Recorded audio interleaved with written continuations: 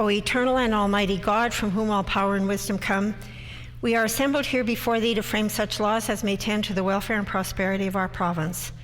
Grant, O merciful God, we pray thee, that we may desire only that which is in accordance with thy will, that we may seek it with wisdom and know it with certainty and accomplish it perfectly, for the glory and honor of thy name and for the welfare of all our people.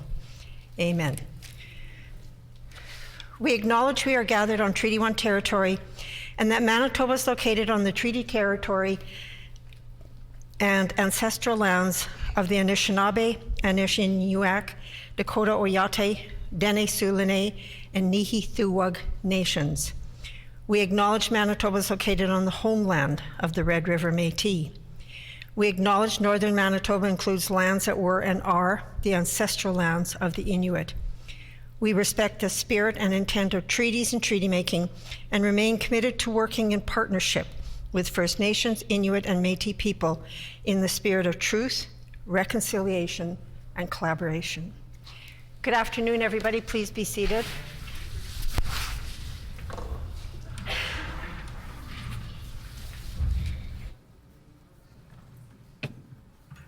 Routine proceedings, introduction of bills. Committee reports. The Honourable Member for Rossmere. Madam Speaker, I wish to present the first report of the Standing Committee on Rules of the House.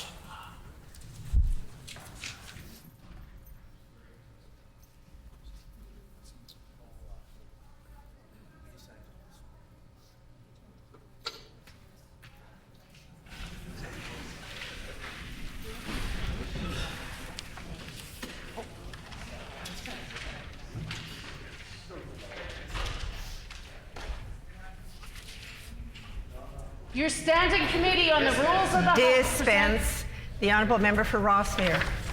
Madam Speaker, I move, seconded by the Honourable Member for Borderland, that the report of the committee be received.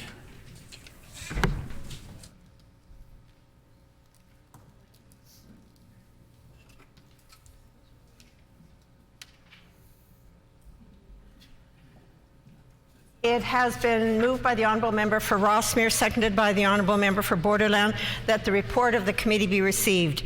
Is it the pleasure of the House to adopt the motion? Agreed? Agreed, and so ordered. Further committee reports, the Honourable Member for La Vérendrye. Thank you, Madam Speaker. The Committee of the Whole has considered and reports the following without amendment. Bill number 41, the Child and Family Services Amendment Act. Bill number 44, the Employment Standards Code Amendment Act, Minimum Wage. The Committee of the Whole has also considered and reports the following with amendments. Bill number 234, the Drug-Related Death Bereavement Day Act. I move, second by the Honourable Member for Riding Mountain, that the report of the committee be received. Excellent work. Thank you. Great job.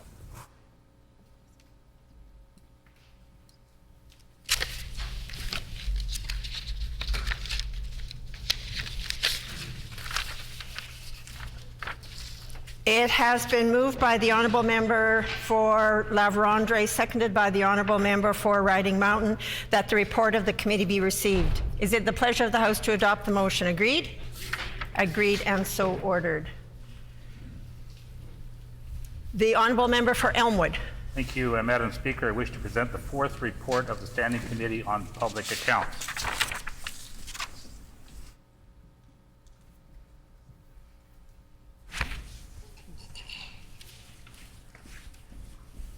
Your Standing Committee on Public Accounts. Dispense. The Honourable Member for Elmwood.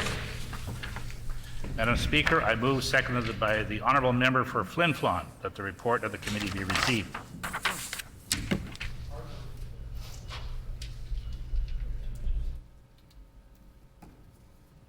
It has been moved by the Honourable Member for Elmwood, seconded by the Honourable Member for Flin Flon, that the report of the committee be received. Is it the pleasure of the House to adopt the motion? Agreed? Agreed, and so ordered. Tabling of reports. The Honourable Minister of Natural Resources and Northern Development. Thank you, Madam Speaker. It's my pleasure to rise today to the Assembly to table the 5-year report on the status of forestry, April 2016 to March 2021. Thank you. Ministerial Statements.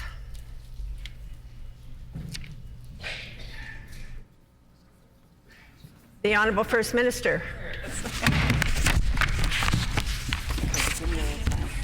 And the required 90 minutes notice prior to routine proceedings was provided in accordance with Rule 26, Bracket 2. Would the Honourable Premier please proceed with her statement?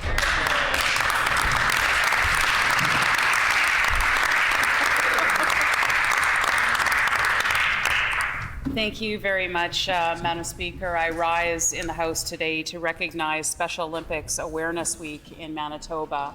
And I want to recognize guests in the gallery today, Board Chair Dwayne Brothers, CEO for Special Olympics Manitoba, Jennifer Campbell, athlete Josiah Brothers, and I want to thank them for being here in the gallery with us today. 9 years ago, Madam Speaker, I had the privilege of introducing and passing Bill 209, the Special Olympics Awareness Week Act, to proclaim the second week of June each year as Special Olympics Awareness Week in our province. It remains one of my greatest honors in public life, and I continue to cherish the memory of passing Bill 209 unanimously in this House. This year, Special Olympics Awareness Week begins on June 13th, but it has become customary for members of the Legislative Assembly to celebrate just as the legislative session winds down for the summer. Madam Speaker, while there was no barbecue outside this year, I was pleased to provide Special O with a virtual greeting on the theme, Why I Love Special Olympics Manitoba, to mark the occasion. For 35 years, Special Olympics Manitoba has provided sports programs that enrich the lives of thousands of Manitobans with intellectual disabilities. Over 1,800 Manitobans regularly participate in Special Olympics activities, along with over 530 coaches and almost 1,000 volunteers. They have truly become a flagship organization supporting inclusion for Manitobans with intellectual disabilities right across our province.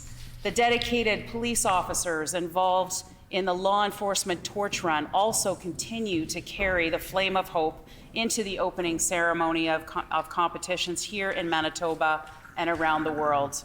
These guardians of the flame are truly a beacon of hope and love for so many. Madam Speaker, I love Special Olympics Manitoba because it makes our province more inclusive for all those who call our province home. Special Olympics Manitoba makes clear to all Manitobans that we must accept everyone and their unique abilities. As their theme states, Madam Speaker, we must accept with no exception. Our government will continue to do exactly that. I wish all athletes, coaches, staff, and volunteers with Special Olympics Manitoba another successful Awareness Week and all the best in the upcoming events and competitions. Thank you very much, Madam Speaker.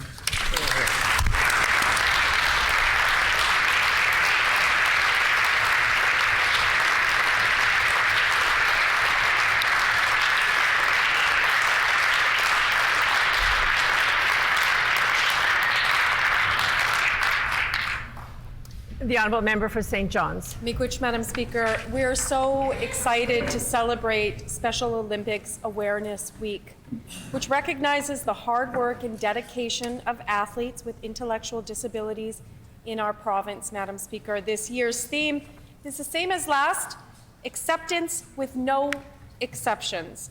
We need to ensure that there are no barriers to Special Olympics. And this theme reminds us of the value of these phenomenal Manitobans and what they provide to sport, both in Manitoba and across the world, Madam Speaker. Special Olympics Manitoba supports over 1,800 athletes across 18 sports and 7 regions of our beautiful province.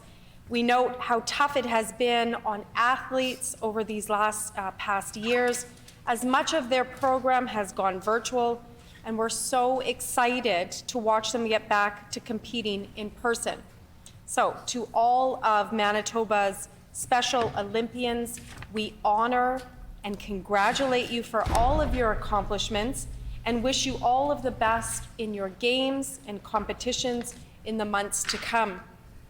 We also want to thank all those who support Special Olympics through fundraising, like 79-year-old Bridgewater resident Tom Creighton, who has been walking virtually across the country since the new year in an effort to raise $100,000 for Special Olympics Manitoba, and has so far walked 900 miles and has raised $35,000. To Tom and all those other phenomenal folks who are raising money and donating to this great cause, miigwech on behalf of our NDP caucus. Finally, Madam Speaker, we encourage Manitobans to participate in a number of events organized by Special Olympics Manitoba this week, like the Kingsman Outdoor Track and Field Meet on June 4th and 5th, and the Wolseley Golf Tournament on June 14th. For more information on that, Madam Speaker, please reach out to Special Olympics Manitoba. And once again, on behalf of our NDP caucus, congratulations, and we look forward to seeing the events as we go forward. Miigwech.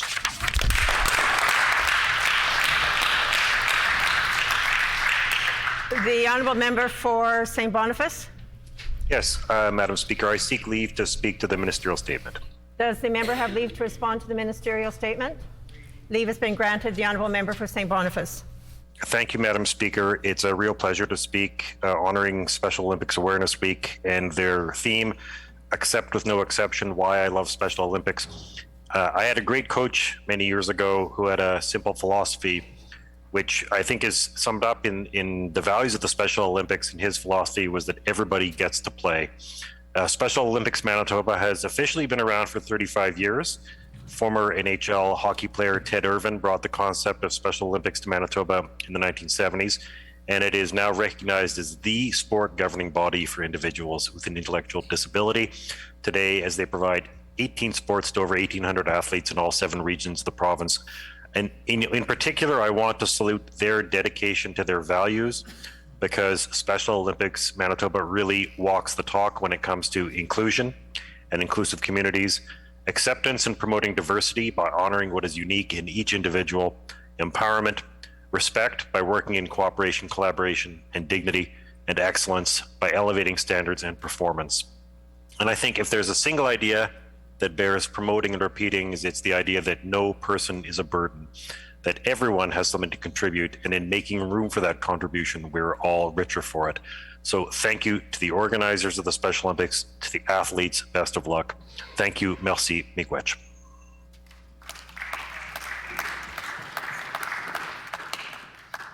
Further ministerial statements. The Honourable Minister of Families, and I would indicate that the required 90 minutes notice prior to routine proceedings was provided in accordance with Rule 26(2).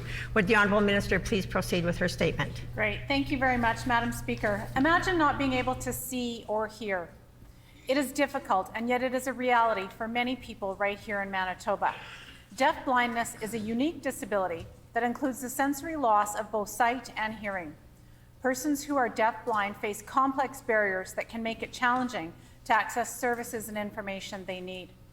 As the Minister responsible for accessibility, I'm pleased to proclaim June 2022 as Deaf-Blind Awareness Month in Manitoba to raise our understanding and awareness of deaf-blindness and to recognize and celebrate the contributions that many Manitobans who are deaf-blind make in their communities. The Canadian Charter of Rights and Freedoms, the Human Rights Code, and the Accessibility for Manitobans Act all reflect on an abiding commitment to equitable access for all persons with disabilities. Accessibility is a priority for this government, and in recent years we've made significant strides in support of persons with disabilities. We continue to work towards becoming a province that is fully accessible and inclusive, where all abilities are valued, diversity and independence are celebrated, barriers are removed, and human rights are protected. The public is often unaware of the barriers faced by people who are deaf-blind and the measures that can be taken to reduce and remove these barriers. We collectively have the responsibility to do all we can to raise awareness and ensure that all individuals can communicate, access information, and make choices so that they can achieve equal opportunities, independence, and full economic and social inclusion. Today in the gallery, I'm happy to welcome staff and volunteers from the Resource Centre for Manitobans who are deaf-blind. Welcome here today. I would like to acknowledge and thank them for their work in providing and promoting opportunities for independence, dignity, and empowerment for Manitobans who are deaf-blind. The Resource Centre serves adults who are deaf-blind due to accident, trauma, disease, or condition. And since 1996, the Resource Centre has provided the resources, advocacy, and support such as intervener services, coordinating community activities, and linking other individuals to other community resources. To all those who are experiencing deaf-blindness, we recognize the challenges that you face, and our government remains committed to removing those barriers so you may achieve a full destiny. Thank you for being here today.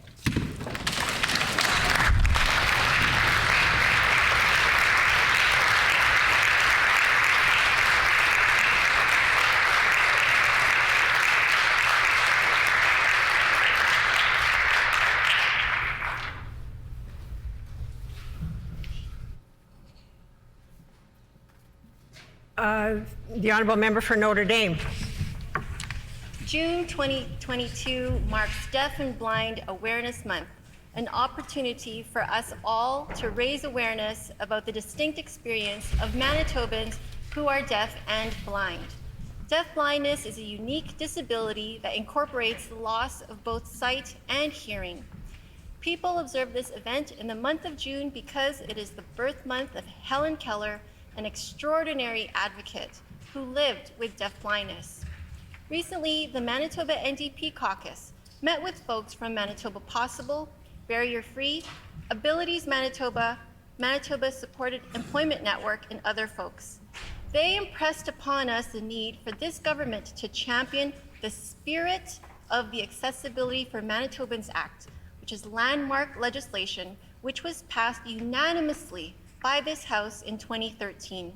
Right now, this government is falling short. No meaningful consultation and very limited implementation of this act. Issues top of mind for disability advocates are ensuring employment opportunities, proper enforcement of the compliance framework, and significantly updating 10-year-old building codes. Manitobans who are deaf-blind can thrive independently with the right supports in place. Manitobans with disabilities are looking for investments in affordable housing, meaningful implementation of the Accessibility Act, increased employment opportunities through the RFP process, and ensuring public spaces are accessible by persons with disabilities. On behalf of my NDP colleagues and I, we recognize and celebrate the contributions that deaf-blind Manitobans make in their communities, and we will always stand up for all Manitobans with disabilities. Thank you, Madam Speaker.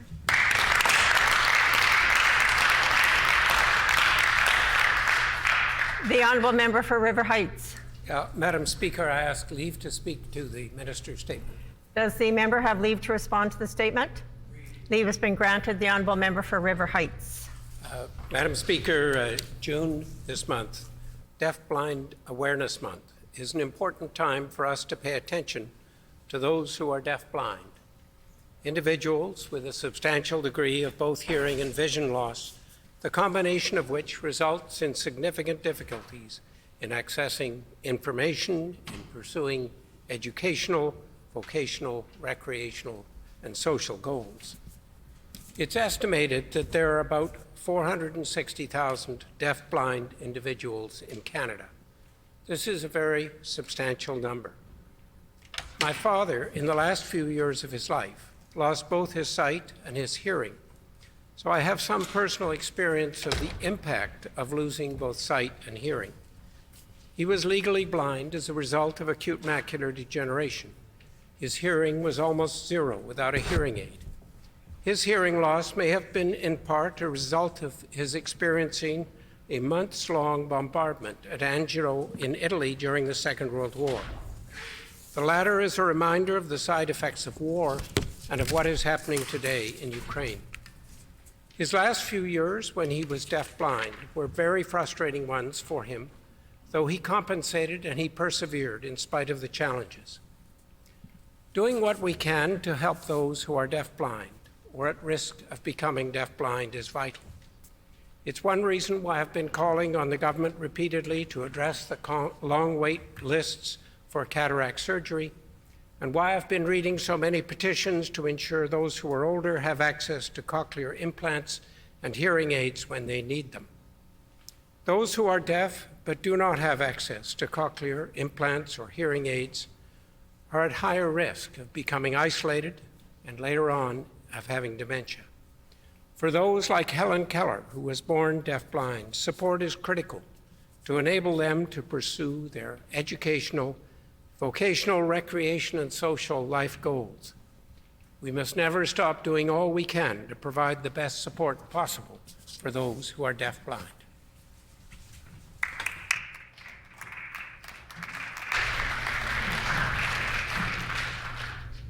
Further ministerial statements, the Honourable Minister of Advanced Education, Skills and Immigration, and I would indicate that the required 90 minutes notice prior to routine proceedings was provided in accordance with Rule 26, Bracket 2.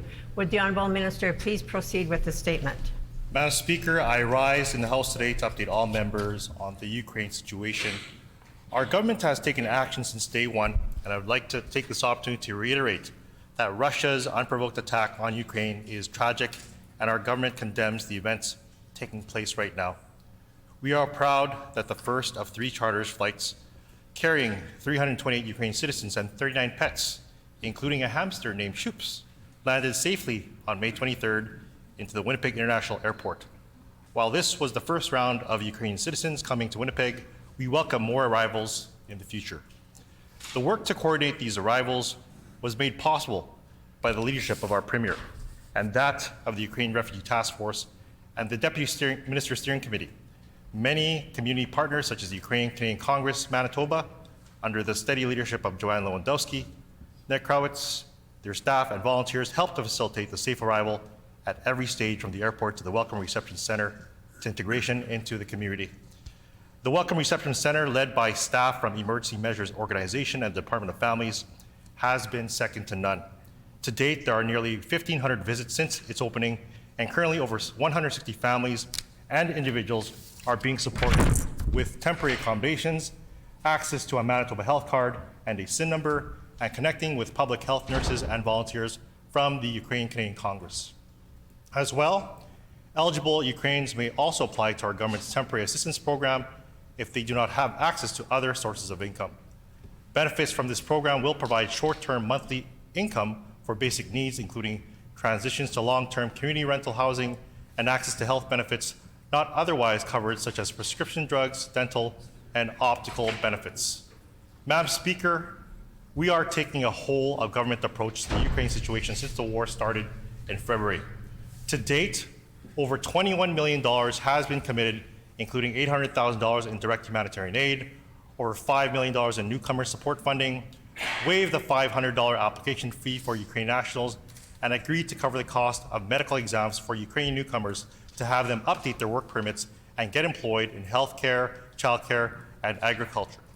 As well, the funding commitment has gone towards mental health supports for Ukrainian citizens, multiple expansions of the Refugee Reception Center and accommodations, and monies towards various healthcare services.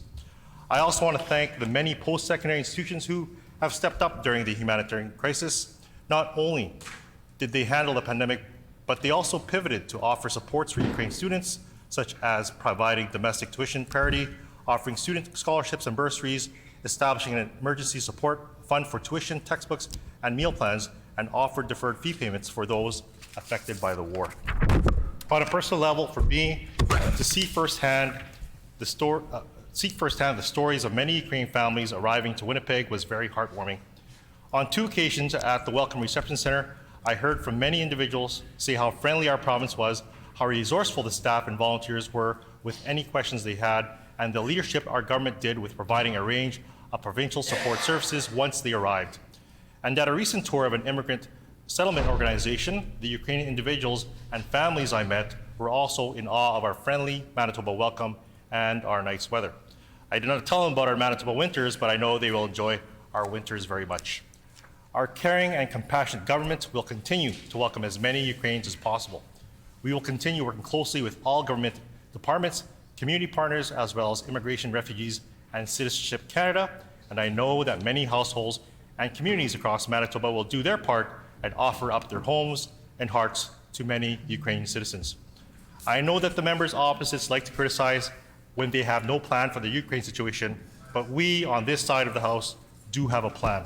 And over the past 4 months, all Manitobans have seen our plan in action. We are a government that is taking action for the betterment of Ukrainian citizens wishing to come to Manitoba, the home of hope, Madam Speaker. Thank you.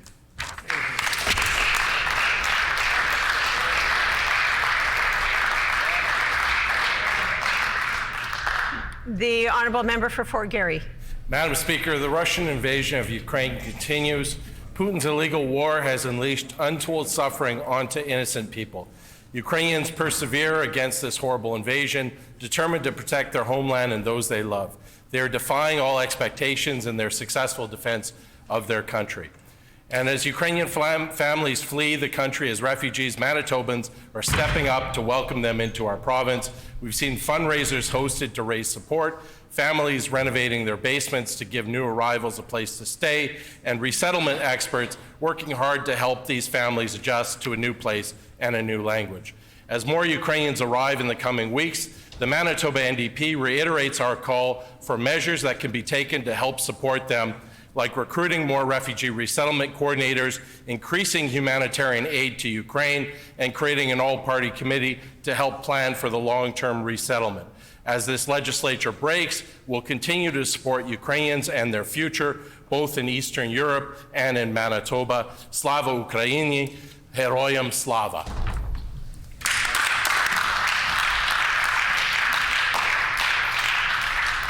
The honourable member for Tyndall Park. Madam Speaker, I ask for leave to respond to the minister's statement. Does the member have leave to respond to the statement? Leave has been granted. The honourable member for Tyndall Park. Thank you, Madam Speaker. And I want to begin by thanking the minister for sharing this update with us before we rise for the summer. Before I get into the update on displaced Ukrainians, I also want to mention the refugees who have come here from Afghanistan. Several of these individuals have joined us today up in the gallery. Madam Speaker, there are over 180,000 Manitobans with Ukrainian heritage, and that is in part why our province continues to openly welcome all of those who have been displaced by this unjust war and are resettling here in Canada. Now, as people begin resettling, there is so much we can be doing to support them. And by supporting these individuals, we are also supporting a free, democratic, and independent Ukraine. So, Madam Speaker, people may be asking, how else can we support? Well, I'm very pleased that this government implemented the request we made on May 18th to have medical exams covered. This contributes to ensuring every displaced individual has continued access to health care. In addition to health care, we can help with education, childcare, jobs, and food security. And all newcomers must also be supported with a sense of security, safety, and community. Madam Speaker, these are all necessities that we can help with provincially for a smoother transition. And just before wrapping up, I want to encourage those who are here in Manitoba to find ways to support individuals as they resettle. And if you're Ukrainian and you are considering coming to Canada, consider exploring Manitoba Operation Blue Skies. Thank you.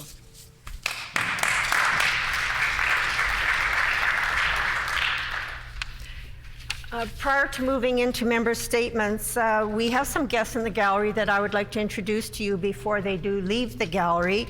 And we have seated in the public gallery from Ecole Swan River School 16 grades 7 and 8 students under the direction of Chris Shemlowski, and this group is located in the constituency of the Honourable Member for Swan River. So welcome to you in the Manitoba Legislature.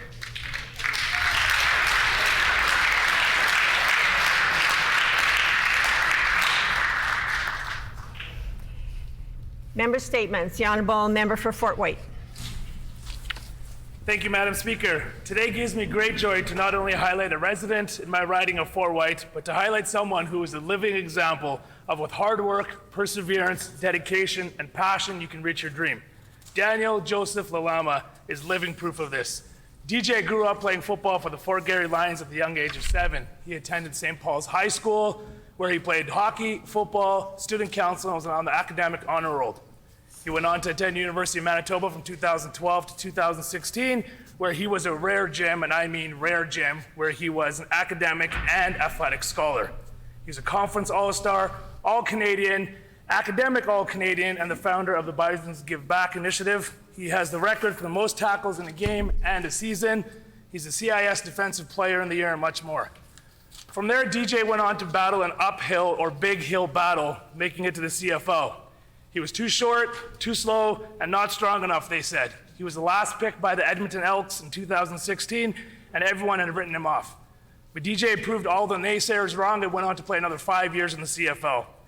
DJ lived his dream by playing for his hometown Blue Bombers in 2019, running onto the field here with his proud mom and dad, Donna and Dave Lama, in the stands as they were cheering him on there, and they are here today. DJ has a heart of gold, and his desire to give back is always there. With COVID 2019 disrupting what was the prime of DJ's career, DJ made the tough decision to walk away from his passion a few weeks ago and move on to the next chapter of his life. For this, I want to recognize DJ for the sacrifice he made to get to where he is in the CFL, but also know when it was time to walk away. The toughest and saddest day in an athlete's career. And DJ did it with humility, grace, and for the love of the game. In the next chapter of his life, DJ was able to fill the rest of his heart with the love of his life, Carly, who he married this offseason. DJ, you are living proof of what hard work can do, and I'm proud to shine a light on you for all you've accomplished. Madam Speaker, I would ask that my colleagues stand and recognize DJ for his accomplishment as a former professional athlete, but more importantly for his role in the community and as a positive role model for thousands of kids to achieve their dreams.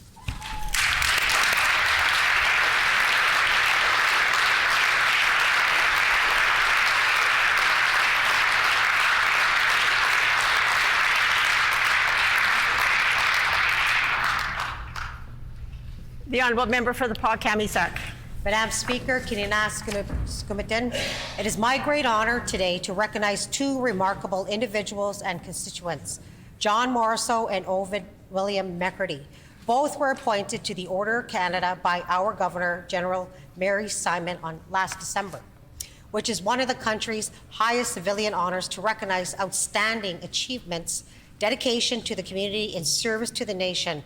John and Ovid perfectly exemplify the Order's Latin motto, which translated means they desire a better country. John Morrison is a residential school survivor and esteemed Métis leader from Grand Rapids, Manitoba.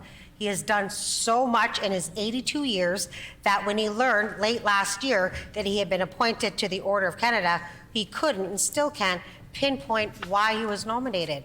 Well, John has led a life of service as a Canadian Ranger, a member of the Canadian Armed Forces, as a politician, and a founding member and president of the Manitoba Métis Federation. John worked as an assistant deputy minister in the Howard Pauley NDP government and later became deputy minister of Northern Affairs. John is now retired, but still active as a member of the Indy Residential School Survivor Committee. Owen Megrady is a member and former chief of Mr. Cree Nation. He is appointed to the Order of Canada for his leadership and advocacy of Indigenous rights and non-violence. Ovid has a law degree from the University of Manitoba and was elected regional chief of the Assembly of First Nations for Manitoba in 1989. Having specialized in constitutional law, Ovid became a key strategist for the Assembly during the time of Meech Lake Accord constitutional reform discussions and had a strong leadership role in resolving the Oka crisis. Later, he was elected as a national chief for the Assembly of First Nations and played a major role in the Charlottetown Accord constitutional discussions. In addition to serving as a lawyer and a politician, Ovid is a noted author. Please join me in congratulating John Morrison and Owen Megrady, who are exceptional men and leaders in our province, and thank them for their service and tireless dedication to advance the rights of Indigenous people. Egosa.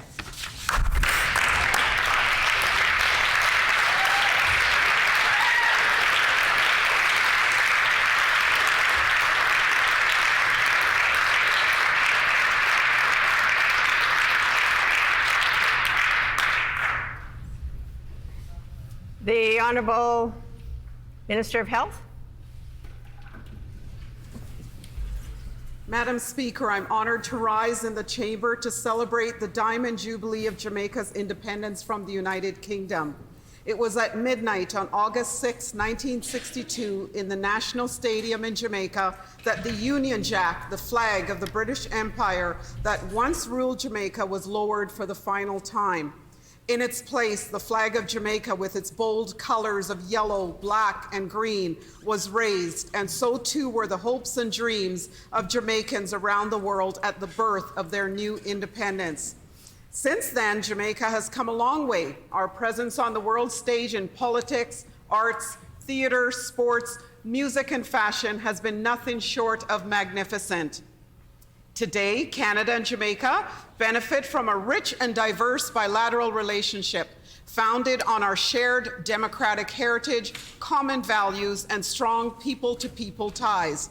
We share a large and vibrant Canadian-Jamaican community of over 300,000 people, and every one of them has a story. It is these people, their families, and their journey that make this anniversary's theme all that more impactful, reigniting a nation for greatness. Here in Manitoba, we are the proud home of over 4,000 Jamaicans. And after 60 years, Madam Speaker, Jamaica's national motto, "Out of many, one people," stands as true for us all now more than ever. It is this same tradition of unity and diversity that is so treasured in Canada.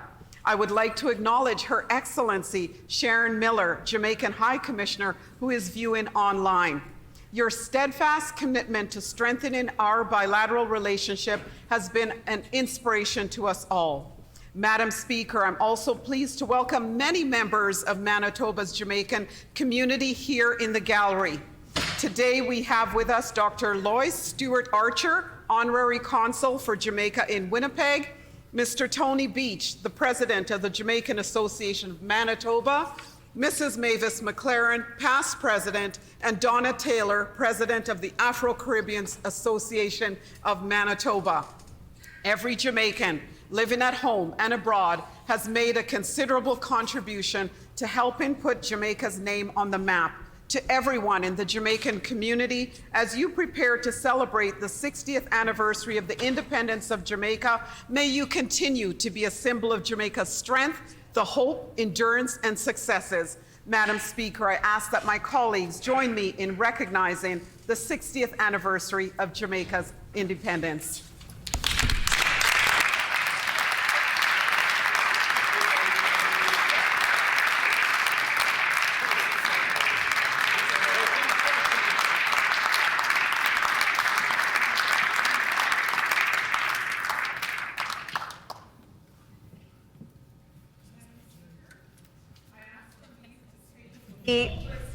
Order. The Honourable Minister of Health. For leave to table the full list of guest names so that they may be included in Hansard. Is there leave to... Oh, the member does not need leave. Okay. She just needs to give it to Hansard. The Honourable Member for Concordia. Thank you, Madam Speaker. I rise today to congratulate the Eastside Eagles Football Club on their 50th anniversary of bringing people together in Northeast Winnipeg through sport.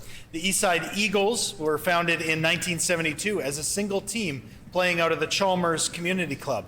In 1985, Chalmers burned down, and the Eagles moved to Anderson Park as they expanded to include teams of younger ages. In 1995, they moved again to their current field at Kildonan East, and currently fields 7 teams ages 7 to 30 years of all genders. Over time, the field has been significantly upgraded to include artificial turf, which has been widely used by athletes across the province, especially in a wet season like we've had this spring. Throughout it all, the Eastside Eagles Football Club has continued to represent their strong working class roots by ensuring all youth in Northeast Winnipeg feel a sense of belonging in their community through sport. A big part of their success has been the many volunteers and coaches throughout the years, coaches like Al Leach, who was recently inducted into the Football Manitoba Hall of Fame. Al began with the Eastside Eagles in 1988 as a coach for his kids' team and continued to coach for 10 years. He went on to serve for 17 years as the club rep for the Manitoba Minor Football Association and was instrumental in increasing involvement. Al has always believed that football should be accessible to everyone, no matter your gender, physical ability, income, or background. During the 5 years he spent as president of the Manitoba Minor Football Association, they saw an increase from 1,200 to 2,100 players. Through it all, Al has remained grounded in why he initially got involved. For him, it was always been about the kids and finding ways to get them on the field to play, no matter the barriers and obstacles in the way.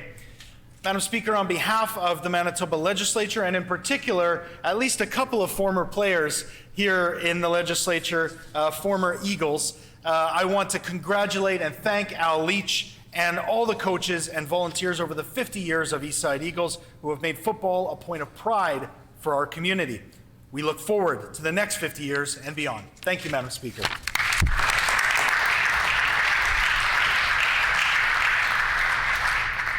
The Honourable Minister of Finance. Speaker, I rise to recognize Sherry Jansen, CEO of Salem Home in Winkler. Raised in Saskatchewan, Sherry worked as a healthcare attendant at a Saskatchewan nursing home. She studied gerontology at Wichita State, and she came to Salem Home in 1991, bringing a vision of relationship-centered care facility. Salem's grown over 50 years to be a leader in providing long-term home care focused on Christ-centered care, compassion, and dignity. Bringing deliberate meaning and purpose to the residents' lives has been Sherry's and her team's mission. Sherry's dedicated her life to residents and the families that she's served. People speak about her using words like mentor, leader, influencer, innovator, cheerleader, teacher, and confidant. James Peters, the board chair, says Sherry's biggest priority has been the residents, that they would live in a home-like environment with meaning and purpose. And under her leadership, Salem has been on the cutting edge of PCH practices. The relationship-centered care model she helped implement with the QSEHO measurement tool helps residents flourish and received the leading practice designation from Accreditation Canada in 2012. Salem has the only behavioral treatment unit in the province. They were the first to utilize microfiber cleaning systems. They were an early adopter of technology. They decentralized dining. They pioneered innovative models like dementability and spiritual care volunteer program. Sherry even found a robotic dog on the internet and is in the process of commissioning it for use by residents. People say it's not safe to give Sherry a magazine because stuff ends up being bought and put in the facility. Sherry, your commitment, compassion, and dedication to the residents of Salem Home these 31 years is to be commended. Throughout the pandemic, you remained strong in the face of uncertainty, adversity, and challenging community conditions. I have appreciated our meetings and discussions on policy, PCH's fundings, and care models. Your retirement is just around the corner, and we wish you well. And also we wish you well in your new role as a member of the group, the advisory group on seniors for the province of Manitoba. Thank you, Sherry, for a lifetime of service.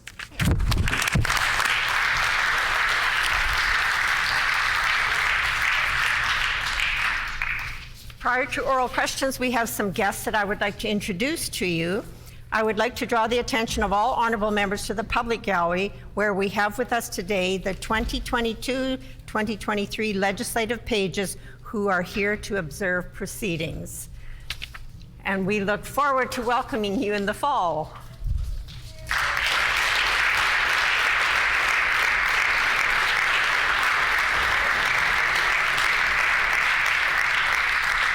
Also in the public gallery, we have with us refugees from Afghanistan and members of the Winnipeg Afghan community who are the guests of the Honourable Member for River Heights. And on behalf of all members here, we welcome you to our Manitoba Legislature.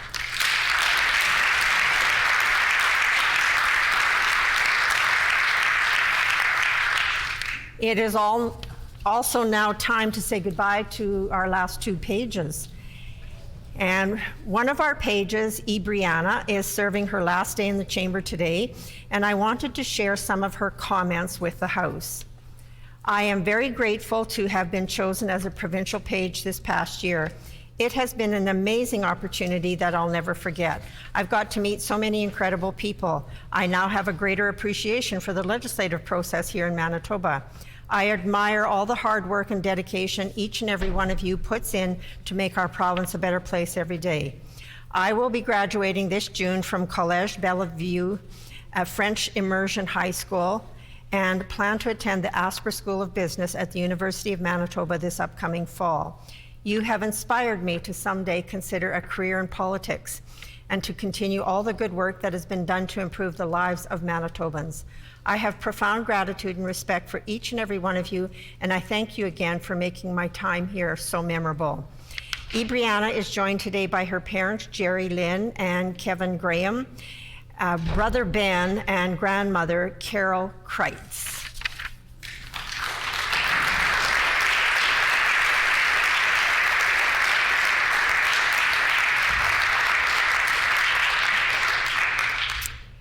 And we have Chelsea Kaplan, who is serving her last day in the chamber today, and I wanted to share some of her comments with the House. Chelsea Kaplan is a young woman who will be graduating from Springs Christian Academy this year with the intention of pursuing a degree in psychology at the University of Manitoba. In the years to come, she aspires to contribute to her community by being able to provide them with services that will positively impact their mental health, a matter that has been discussed in the legislative chamber numerous times. By being a page, she has developed a newfound understanding of the legislative processes in Manitoba, and she thoroughly enjoyed being able to assist the MLAs, even if it just meant delivering a coffee, tea, or retrieving an important document. Her most memorable day was when the member for Burroughs acknowledged the sacrifices his parents made when his family first arrived in Manitoba. As an immigrant herself, she appreciated his acknowledgement of the sacrifices immigrant parents make in order to provide their children a life full of opportunities. She is grateful for the opportunity of being able to work in Parliament alongside the Speaker, Deputy Speaker, legislative staff, and the MLAs, and will use this experience to better serve her community. So on behalf of all of us, we wish our two pages all the best as they venture forward into their new paths that will take them forward into their new lives.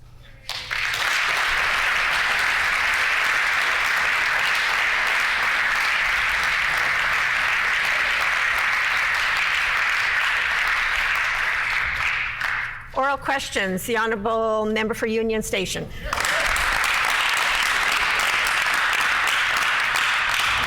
Madam Speaker, I just want to take a moment to welcome our guests in the chamber from Afghanistan, and I hope that they're settling into Manitoba, the big Manitoba family, very well, and to congratulate our pages on all their hard work. They're amazing. It's been an absolute joy to have them in the chamber.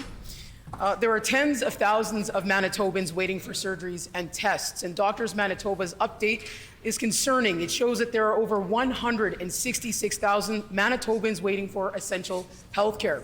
Manitobans are waiting in pain and are demanding accountability. That's why we've called on this government to set a date to clear the surgical backlog. It's a simple request. It's a choice this government can make to be accountable. Will the Premier show leadership? Will the Premier set a date to clear the surgical backlog today?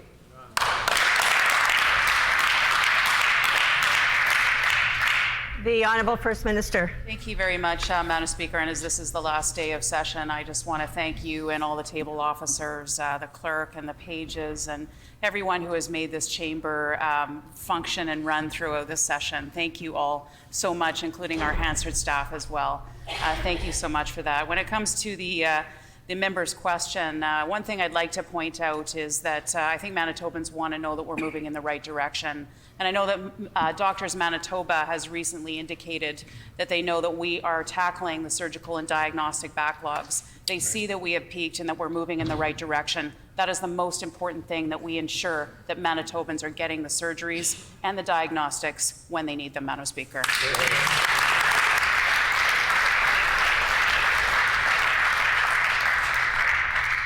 The Honourable Member for Union Station on a supplementary question. Madam Speaker, the problem is that over 166,000 Manitobans are not getting the surgeries and tests that they need when they need them. It's disappointing that the Premier has chosen not to set a date to clear the surgical backlog. We've learned through public reporting there are more Manitobans waiting for surgery than there were just a few months ago. And those Manitobans are waiting longer for hip, knee, cataract surgeries, and other important tests. These Manitobans deserve to know when they'll be able to get their surgeries and essential medical services. So will the Premier show some leadership today and set a date to clear the surgical backlog? The Honourable First Minister. Well, Madam Speaker, we have a plan to tackle the surgical and diagnostic backlogs in Manitoba. That is included in our budget that we introduced in the Manitoba Chamber some weeks ago, Madam Speaker. It includes $110 million that will be invested towards decreasing the surgical and diagnostic backlogs. We know that this has resulted as a result of COVID-19, Madam Speaker. We know that it's not unique to Manitoba. I was at a Western Premiers Conference last week, Madam Speaker. Everyone is having challenges as a result of COVID when it comes to surgical and diagnostic backlogs. I just want to thank Doctors Manitoba for recognizing that we're making progress.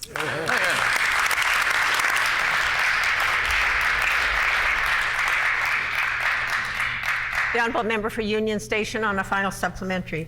Madam Speaker, the diagnostic test and surgical backlog, Dr. Mateer has actually already made clear those backlogs started before the pandemic. Those lists were growing before COVID ever reached Manitoba's borders. And the Premier should simply set a date to clear that surgical backlog. That way, tens of thousands of Manitobans waiting for hip, knee, and cataract surgery would know when they could get the procedures that they need. That way, the Premier would be accountable to Manitobans and this House. It's a choice the Premier has to make. Will the Premier show leadership and set a date to clear the surgical and diagnostic backlog today? The Honourable First Minister. Well, Madam Speaker, we are making some headway in the right direction here, Madam Speaker, and I just want to thank all of those who are working tirelessly on our surgical and diagnostic task force. They are working day in, day out to ensure that we find those innovative solutions to ensure that citizens of Manitoba are able to get those surgeries and diagnostic procedures when they need them, Madam Speaker.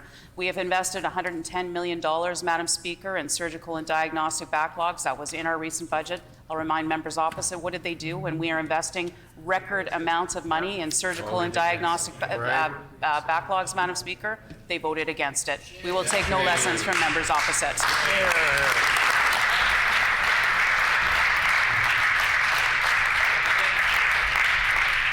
The Honourable Member for Concordia.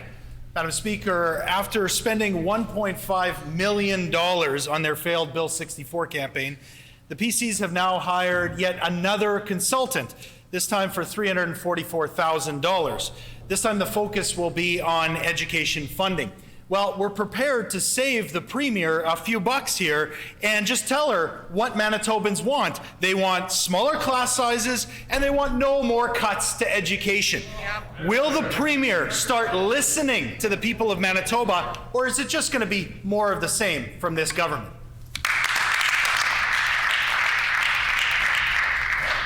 The Honourable Minister of Education. Thank you, Madam Speaker, and I appreciate the question from my friend from Concordia, who must have been a little bit of a opposition shuffle over there, Madam Speaker, and as he's the new critic for education. Just to put some facts on the record, Madam Speaker, Matt. we have had record investments in education over the last 2 years, Madam Speaker. $327 million. That's a 17.2% increase, Madam Speaker, over the last 2 years. 17.2%. That's even more than the NDP got in their votes in the Fort White by-election, Madam Speaker.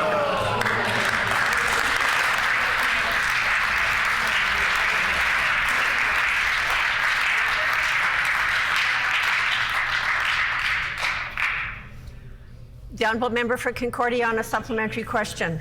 Madam Speaker, the reality is that school funding is nowhere close to keeping up with either inflation or with the higher enrollments. So while this minister wants to get cheeky, he should know that these cuts have been hurting kids in our classrooms. Class sizes have grown under this minister's watch. 28 educators in Seven Oaks have been let go, 11 in Brandon. The minister doesn't need to spend hundreds of thousands of dollars on an external consultant just to learn that his government is on the wrong track when it comes to education funding. Will the minister just start to listen to educators, to parents, to students, to people across this province, and stop cutting education across Manitoba? The Honourable Minister of Education. Madam Speaker, $327 million over the last 2 years, 17.2% increase. Madam Speaker, it's unfortunate that this member from Concordia, and he might as well join the member from Transcona, because they need to both stand up and apologize today, Madam Speaker. They continue to talk about certain things that school divisions are making certain decisions within their school divisions, Madam Speaker. I tabled a document today that Brandon School Division, Madam Speaker, are open for business. They're hiring. I'm tabling the documents today. The member needs to apologize today and put on the record that he's going to apologize for the misinformation that he continues to put on the record, Madam Speaker.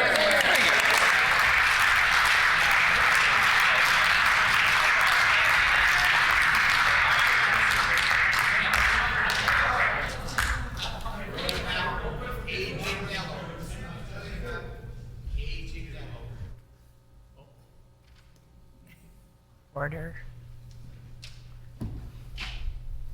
The honourable member for Concordia on a final supplementary. This is it. Well, thank you, Madam Speaker. Well, the minister doesn't need to take it from me. The Auditor General went ahead and surveyed school leadership. Order. The overwhelming majority of them don't believe this government will do what's right and help our kids, especially as they recover from the pandemic. And at the end of the day, this government has broken trust with families and with educators. They're asking for a new approach. They want to see a government that stands behind them to provide smaller class sizes and resources that keep up with inflation and rising enrollment. Will the minister listen to the Auditor General, to educators, to school leadership, to parents and students across this province, and stop cutting teachers in our schools?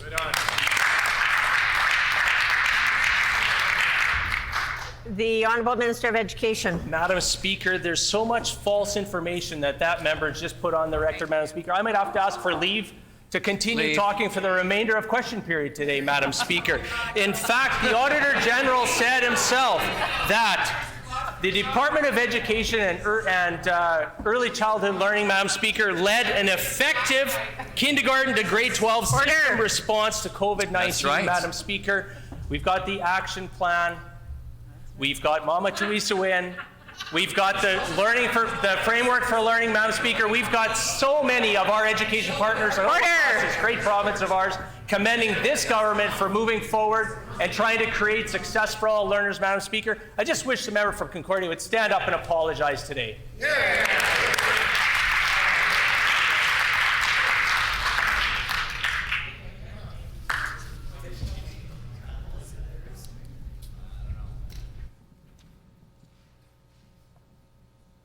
The honourable member for St. James. Madam Speaker, the PCs are privatizing the sale of alcohol in this province. Information provided by government shows alcohol sold by private providers will take 11% of each product sold from public services. That's millions of dollars less for health and education and millions more for private corporations. Those are dollars that should go to help pay for our hospitals and our schools. Why is the government taking millions from public services?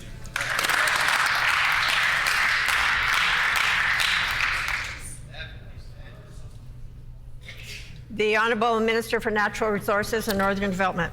Well, thank you, Madam Speaker. And our government is about standing up for consumers, Madam Speaker. We know that Manitobans want convenience. We know that Manitobans want choice. And we know that Manitobans also want a modernized system.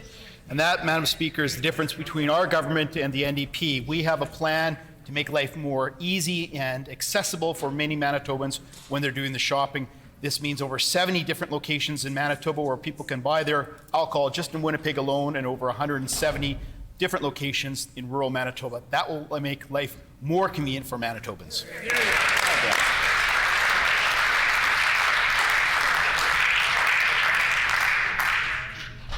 The honourable member for St. James on a supplementary question.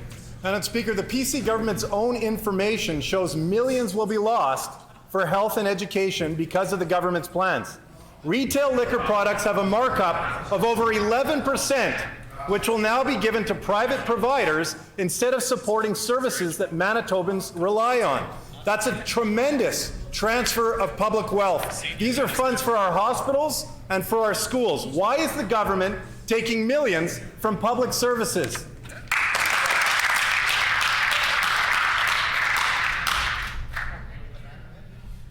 The Honourable Minister of Natural Resources and Northern Development. Well, thank you, Madam Speaker. And the member is just wrong. We know right now that over 70% of the volume of liquor is sold in the private sector right now, Madam Speaker. Hey. That's choice that's there. What Manitobans will get with this new legislation is more convenience, Madam Speaker. If you're in the city of Winnipeg, over 70 different locations to buy your wine, spirits, and other products like this.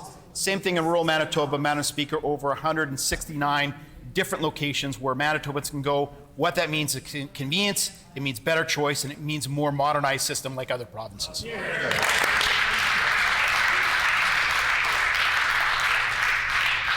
The Honourable Member for St. James on a final supplementary. Madam Speaker, the minister is counting every drop of wine and beer sold at restaurants as part of that 70%. We're talking about alcohol sold in our liquor commissions.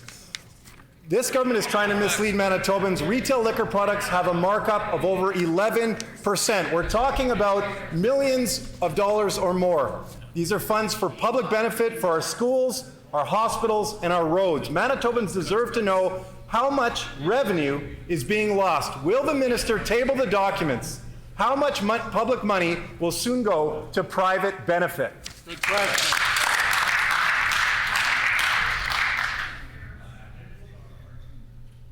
The Honourable Minister for Natural Resources and Northern Development. Well, thank you, Madam Speaker. And this is legislation that we know Manitobans want. They want a more modernized system, Madam Speaker. They want more choice. They want more convenience when they're buying their alcohol products. We know that the liquor commissions or liquor marts are doing a very good job, and Manitobans love the experiences. What we want is make sure that there's a more modernized system and there's even enhanced services and supports for Manitobans when they make their choice of where they buy alcohol. That's what our plan is. We want to know what the NDP's plan is.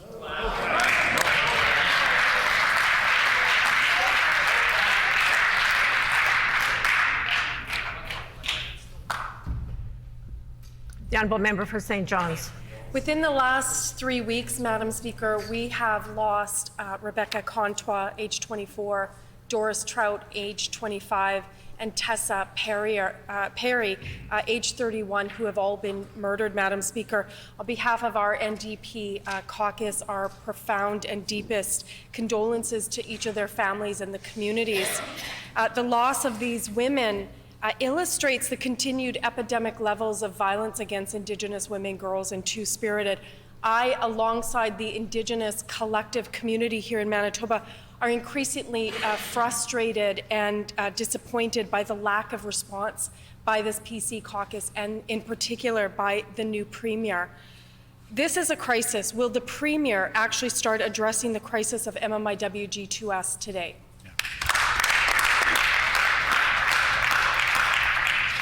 The Honourable Minister for Status of Women. Thank you very much, Madam Speaker. And on behalf of our government, we also do extend our condolences to the families and the loved ones for these women and their lives who were tragically taken all too soon. Our government recognizes that gender-based violence and intimate partner violence is a significant threat facing women in this province, and particularly that Indigenous women are disproportionately represented. That's why I was very honored the other day to host Diane Redsky from the Mama-Wichita, who came to support a piece of legislation that this government introduced that will put greater tools in the hands of people to protect themselves against violence, and greater tools for all of community, including law enforcement, to ensure that we can put an end to these tragic deaths.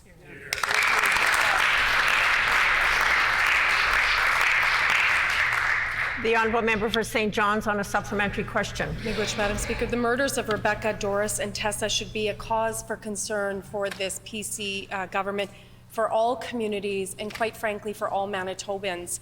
I cannot stress this enough, that this is an ongoing genocide of Indigenous women, girls, and Two-Spirited. We as Indigenous women should be able to live safely and wholly in our communities and be able to thrive. There should be some kind of sense of urgency on behalf of the PC caucus to address this issue in a comprehensive and strategic manner, Madam Speaker, and yet we see nothing. Will the Premier finally commit to taking urgent action on the issue of missing and murdered Indigenous women and girls and Two-Spirited today?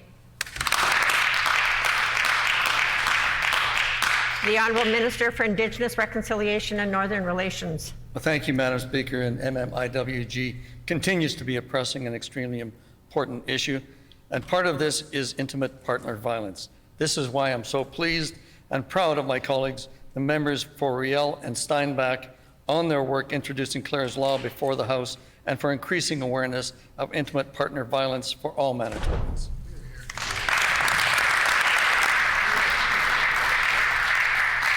The Honourable Member for St. John's on a final supplementary. Last night, the member for Point Douglas attended a vigil that had hundreds of people there in honor of Tessa Perrier, including teachers and friends of her children.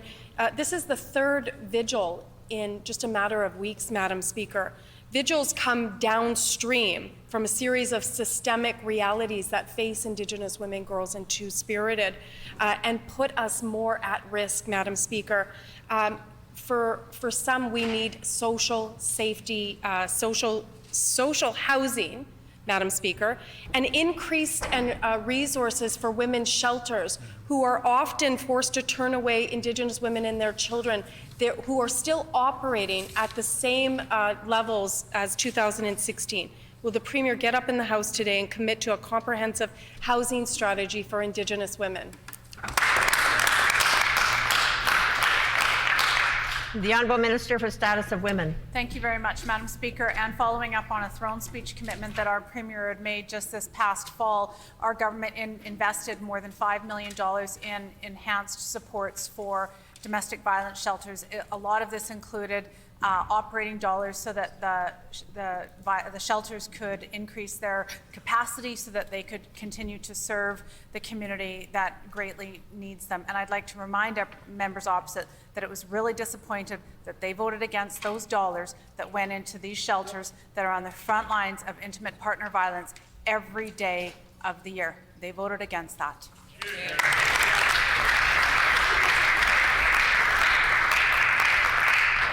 The Honourable Member for Flin Flon. Thank you, Madam Speaker. With the cost of living going up every day, it's more important than ever that workers have paid sick leave. Many Manitoba workers are being forced to go to work when they are sick because they simply can't afford to stay home. Paid sick leave would solve this and keep people safe. The Minister can take action today. Will the Minister implement a permanent paid sick leave program for Manitoba workers and Manitoba families today?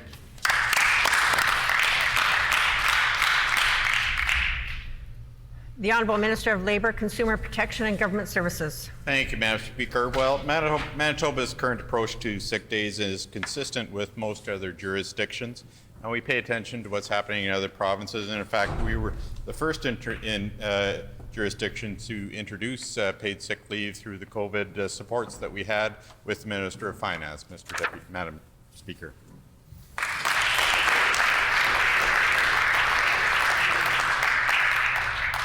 The Honourable Member for Flin Flon on a supplementary question. Thank you, Madam Speaker. This government is far from first on many things when it comes to workers, minimum wage, for example. Too many Manitobans have to choose between staying home when they're sick or going to work. This is true even more so now. Gas prices are going up, food prices are going up. This government keeps cranking up hydro rates. People can't afford to stay home when they're sick. This government could address this issue today by implementing a paid sick leave program. Will they do so?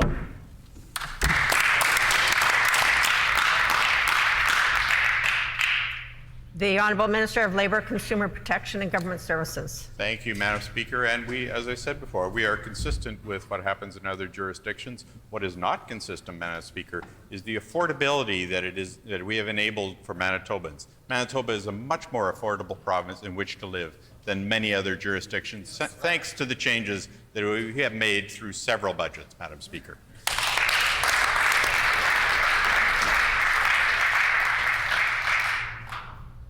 The Honourable Member for Flin Flon on a final supplementary. Madam Speaker, I don't know what dream world that minister is living in, but clearly it's not the same world that Manitoba workers are forced to live in without paid sick leave.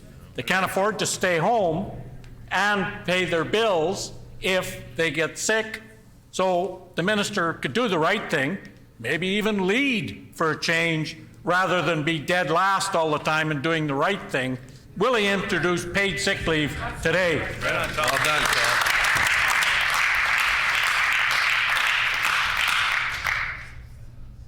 The Honourable Minister of Labour, Consumer Protection and Government Services. Thank you, Madam Speaker. Well, on May 7th, 2021, Manitoba introduced the Manitoba Pandemic Sick Leave Program, which provides employers with up to $600 per employee for up to 5 full days of a COVID-19 related sick leave to fill gaps in coverage provided by the federal government. This is something that we were the first province in Canada, among the first provinces in Canada to do, Madam Speaker, in addition to all the affordability measures that we have put into place. Yeah.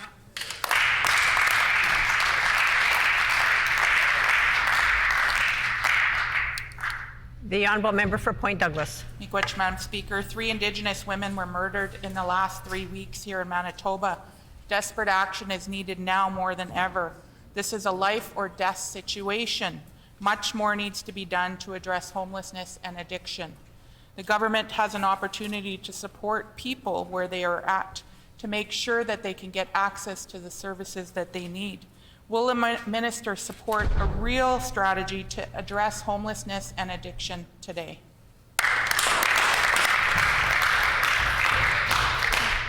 The Honourable Minister for Status of Women. Thank you very much, Madam Speaker. And I would like to thank the nearly 400 Manitobans, including 100 Manitobans with lived experience in being unsheltered, for their input in our whole of government strategy on combating homelessness. It was a commitment that our Premier had made in the throne speech, and a commitment that this government is going to live up to in addressing the homelessness situation and ensuring that all Manitobans have a safe, affordable access to a place to call home. Our government was also very proud to stand with the clan mothers and make a significant contribution to their healing village, because we believe that more supports need to be done, and their model of land-based healing, we believe, will get the right supports to the right individuals.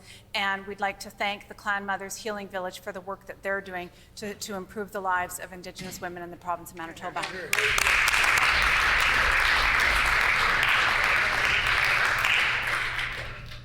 The Honourable Member for Point Douglas on a supplementary question. Miigwech, Madam Speaker. The recent string of murders shows that not enough is being done to protect Indigenous women and girls in our province. Urgent action is needed today. 2 Indigenous women at Tessa's vigil last night approached me and shared that they recently left a domestic abusive relationship. They put in for a Manitoba housing transfer and are living in fear, waiting for this transfer.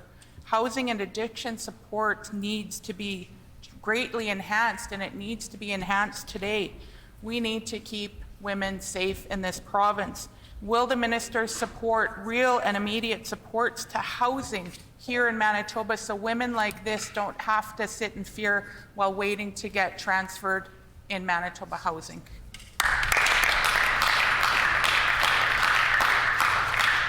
The Honourable Minister of Families. Thank you very much, Madam Speaker. And our government is committed to creating safe and affordable housing for all Manitobans. That is why we've created more than 745 housing units since we formed office at a price of $110 million. That is why we signed on to the National Housing Strategy. And that is why we're moving forward with many initiatives to get new housing in the community. And if the members opposite would like to bring the names forward or put me in touch with the constituents that she met with that are experiencing challenges, I'd be more than happy to look into that.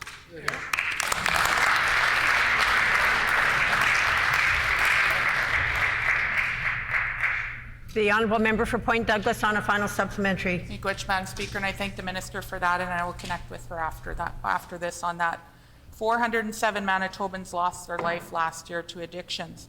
Addictions and the lack of housing leave far too many Indigenous women, girls vulnerable to violence. Much more needs to be done to help support folks where they are at and ensure their safety. The government has the power to address this with safe consumption sites and more investments in social housing. Will the minister support safe consumption sites and greatly increase the investments in social housing here in Manitoba?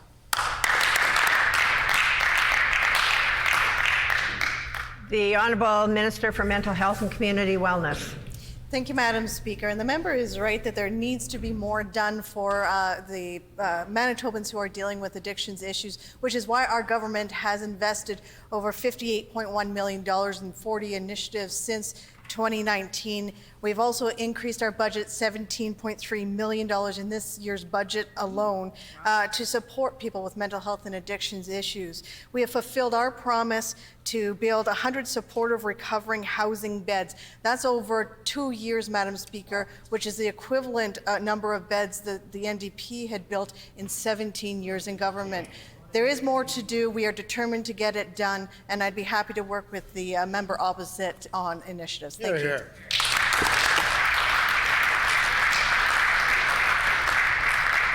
The honourable member for St. Boniface. Thank you, Madam Speaker. Prairie Mountain Health in Westman is looking at losing 20 doctors by the end of the summer, and we're hearing Winkler will lose another 3. I table a report virtually from Prairie Mountain Health that shows that while 1/3 of physicians across Canada are experiencing burnout, depression, and even suicidal ideation, in Prairie Mountain Health it's half, 49%. 2/3 of those doctors say excessive job demands are the problem, and 20 more doctors leaving is going to make it worse, not better. We've heard from folks in Westman, they feel this government has abandoned anyone who lives north of the Trans-Canada, and it's up to communities to do the recruiting. If it's up to communities, what is Shared Health doing? What is this Premier doing to stop the bleeding in our healthcare system and keep doctors working in rural Manitoba? The Honourable Minister of Health. Thank you, Madam Speaker, and I thank the member for St. Boniface for the question.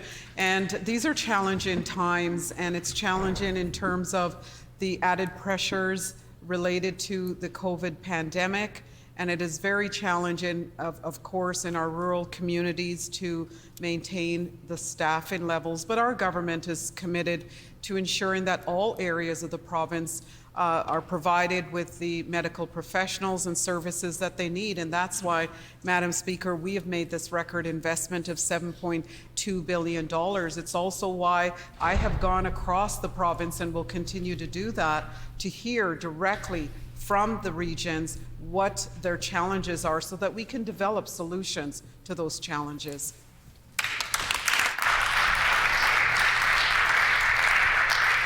The honourable member for St. Boniface on a supplementary question. Thank you, Madam Speaker. We all know there's a pandemic happening everywhere. Inflation is a problem happening everywhere. Global warming is a problem that's happening everywhere. But healthcare is run by this provincial government, and there's only one party that's been running it and ruining it for the last 6 years. Lots of other places have shortages, but not every province has doctors and nurses leaving in droves because the government isn't supporting or listening to them. And that's what half the doctors in Prairie Mountain Health say, that ineffective leadership and inflexible workplace policies are making things worse, because when doctors are asked for their opinions, and this is a quote, it often seems like a decision or plan has already been made, end quote. One reason they are leaving is because government isn't listening. Is that going to change? The Honourable Minister of Health. Thank you, Madam Speaker. The member for St. Boniface is wrong. We are listening, Madam Speaker. That is why our government invested $812 million to build, expand, and fix healthcare facilities in all regions through the Clinical Preventative Services Plan. That's why we're looking at development of a northern hub so that individuals can get care closer to home. That is why I was so pleased to join my colleague in the Interlake Eastern Regional Health Authority last year to welcome internationally educated medical graduates to the region, Madam Speaker. And we're going to continue to work with the University of Manitoba Rady faculty to ensure we have physicians and clinicians throughout the province.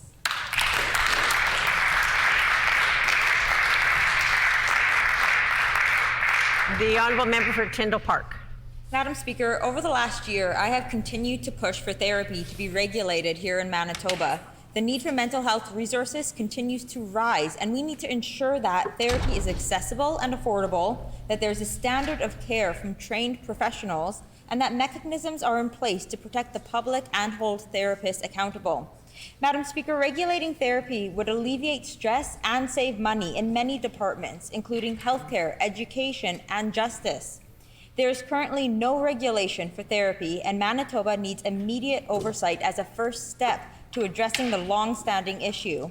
What is the minister doing to ensure we don't keep falling behind on this important issue? The Honourable Minister of Health. Thank you, Madam Speaker, and I'm pleased to provide the member for Tyndall Park with an update after receiving the proposal from the councillors and therapists across the province. It was referred to the Regulated Health Professionals Association. That is before them, Madam Speaker. There's a process we have to go through to identify what type of regulation is required, and that process is underway. Please to update the member after the process has concluded.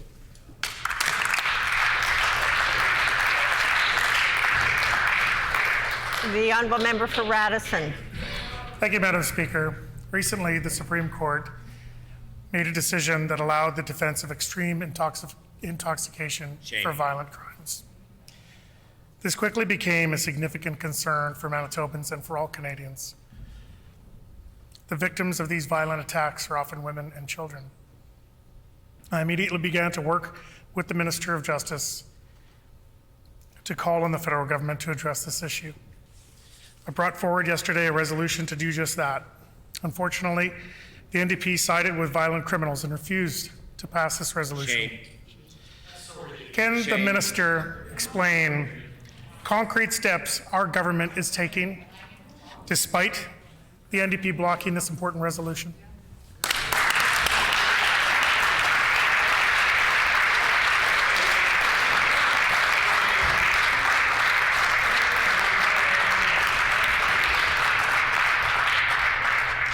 The Honourable Minister of Justice. Thank you, Madam Speaker. I want to thank the MLA for Radisson, who is a strong advocate for children, seniors, and others who might be vulnerable to violent offense, particularly sexual offense. He did bring forward a resolution yesterday because Canadians were rightfully very concerned when the Supreme Court of Canada made a decision that said voluntary extreme intoxication could be used as a defense against violent offenders, often sexual offenders, Madam Speaker. We have written as a government to the Federal Minister of Justice, asked them to fill this gap, to change this legislation, Madam Speaker. We've talked to and written to other Attorney Generals. I'll continue to work with my colleagues across Canada. I appreciate the member for Radisson for bringing this forward. We'll stand with victims even when the NDP won't, Madam Speaker.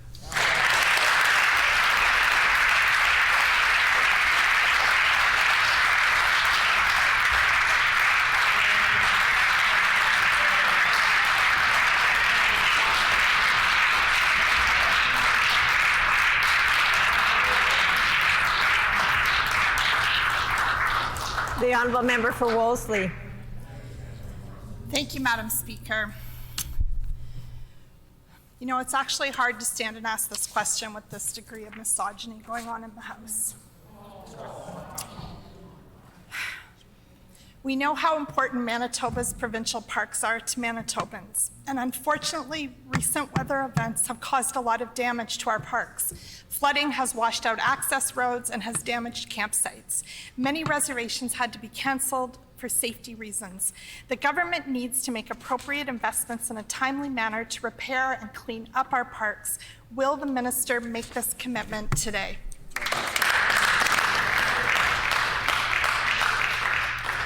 The Honourable Minister of Environment, Climate and Parks. Well, thank you very much, Madam Speaker, and certainly pleased to get up to answer a question regarding our parks, Madam Speaker. We know that parks were not a priority for the former government under the NDP, Madam Speaker. We know that cuts were made over several years, Madam Speaker, while they were in government. We are committed as a government to ensure that the right investment at the right time for our parks is taking place. That's exactly what we're going to endeavour to do over the coming weeks, months, and years.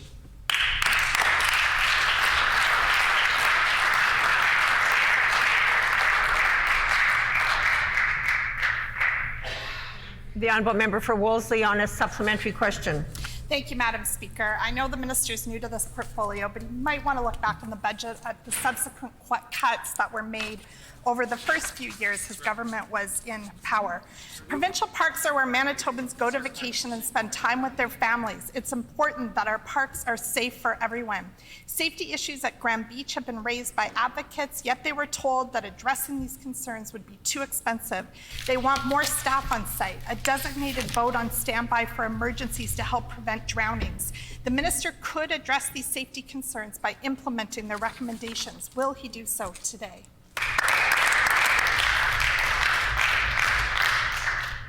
The Honourable Minister of Environment, Climate and Parks. Well, thank you again, Madam Speaker. And again, we'll take no lessons from the NDP on when it comes to investments in parks, Madam Speaker. We know that the NDP cut parks budget by tunes of millions of dollars, Madam Speaker. We know they did it.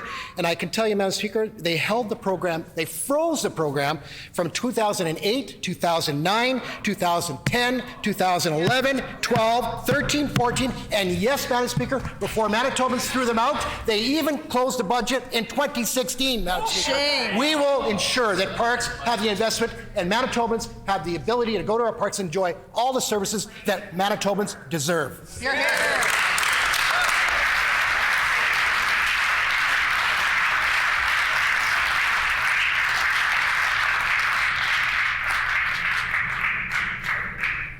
The Honourable Member for Wolseley on a final supplementary. Madam Speaker, safety issues in Manitoba's provincial parks need to be addressed today in 2022. Grand Beach community advocates are frustrated that this government hasn't taken their safety concerns seriously. We know 2 children drowned at Grand Beach several years ago, and there was a near drowning last summer of multiple people in one event. Advocates want investments to be made to prevent drowning and more staff on site, a rescue boat nearby. But this government has told them it would be too expensive to invest to prevent drownings. We're not satisfied with that answer. Will the minister commit to implementing additional safety measures today? The Honourable Minister of Families. Madam Speaker, in response to the member for Wolseley's preamble, I would like to put on the record that when our Justice Minister stands up for survivors of sexual violence, that is not misogyny, that is compassionate. Hear, hear.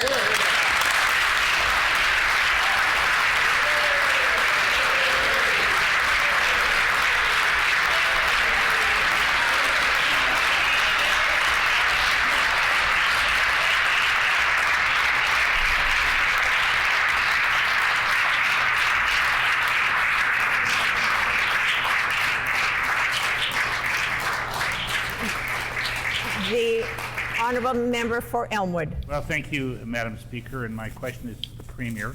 The government needs more than Bill 9 to prevent catalytic converter theft. Between 2020 and 2021, MPI reports a 450% increase in catalytic converter theft. 2022 promises to even be worse. A few weeks ago, a seniors block in my riding had their parking lot targeted. Our Bill 234 requires car dealers to add vehicle identification numbers on the catalytic converter on every vehicle sold by the dealership, new and used cars. This government should also direct MPI to provide insurance discounts to drivers who get their VIN engraved on the part. Will the minister support these initiatives? And I have a recent CanStar News article that I would like to table dealing with the thefts from the block in my riding.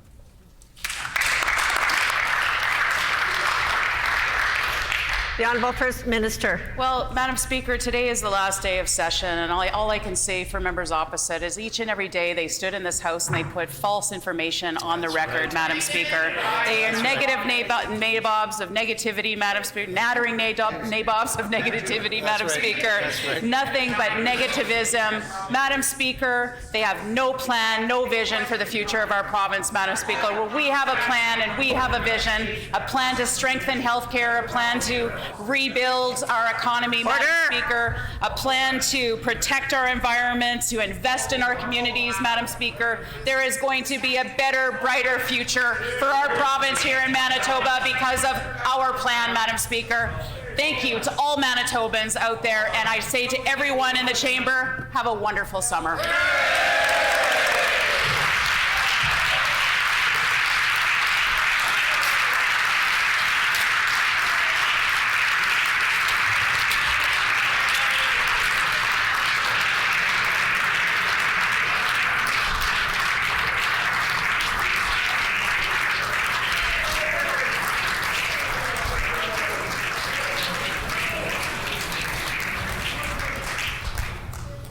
The time for oral questions has expired, and I have a ruling for the House.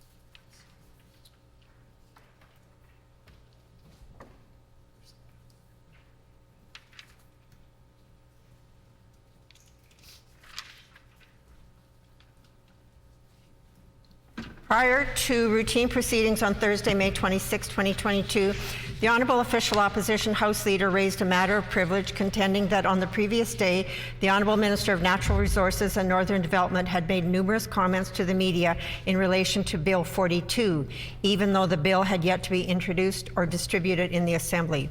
At the conclusion of her remarks, the Honourable Official Opposition House Leader moved, and I quote, that the introduction of Bill 42 be immediately stopped and treated as being out of order until such a time as this matter can be ruled on by the Speaker, end quote. The Honourable Government House Leader also offered contributions to the Chair and noted that it is a common occurrence for governments to signal that legislation is coming. He also stated that the text of legislation was not shared with shareholders. The Honourable Member for River Heights opined that a government may mention a bill is coming, however, it is inappropriate to share details. I took the matter under advisement in order to consult the procedural authorities. There are two conditions that must be satisfied in order for a matter raised to be ruled in order as a prima facie case of privilege. Was the issue raised at the earliest opportunity, and was sufficient evidence provided to support the member's claim that their privileges or the privileges of the House were breached? On the first issue of whether the issue was raised at the earliest opportunity, the Honourable Member indicated she was raising the issue at the earliest opportunity, and I accept the word of the Honourable Member. On the second issue, whether sufficient evidence was provided, there are a number of considerations to explore. I will note that the underlying principle here is the primacy and authority of the Assembly. As elected representatives, it is our duty to carefully consider the business before us so that we may make informed decisions. Any matter destined for consideration by this body, including legislation, should be introduced and explained here first before it is shared with the public or the media. This has been the practice of this place for many years. The Honourable Official Opposition House Leader noted that in 2001, House of Commons Speaker Peter Milliken had ruled that the provision of information concerning legislation to the media without effective measures to secure the rights of the House constituted a prima facie case of contempt, which is indeed what he ruled on that occasion. However, on May 13, 2003, Speaker Milliken also ruled that a burden of proof existed in order to achieve a finding of a prima facie breach of privilege in order to a claim of disclosure of a bill to the media before distribution to members of Parliament. He stated, and I quote, "Unless there is some considerable evidence that the minister has made available copies of the bill to someone else, it is hard for the chair to find any breach of privileges of the House," end quote. He went on to say, quote, "Of course, the honourable member, I am sure, will monitor the situation closely and watch and see if copies are being bandied about in advance, which I admit might be a breach of the privileges if that sort of thing were going on. We do not have evidence of that at the moment, so there is no question of privilege here," end quote. In turning to the case associated with this matter of privilege, the claim for a valid prima facie case of privilege is hampered by the fact that the Honourable Official Opposition Leader did not provide any proof that the minister gave the media copies of the bill or substantive details about the legislation. In looking at an online article from the Free Press on May 25, 2022, it notes that the minister answered questions from the media at a scrum, but the event was not described as a briefing, nor was it reported that copies of the legislation were provided to the media. The same article has the minister indicating that a new bill is coming to provide a more modern alcohol delivery system and that he consulted with stakeholders. However, the minister is also quoted as saying he could not share specifics of the bill before its introduction in the chamber. In recent years, it has become more commonplace for members on both sides of the House to discuss in general or conceptual terms potential legislation outside of the House in advance of introduction. These discussions have occurred in the form of consultations with stakeholders and also through interactions with the media. I would give the caution to all members that such discussions must not reveal or relate any detailed provisions of upcoming legislation to ensure that the primacy and authority of the Assembly is not infringed on. To aid in this matter, members might consider having press conferences or media briefings after legislation has been introduced. In the current circumstance, no specific evidence was provided that the media received copies of the legislation or detailed information about specifics of the bill. This is a crucial point because in the absence of such proof, it is difficult for a presiding officer to rule that any privileges were breached. Accordingly, after careful consideration of the matter, I am ruling that a prima facie case of privilege has not been established. I would further like to note that the motion moved by the Honourable Official Opposition Leader contained a procedural irregularity in that it called for first reading of the bill to be prevented. In consideration of this, such an action would not be taken until the Speaker has returned to the House with a ruling finding a prima facie case of privilege, and the House also adopting the motion containing the remedy sought by the Official Opposition House Leader. Had the first reading been prevented from happening when the matter was first raised, and had the matter of privilege not been found prima facie, then a member would have been unfairly prevented from introducing a bill. As I explained to the House when ruling on a related point of order raised on May 26th, I have concerns about the potential use of parliamentary privilege to prevent a member from introducing a bill, as it could be unduly punitive, and it could also develop into a routine tactic to prevent members from one side of the House or the other from introducing a bill. Members can assist with this potential concern by ensuring they are not providing copies of a bill or details of a bill to the media and stakeholders, and they can save themselves a world of grief by holding press conferences after the bill has been introduced.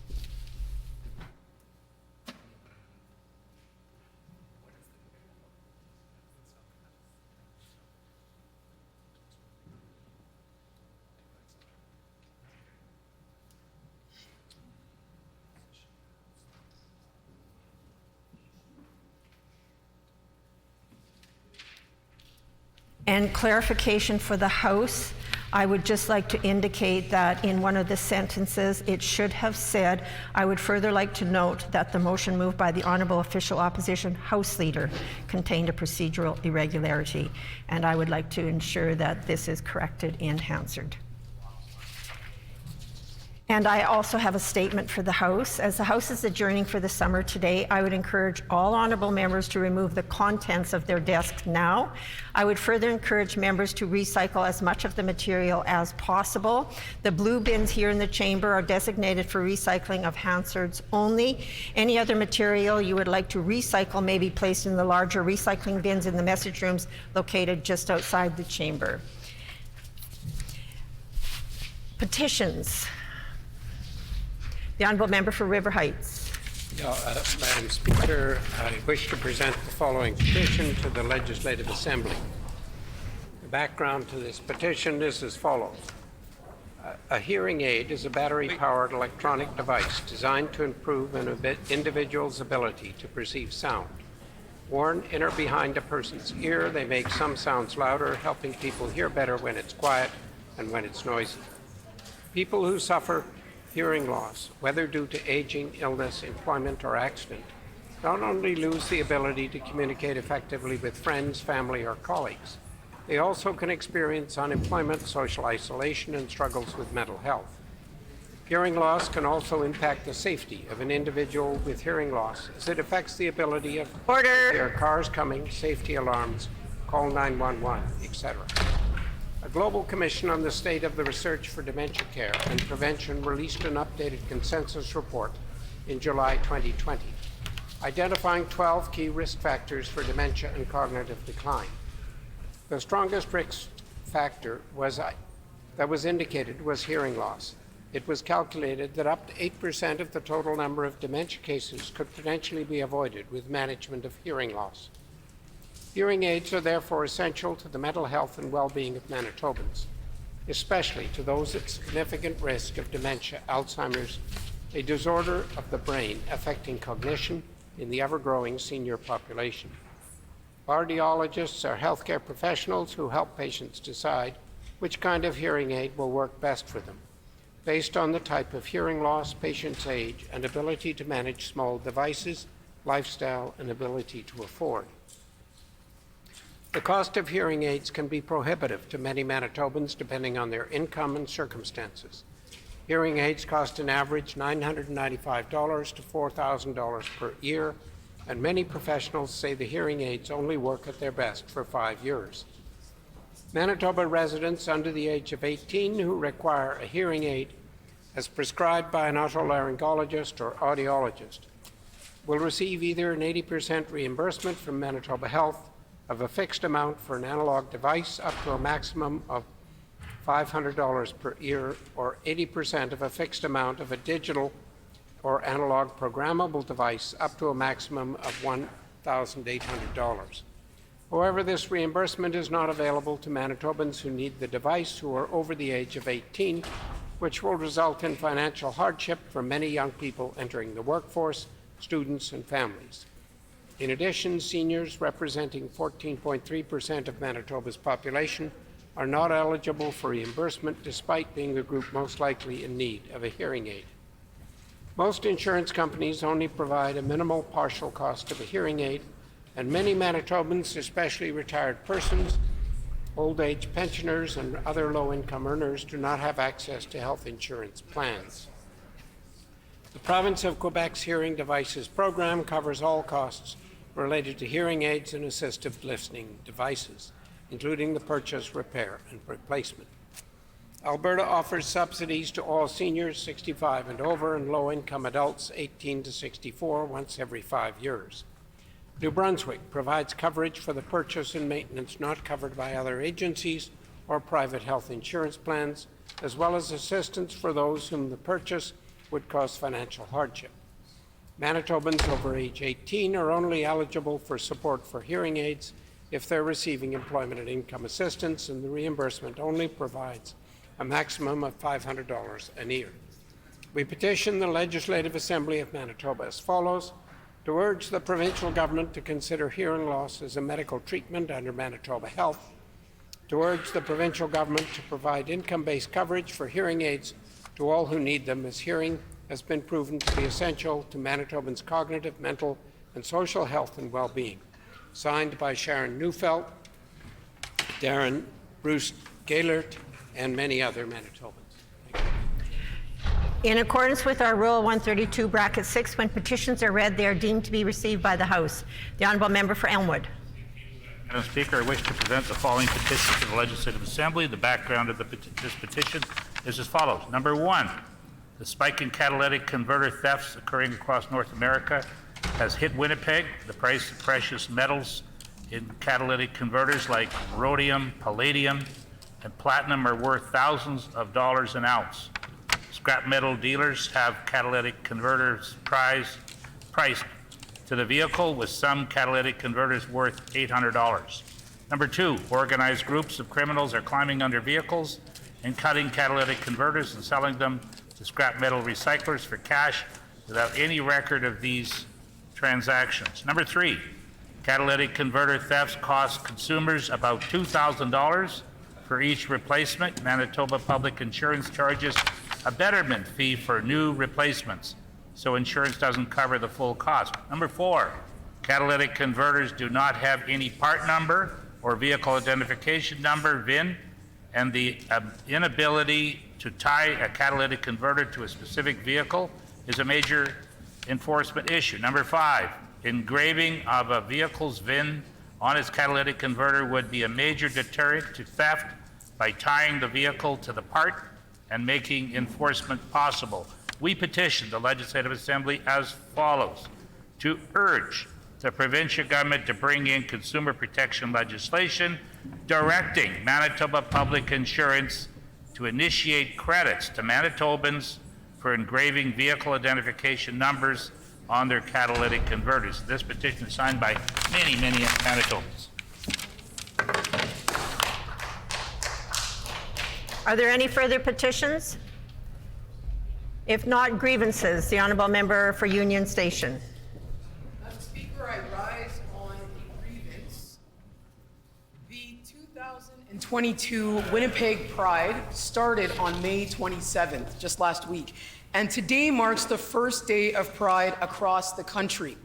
Also, Winnipeg is hosting the Fierté Canada Pride National Human Rights Conference. It's a conference that has people from across the country attending, including folks participating from Manitoba. But you wouldn't know any of that, Madam Speaker, from this government because neither the Premier, the Minister for Sport, Culture and Heritage, nor a single PC MLA has bothered to even acknowledge any of it. These are the first in-person Pride celebrations in years. When many in the 2S LGBTQIA+ community have been disproportionately affected by COVID, thousands of Manitobans are celebrating themselves, their friends, their loved ones, their community members, and communities as a whole. People are also speaking up to advocate for further advancements of human rights. This is in the spirit of Pride. It is a riot, it is a protest, a reminder that there's still a lot of work to do to accomplish equity and equality in our province, across the country, and globally.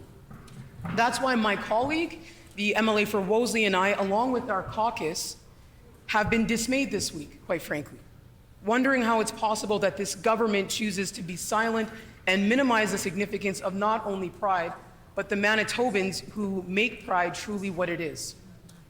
Madam Speaker, it's inexcusable. And it's clearly intentional, and it's harmful. It's harm that this government is knowingly inflicting, and that's wrong.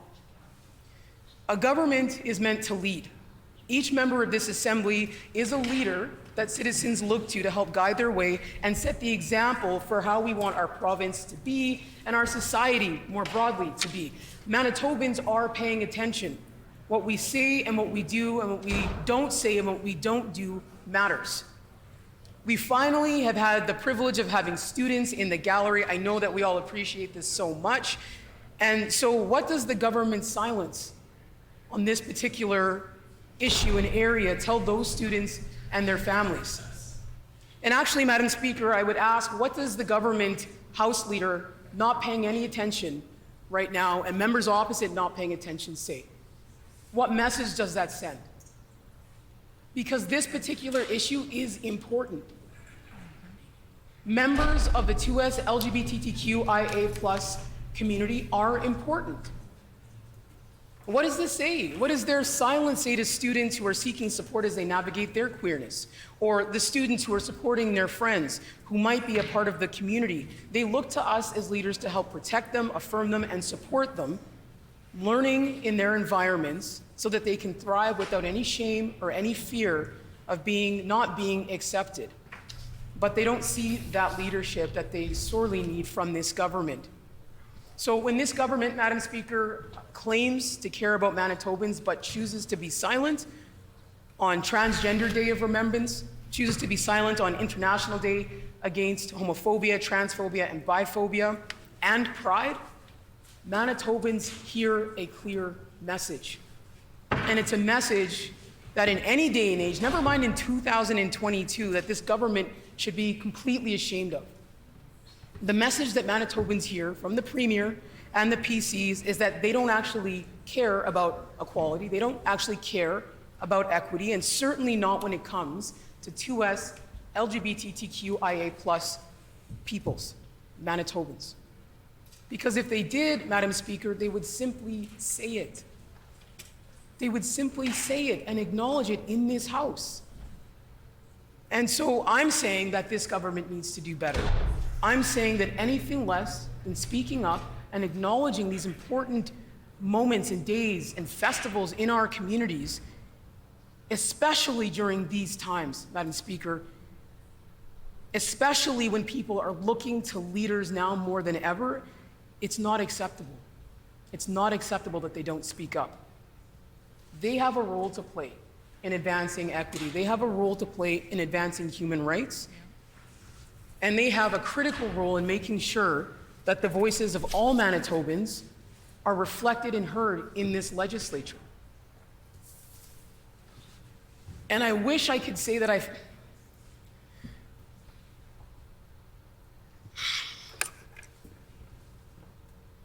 I wish I could say that I had the confidence that they would do that. I wish I had that hope, because that is the hope that Manitobans need right now. That is the hope that Manitobans coming through this pandemic in communities that have been so affected, so disproportionately harmed and ignored by this government during the pandemic. They need to believe this government will stand up and do the right thing. They needed to believe a new premier would do that, change the narrative, and start a new path. And she and her caucus, her government has failed to do so. So what I say to the Manitobans who are struggling right now with feelings of being accepted or being accepted in your communities, to those people who are looking for leaders to show them what acceptance and affirmation and compassion and love looks like, I can tell you with full confidence that our NDP team is here for you. We see you, we lift you up, and not just during Pride.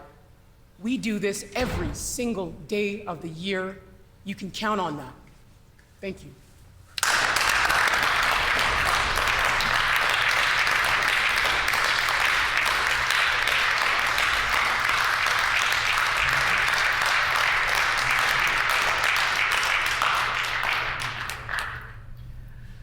Orders of the day. Government business. The Honourable Government House Leader. Yes, thank you very much, Madam Speaker. I have a number of leave requests related to House business this afternoon. Could you please canvass the House and members for leave? One, to allow the Government House Leader to call concurrence and third readings today on all remaining specified bills in an order other than what is listed on the order paper. Two, to allow the Government House Leader to call without notice a motion to extend the sessional order governing virtual sittings.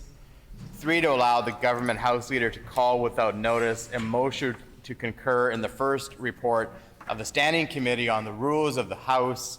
And four, to allow the Standing Committee on Public Accounts to consider the Auditor General's report titled Department of Infrastructure Oversight of Commercial Vehicle Safety, dated December 2019, despite it having been passed by the committee on June 10th of 2020. Is there leave? One, to allow the Government House Leader to call concurrence and third readings today on all remaining specified bills in an order other than what is listed on the order paper. Two, to allow the Government House Leader to call without notice a motion to extend the sessional order governing virtual sittings. Three, to allow the Government House Leader to call without notice a motion to concur in the first report of the Standing Committee on the Rules of the House.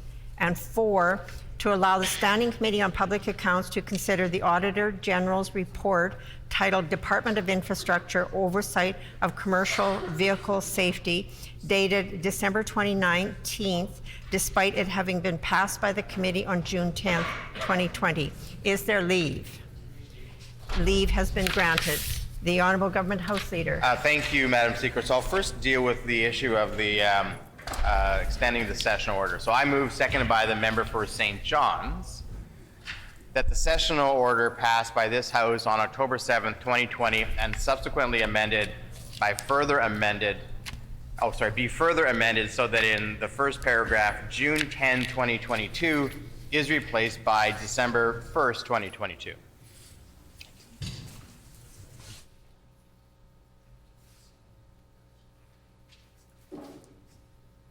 It has been moved by the Honourable Minister of Justice, seconded by the Honourable Member for St. John's, that the sessional order passed by this House on October 7th, 2020, and subsequently amended, be further amended, so that in the first paragraph, June 10th, 2022 is replaced by December 1st, 2022. The Honourable Minister of Justice.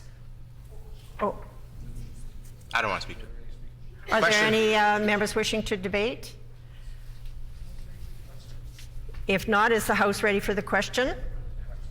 The question before the House is extending the sessional order.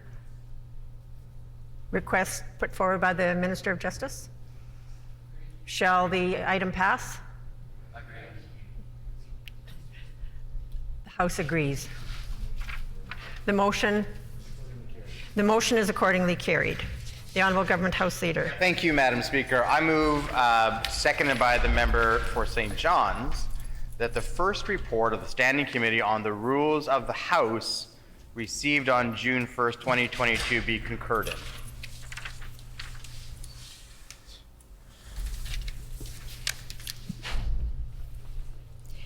It has been moved by the Honourable Member for the Honourable Minister of Justice, seconded by the Honourable Member for St. John's, that the first report of the Standing Committee on the Rules of the House received on June 1st, 2022 be concurred in. The Honourable Minister of Justice. Just to speak briefly to this quickly, Madam Speaker. So first of all, I want to thank the member for St. John's, the MLA for River Heights, for their discussion and cooperation on a number of things.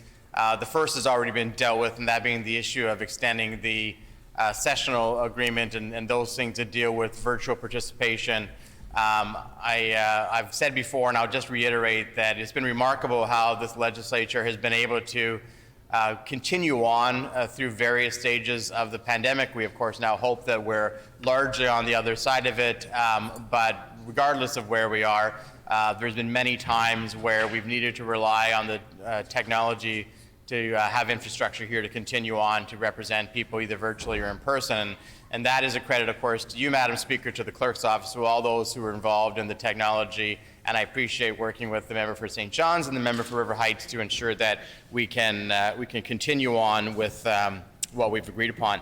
On the issue of the rules, which is the motion that we're now discussing, I'm not sure that this is the favorite part of legislators' work when dealing with the rules of the House, but it is a very important part of the work. I know it's some folks' favorite part. I have had the opportunity, I've been House Leader, probably 14 or 15 years combined at various stages of my time in opposition and government to be involved in the rules a lot of time. And I've grown to appreciate the importance of it because it is very internal and it is very specific to the work we do as MLAs, but it's incredibly important. And when you get it right, it certainly, I think, pays dividends. And when you get it wrong, you have to correct it.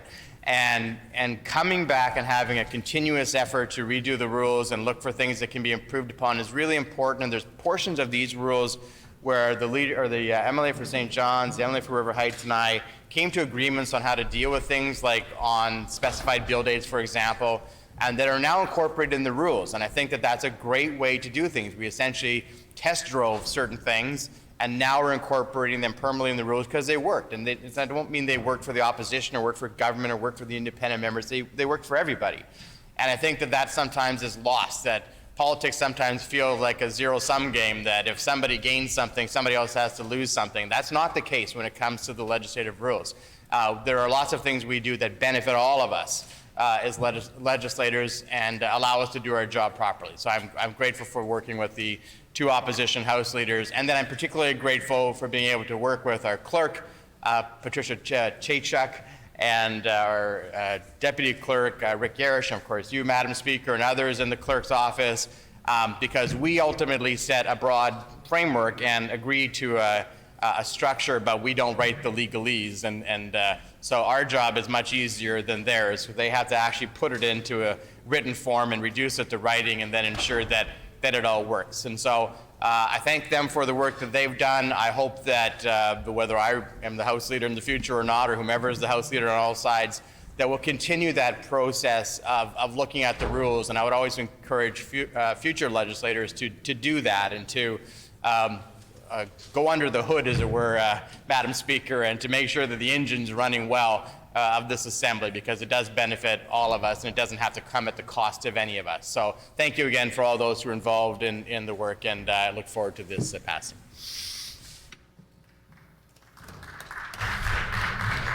The Honourable Member for St. John's. I'm going to keep my comments super tight because we are operating on a very tight timeline. I concur with the government House Leader. I say miigwech to him and to the member for River Heights for the good work that was done. But more importantly, again, and I will always put this on the official record, we would be lost, Madam Speaker, if it was not for the clerks that guide us through this, take us through really sometimes complicated discussions.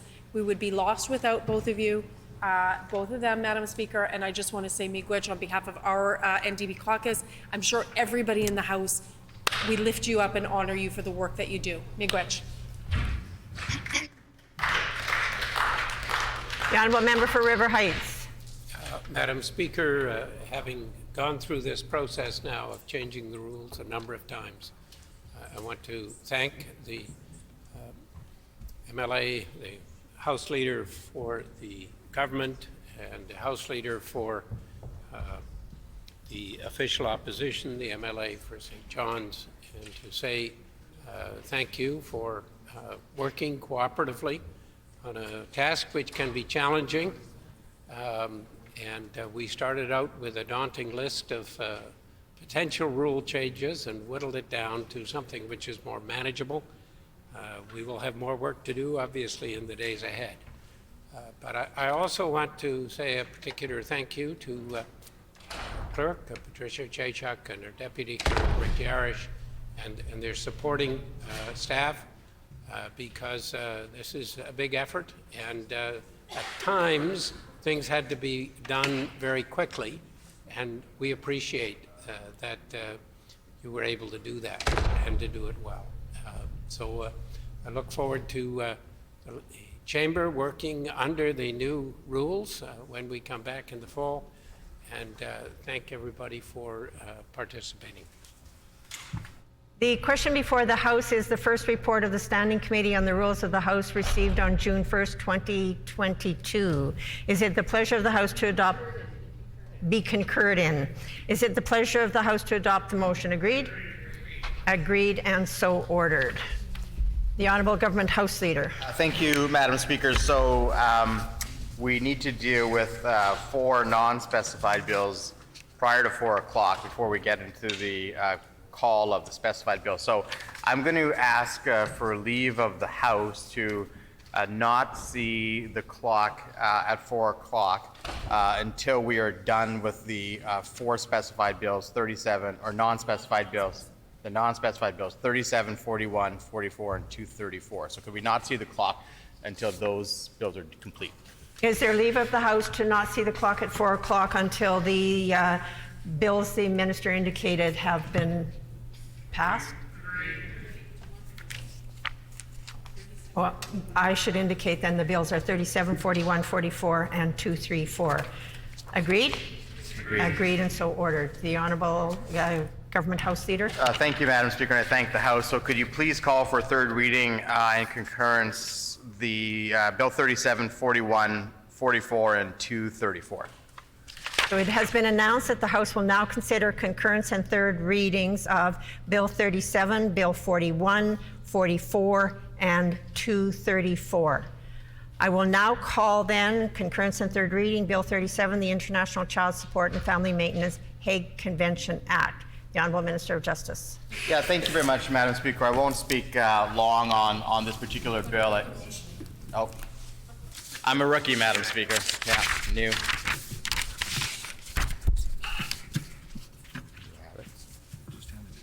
Did you? Where did you hand it to?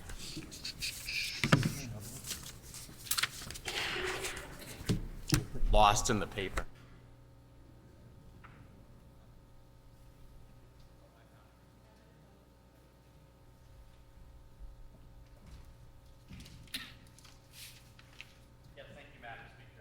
The Honourable Minister of Justice. Thank you, Madam Speaker. 19 more years and I'll have this process figured out.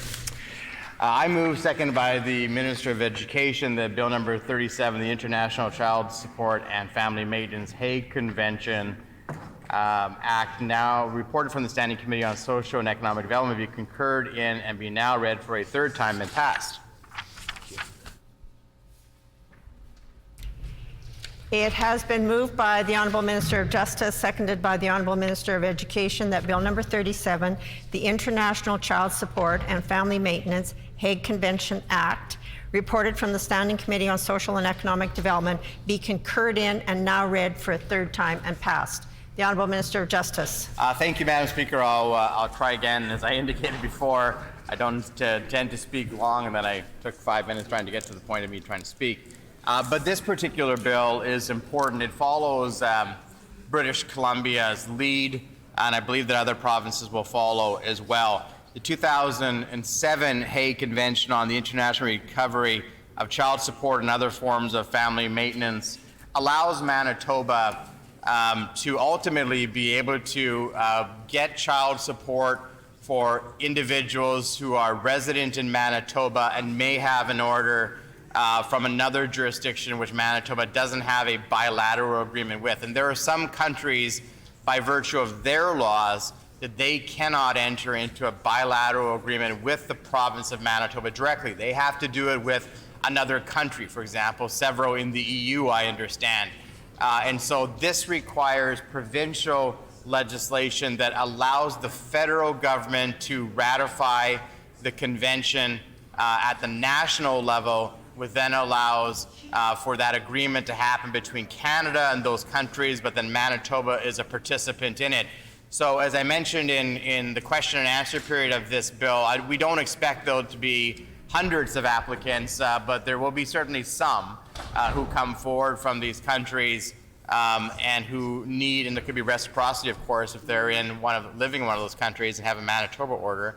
But there will be some who will come forward and say, we have an order in another country, can you please enforce that order using the enforcement mechanisms that we have here in Manitoba? And for those individual families, as few as they may be, it'll be critical and very, very important. And I know that all members of this House, and it's already been expressed, see this as important to ensure that we have the ability to enforce those orders. So with those few words, I thank the members opposite for their committed support on this bill. I thank department officials for bringing it forward. And we look forward to the federal government doing what they need to do on the ratification process in Parliament to allow this to be enacted in Manitoba. Thank you very much, Mr. Deputy Speaker.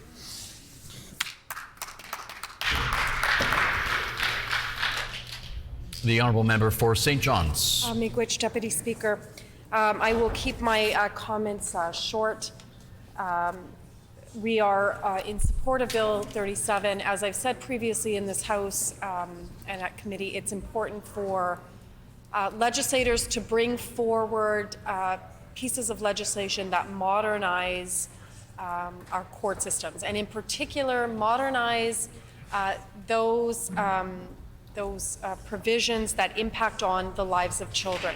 And certainly I don't think anybody in this House would stand up and vote against a bill that would allow folks, again, predominantly women, to get the dollars that they're owed no matter where they are in the world, and from those countries that are signatory to the Hague Convention for 2007. So again, we support Bill 37, and I look forward to its implementation in helping Manitoba families get the dollars that they're owed. Miigwech.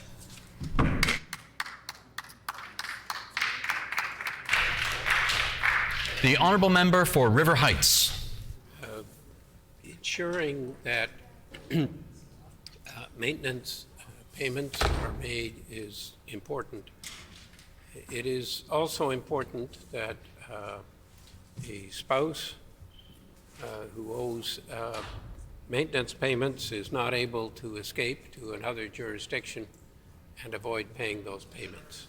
And this legislation will enable Manitoba and Canada to have a further reach, not to every country in the world, because not all will sign on to this agreement, but to many more countries than before. It is an improvement in the legislation that we currently have. It is a good example of cooperation between provincial and federal governments. It is a significant step forward in terms of recognizing that we live on one planet and that we have to work together with other countries in the best interests of children and families to get the best results. We certainly support this bill and look forward to it passing and becoming law. Thank you, Mr. Deputy Speaker. Are there any more speakers? Seeing none, is the House ready for the question? The question before the House is concurrence and third reading of Bill 37, the International Child Support and Family Maintenance Hague Convention Act. Is it the pleasure of the House to adopt the motion? Agreed and so ordered. We'll now move to Bill 41, the Child and Family Services Amendment Act. The Honourable Minister of Families. Forgive me. Thank you. Yeah. Thank you, Mr.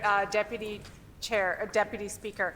I move, seconded by the Minister of Justice, that Bill number 41, the Child and Family Services Amendment Act, loi modifiant la loi sur les services à l'enfant et la famille, be reported from the Committee of the Whole, be concurred in, and be now read for a third time and passed.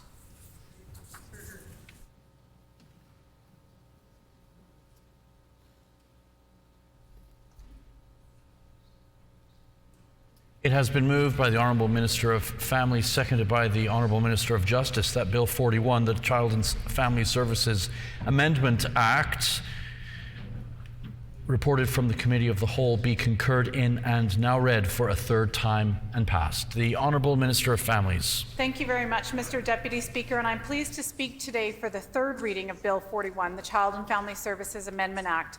Bill 41 will amend the Child and Family Services Act as a key step to support the realization of Indigenous jurisdiction over child and family services. These amendments will provide Indigenous governing bodies and their service providers with access to information about children and families receiving child and family services. The amendments will also authorize the transfer of service responsibility, enable the use of the provincial CFS electronic information system and the Child Abuse Registry, and protect certain information shared under this Act. Additionally, this bill has clarifications regarding the information sharing required to best support children receiving services and clarify the use of the Child Abuse Registry by provincially mandated agencies. These changes will ensure the seamless transition of services from a provincial CFS agency to service providers operating under Indigenous law, ongoing province-wide service coordination, and the continued safety of children. Through these changes, our government is signaling the expectation that information should be shared to support Indigenous jurisdiction for child and family services. I would like to congratulate Peguis First Nations again, as they were the first in the province to bring their own law into force at the end of January. They are setting a precedent in the country because they are exercising jurisdiction for their children that are on and off reserve, and I look forward to working with all Indigenous partners throughout the province as they bring about their own laws to exercise jurisdiction over and oversee the repatriation of their children. Manitoba is currently engaged with several Indigenous governing bodies that are all at various stages of exercising jurisdiction, and more is expected to come forward in the days and weeks ahead. Mr. Deputy Speaker, we recognize that this is only a first step towards the longer journey, and we expect to make more changes as we hear and learn more about what is required to effectively support the realization of Indigenous jurisdiction of child and family services in Manitoba. Mr. Deputy Speaker, I look forward to seeing Bill 41 become law. I believe that this is a historic moment for Manitoba, and I congratulate all the First Nations partners who helped us bring this legislation to this House and bring it through here for third reading, and I look forward to its passage in the House today. Thank you very much, Mr. Deputy Speaker.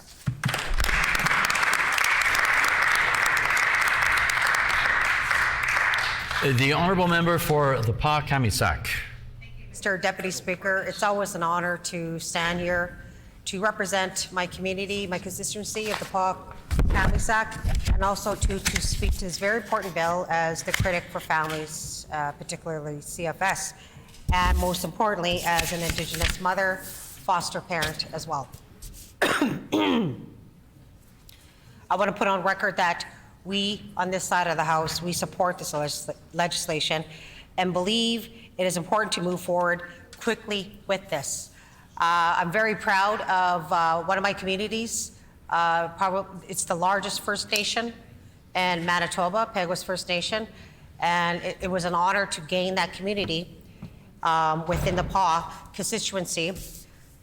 We went from 11 communities to 17. So Peguis, I've always had a long admiration for them. They're very progressive thinking, just like Opaskwayak Cree Nation, where I come from. So this change is welcome, but procedural matters need to be addressed to ensure proper record keeping across the systems as well for arrangements for transfer of children across the system. We realize the transition of services is very important, but we also believe that the CFA system needs to be updated because that system contains very, very, very delicate information about families in Manitoba, including me.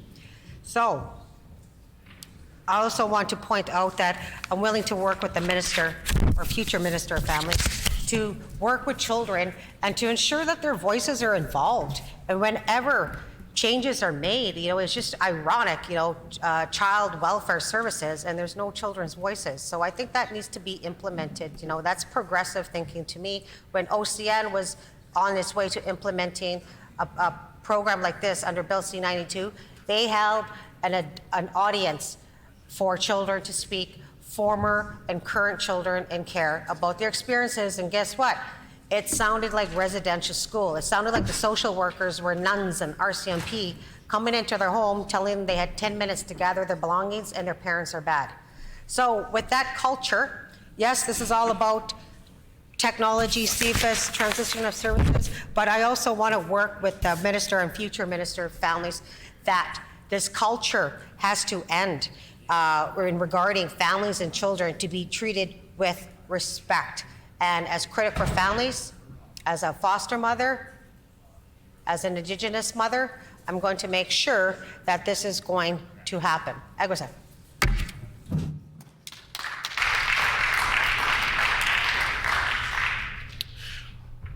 Are there any other members who wish to speak? Is the House ready for the question? The question before the House is concurrence and third reading of Bill number 41, the Child and Family Services Amendment Act. Is it the pleasure of the House to adopt the motion? Agreed. Agreed and so ordered. We now move to Bill 44, the Employment Standards Code Amendment Act, Minimum Wage. The Honourable Minister of Labour.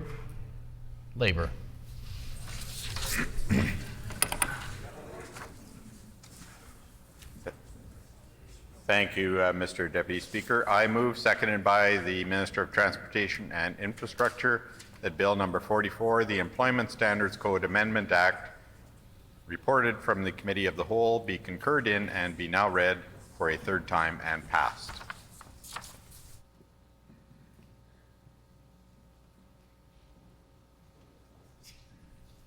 It has been moved by the Honourable Minister of Labour, seconded by the Minister of Transportation and Infrastructure, that Bill 44, the Employment Standards Code Amendment Act, Minimum Wage, reported from the Committee of the Whole, be concurred in and be now read for a third time and passed. The Honourable Minister of Labour. Thank you, Mr. Deputy Speaker. I'm very happy to see this important piece of legislation move quickly through the approval process. This enabling legislation will allow Manitoba to ensure that our minimum wage is more in line with other Canadian jurisdictions as we navigate these challenging economic times. I look forward to consultations and feedback from the Labour Management Review Committee on potential increases to the minimum wage, and I would like to thank members of this House for their support in passing this legislation. Thank you, Mr. Deputy Speaker.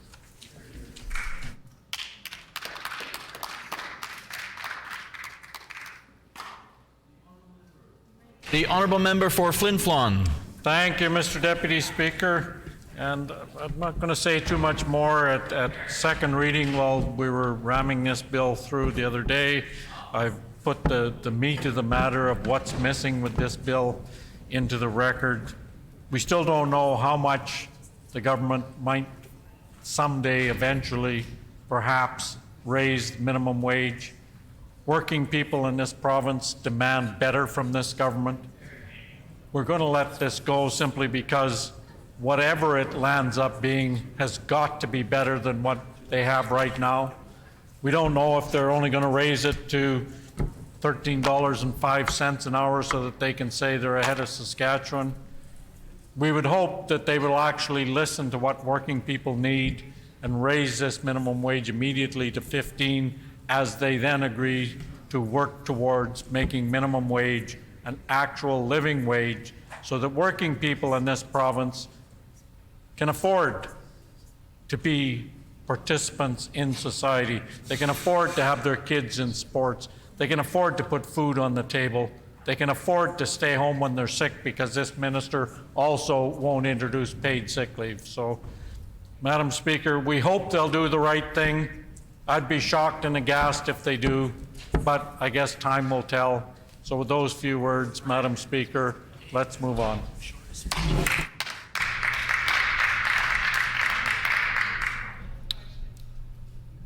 The honourable member for St. Boniface.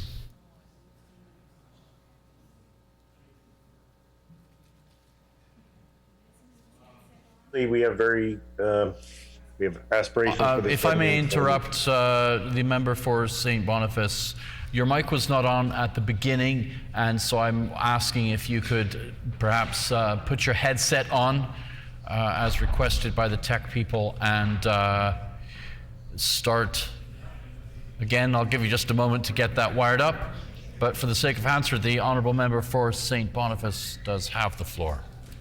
Thank you very much. Yeah, I'll just put some brief comments on the record. As I think I quoted H.L. Mencken once before of saying that when it comes to whenever he found a newspaper that he never failed to pick it up without a sense of hope or put it down without a sense of disappointment. We certainly hope that we can see some improvements. And as the member for Flin Flon noted, that we have aspirations to see that that this government will actually do the right thing. It doesn't happen terribly often, but we're certainly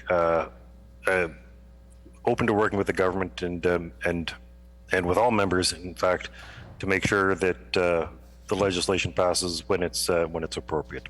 Thank you so much.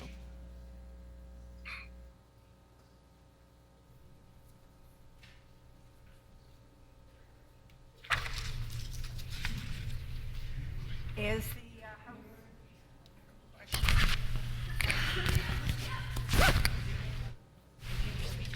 Are there any other speakers? If not, is the House ready for the question? The question before the House is concurrence and third reading of Bill number 44, the Employment Standards Code Amendment Act, minimum wage. Is it the pleasure of the House to adopt the motion? Agreed? Agreed, and so ordered.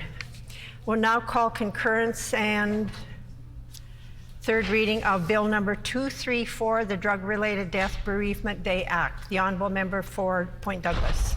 Miigwech, Madam Speaker. I move, seconded by the member from St. John's, that Bill number 234, the Drug-Related Death Bereavement Day Act, as amended and reported from the Committee of the Whole, be concurred in and now be read for a third time and passed.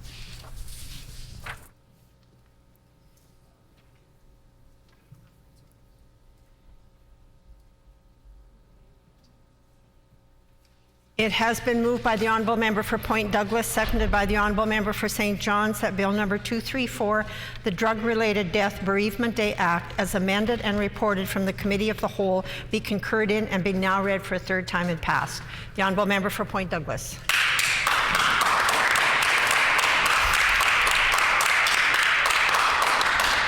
Miigwech, Madam Speaker. This bill proclaims the first Sunday in May of every year as Drug-Related Bereavement Day, a day to reflect on the impacts of drugs in Manitoba and to grieve those lost to drugs.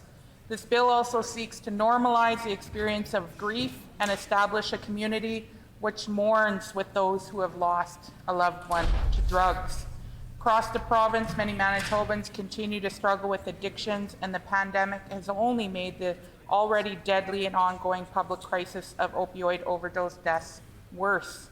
Too many Manitobans have been lost to addictions and are still struggling, and many are still watching their family members suffer. 372 Manitobans died from an overdose in 2020, 87% higher than in 2019. The situation last year, 2021, was even worse with 407 Manitobans losing their lives. Over 1,200 Manitobans lost their lives in the last 4 years here in Manitoba.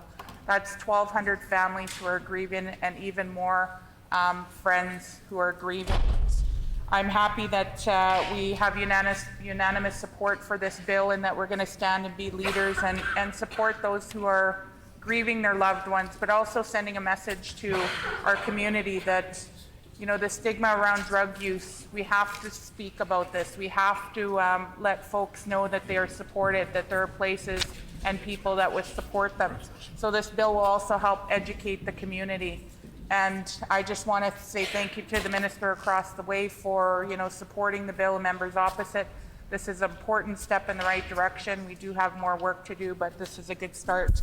And of course, I want to dedicate this to all those families and friends who are grieving the loss of someone, and those families that are struggling to support someone who is struggling with addictions. Miigwech.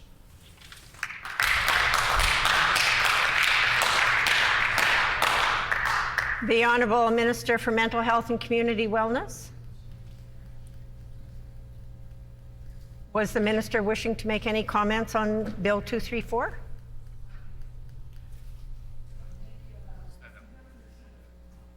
The Honourable Minister for Mental Health and Community Wellness. Thank you, Madam Speaker. And I just want to reiterate some of the words I've already put on record, that we appreciate the member for Point Douglas bringing this bill forward.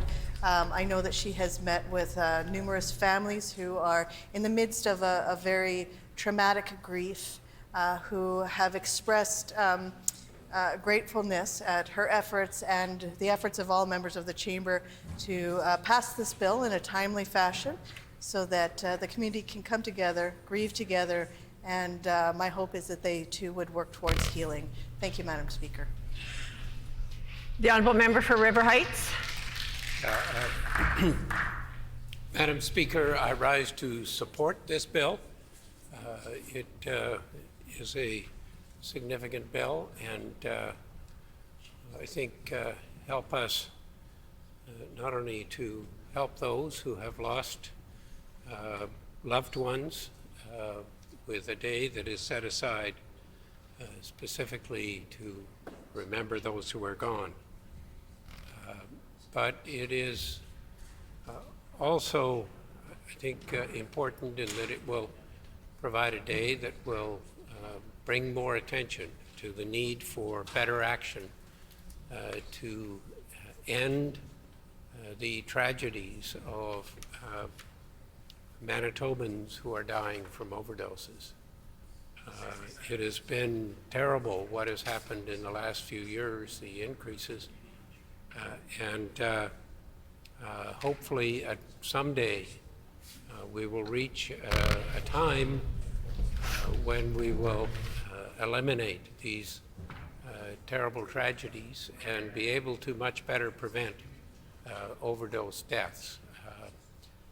I look forward to being part of a movement which will bring in changes, which will drastically reduce and hopefully completely end these tragedies which result in so much loss of life and so much loss of potential and so much grief for so many loved ones.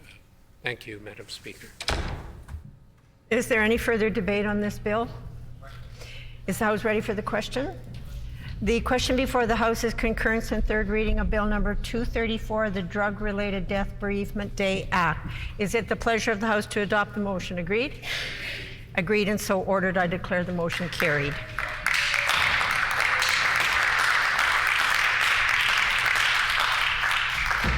The Honourable Government House Leader. Thank you, Madam Speaker. Just to announce the order of which the specified bill is up for third reading concurrence can be called. Could you please call them in this order?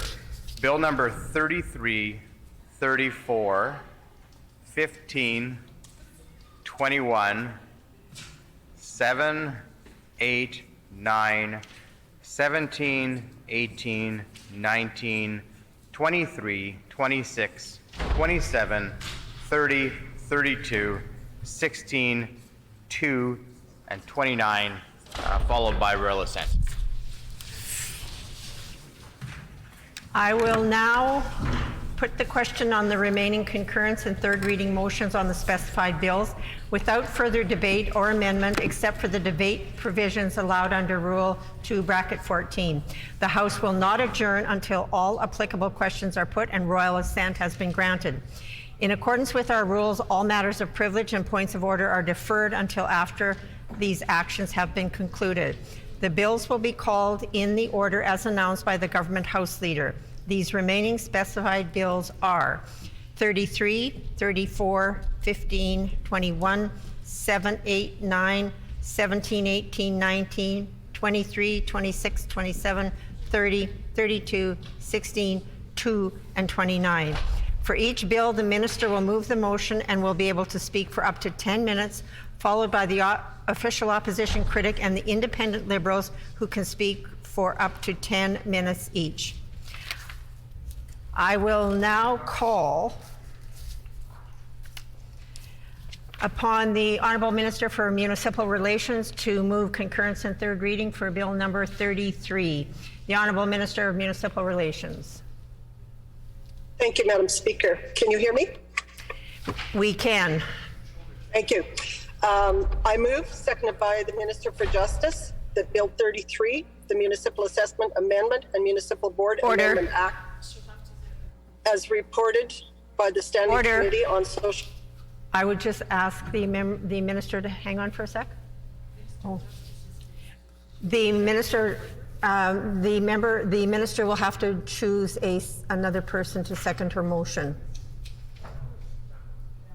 Families, perhaps. The Honourable Minister for Municipal Relations. I move, seconded by the Minister for Families, that Bill 33, the Municipal Assessment Amendment and Municipal Board Amendment Act, as reported on the Standing Committee on Social and Economic Development, be concurred in and now be read a third time and passed. It has been moved by the Honourable Minister of Municipal Relations, seconded by the Honourable Minister of Families, that Bill number 33, the Municipal Assessment Amendment and Municipal Board Amendment Act, as amended and reported from the Standing Committee on Social and Economic Development, be concurred in and be now read for a third time and passed. The Honourable Minister for Municipal Relations. Thank you, Madam Speaker. I'm pleased to once again rise for the third reading on Bill 33. I'm very happy to see Bill 33 continue through the legislative process, and I want to thank everyone who contributed to the development of the bill, particularly our stakeholders who provided input and feedback during the committee stage. Bill 33 modernizes how Manitobans can access their property assessment notices, allows municipalities to improve access to assessment rule information, and supports the municipal board in managing planning appeals. Currently, in Manitoba, all property owners receive their notice of assessment via mail, with no option to receive it electronically. The province, on behalf of municipalities, prints and mails assessment notices for property owners outside of the City of Winnipeg. Bill 33 will enable the province to send electronic assessment notices to property owners outside the City of Winnipeg if Manitobans choose to switch to electronic notices. It will also enable the City of Winnipeg to do the same should they choose to in the future. Property owners will be able to access and save an electronic version of their notice in a place convenient for them. Bill 33 will also enable municipalities to pass a bylaw to provide online access to their assessment rules so citizens can view them at a place and a time that is convenient to them. Certain identifying information property owners will be removed from the assessment roll before it is shared online. Bill 33 also amends the Municipal Board Act by giving clear authority to the Municipal Board to work with parties to use effective and mutually beneficial alternatives to more costly and time-consuming public hearings. To streamline the planning appeals process further, Bill 33 introduces statutory requirements for grounds and dismissal of appeals. Applicants will be required to state grounds for appeal in their initial filing with the board. This will improve transparency and accountability while helping to narrow the limit, the scope, and extent of future appeals to the board. We're very proud to move forward with this legislation which responds directly to feedback from Manitobans. Thank you, Madam Speaker. The Honourable Member for Concordia. Well, thank you very much, Madam Speaker. Beginning of a long night here. I should get that right, at least in the beginning. I do appreciate the opportunity one more time to put some words on the record with regards to Bill 33. And I'm going to be careful in how I put this to the House, because I know there are specific rules about commenting on absence or the location, maybe you could say. I'm not sure. I know that we are allowed to virtually participate in this legislature. I do think that it does speak to a level of importance that I guess I would see the minister placing on such an important, what she calls an important piece of legislation, that is Bill 33, that really is trying to clean up the mess that this government has made with regards to the Municipal Assessment Amendment and Municipal Board Amendment Acts. This is legislation that is brought forward as a direct result of the mistakes made by this minister's predecessor, by the Pallister government, by the Stephenson government, in their relationship building and listening to municipalities across this province. Now, again, I'm going to give the minister, we've got kind of this back and forth here where, I make sure that I point out that I recognize it's not her that's, created this negative relationship with municipalities, but I do want to continue to hold her accountable for the fact that she's continuing to do this, this tour of amending these terrible pieces of legislation and trying to backtrack what her predecessors did. So again, while she has a good relationship, I know, with the AMM, with municipalities across this province, ultimately she's just trying to make a bad piece of legislation just a little bit more palatable. And what we heard from the president of the AMM, from Cam Blight here at committee, was unequivocal that they still believe that Bill 37 is a bad piece of legislation and should be repealed by this minister.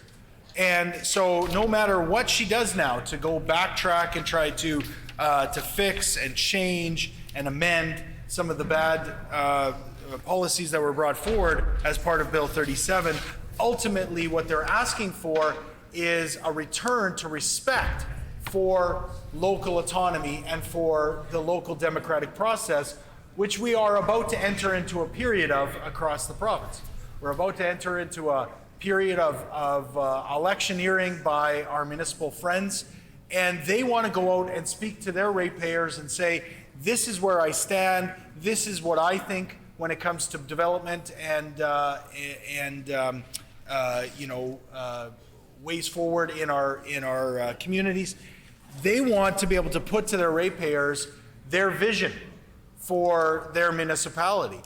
And for many of them, whatever they say may be negated by Bill 37 and by the actions of this government. So they may say, I believe that this is the way forward in terms of development in our community, but ultimately they won't have the power to do that because it'll be taken out of their hands by the minister and this premier.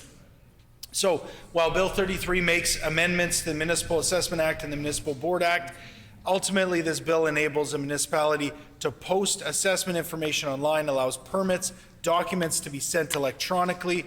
It does give the municipal board the power to dismiss a matter without hearing. We had a good opportunity to talk to the minister about circumstances where that may be applicable. I understand the intent of the legislation. I think it is important and a step forward.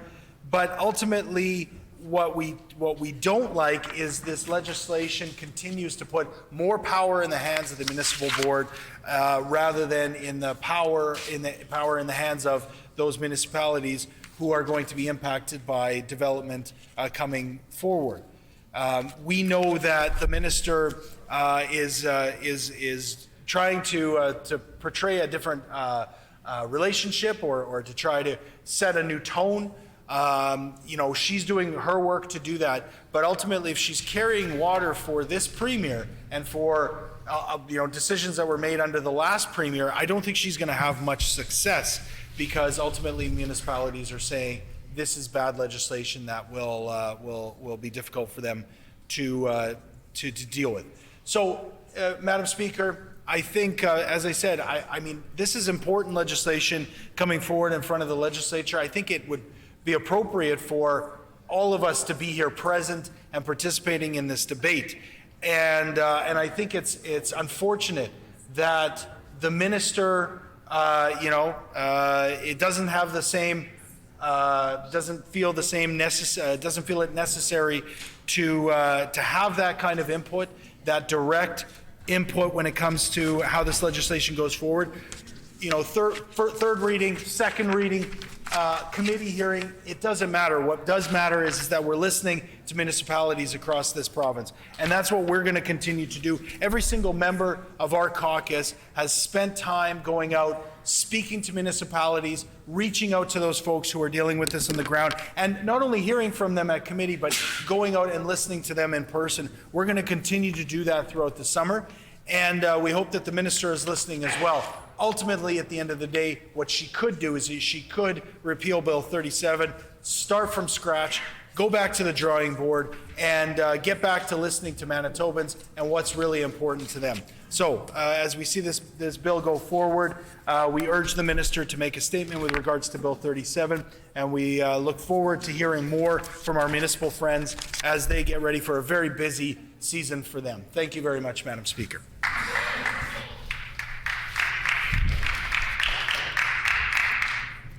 I just want to caution members that even though somebody is participating virtually, they are present in this House, and that is something we have to get used to. While they may not be here in the House, they are participating virtually, and that still means they are present in our debate. So just a caution to members that we are not to be referring to whether members are absent or present from this House. So be very careful, please. The Honourable Member for River Heights.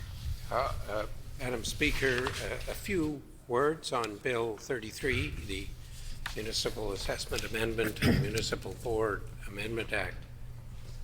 This bill, as has already been stated, corrects some major problems with Bill 37. It doesn't fully address some of the issues that have arisen, but it is a bill that we will nevertheless support.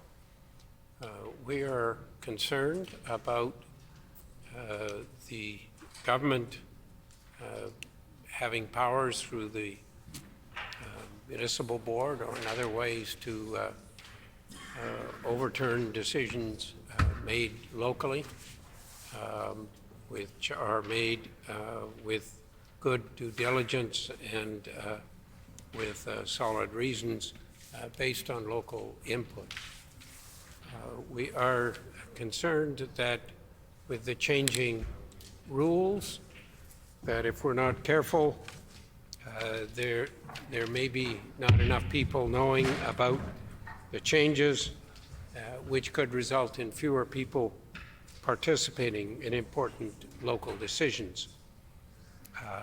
It is positive to be able to use electronic delivery of information into a greater extent, but it is really important that there is a significant effort made to ensure that people across the province are aware of changes and how best to participate in local issues when they come up, because I think that local democracy and local input and local decision-making are really, really important. With those few words, we will support this bill moving forward. Thank you, Madam Speaker. The question before the House is concurrence and third reading of Bill number 33, the Municipal Assessment Amendment and Municipal Board Amendment Act. Is it the pleasure of the House to adopt the motion? Agreed? No. Did I hear a no? I hear a no. All those in favor of the motion, please say yay. Yay. All those opposed, please say nay.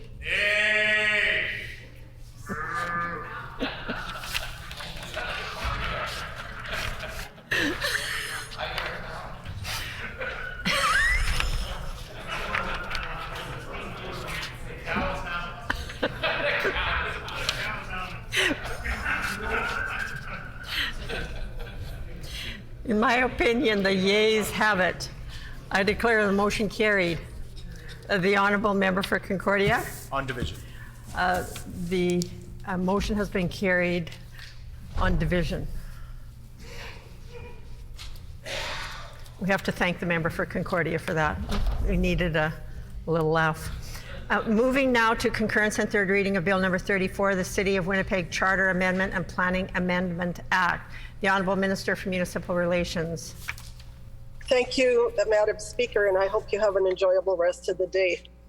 I move, seconded by the Minister of Families, that Bill 34, the City of Winnipeg Charter Amendment and Planning Amendment Act, as reported from the Standing Committee on Social and Economic Development, be concurred and now be read for the third time and passed. It has been moved by the Honourable Minister for Municipal Relations, seconded by the Honourable Minister for Families, that Bill number 34, the City of Winnipeg Charter Amendment and Planning Amendment Act, reported from the Standing Committee on Social and Economic Development, be concurred in and be now read for a third time and passed. The Honourable Minister for Municipal Relations. Thank you, Madam Speaker. I'm pleased to once again rise for the third reading on Bill 34. This bill amends the City of Winnipeg Charter and the Planning Act to streamline land use planning, reduce red tape, and modernize building inspection processes. I'm very happy to see this legislation move through the approval process. This bill is a priority for the Government of Manitoba and supports key recommendations of the 2019 Treasury Board Review of Planning, Zoning, and Permitting in Manitoba, and it builds on previous legislative changes under the Planning Amendment and City of Winnipeg Charter Amendment Act that passed on May 20th, 2021, previously known as Bill 37. We have been listening to stakeholders. The input we received from the Association of Manitoba Municipalities, the public, and other stakeholders, such as professional planners and the development industry, has helped to shape this legislation. Ensuring municipal governments make timely decisions on planning application provides greater certainty needed for development and investment. Now, more than ever, this is critical to support recovery efforts from the challenges created by the pandemic. Bill 34 complements and clarifies existing timelines in the City of Winnipeg Charter and the Planning Act, including requiring planning authorities to determine whether a planning application is complete or not within 20 days, and reducing the timeline to file an appeal to the Municipal Board on subdivisions, aggregate quarries, and large-scale livestock operations from 30 days to 14 days under the Planning Act to align with the other appeal timelines. In response to stakeholder feedback, the bill also allows statutory timelines on planning applications to be extended within the agreement of the applicant. The bill also gives planning authorities an additional 30 days on the longest applicable timeline when holding combined hearings on 2 or more planning applications. Another important feature of Bill 34 is that it creates greater clarity and transparency around secondary plan processes in the City of Winnipeg. The city can only require an applicant to prepare a secondary plan if it has adopted a bylaw that sets consistent rules on when a secondary plan is required and what the requirements are. Bill 34 ensures timely decision-making on secondary plans by establishing timelines and giving applicants the right to appeal missed timelines and council decisions on applicant-prepared secondary plans to the municipal board. Bill 34 also alleviates unnecessary administrative burdens on the City of Winnipeg, property owners, and the court system, which align with key government mandates to reduce red tape. Amendments will remove an outdated and duplicative need to annually audit Winnipeg sinking funds trustees related to the previous sale of Winnipeg Hydro. They will also reduce red tape around property removal and demolition on land in tax arrears by removing the requirement for a one-step of a duplicative approval process. Amendments will also remove red tape around substitutional service provision for compliance demolition orders. These changes align with the work of the City of Winnipeg Government of Manitoba Collaboration Table Subcommittee on the City of Winnipeg Charter. Bill 34 also amends the City of Winnipeg Charter Act to create a new definition of designated official to enable the City of Winnipeg to choose either a designated employee or a designated official to conduct building and fire inspections. This means the City of Winnipeg will have the same alternative service delivery mechanism as provided for in other municipalities in Manitoba. This change delivers on Manitoba's commitments to modernize processes by establishing a coordinated approach to conducting building and fire inspections. To close, the province of Manitoba is taking responsibility to ensure that the regulatory processes in our province operate in an efficient, transparent, and consistent manner and achieve the desired outcomes. Thank you, Mr. Deputy Speaker. The Honourable Member for Concordia. Thank you very much, Mr. Deputy Speaker. I once again appreciate the opportunity to put a few words on the record with regards to Bill 34. As the Minister pointed out, and as I commented on in my previous discussion of Bill 33, this is part of a suite of legislation that has been brought forward as a continuation of Bill 37, which has been roundly decried by all municipalities or many municipalities across this province. And you know, I thought maybe I realized that I didn't get to this in my previous remarks, so I thought maybe I could just take folks back on a bit of a history lesson before we get to the contents of Bill 34, because it is important to remember that this legislation actually has its genesis in Bill 48, which was brought forward by the member for Riel, who brought forward this legislation when she was minister, and brought it forward as a piece of legislation that took away power from local municipalities, took control away from elected officials around our province, and really tried, at the direction of Brian Pallister, who was the premier at the time, tried very hard to take shots at the City of Winnipeg, tried to take power away from the City of Winnipeg and try to impact their ability to manage development within their within the City of Winnipeg and surrounding areas. We knew this was bad legislation. We heard it time and time again from municipalities around this province.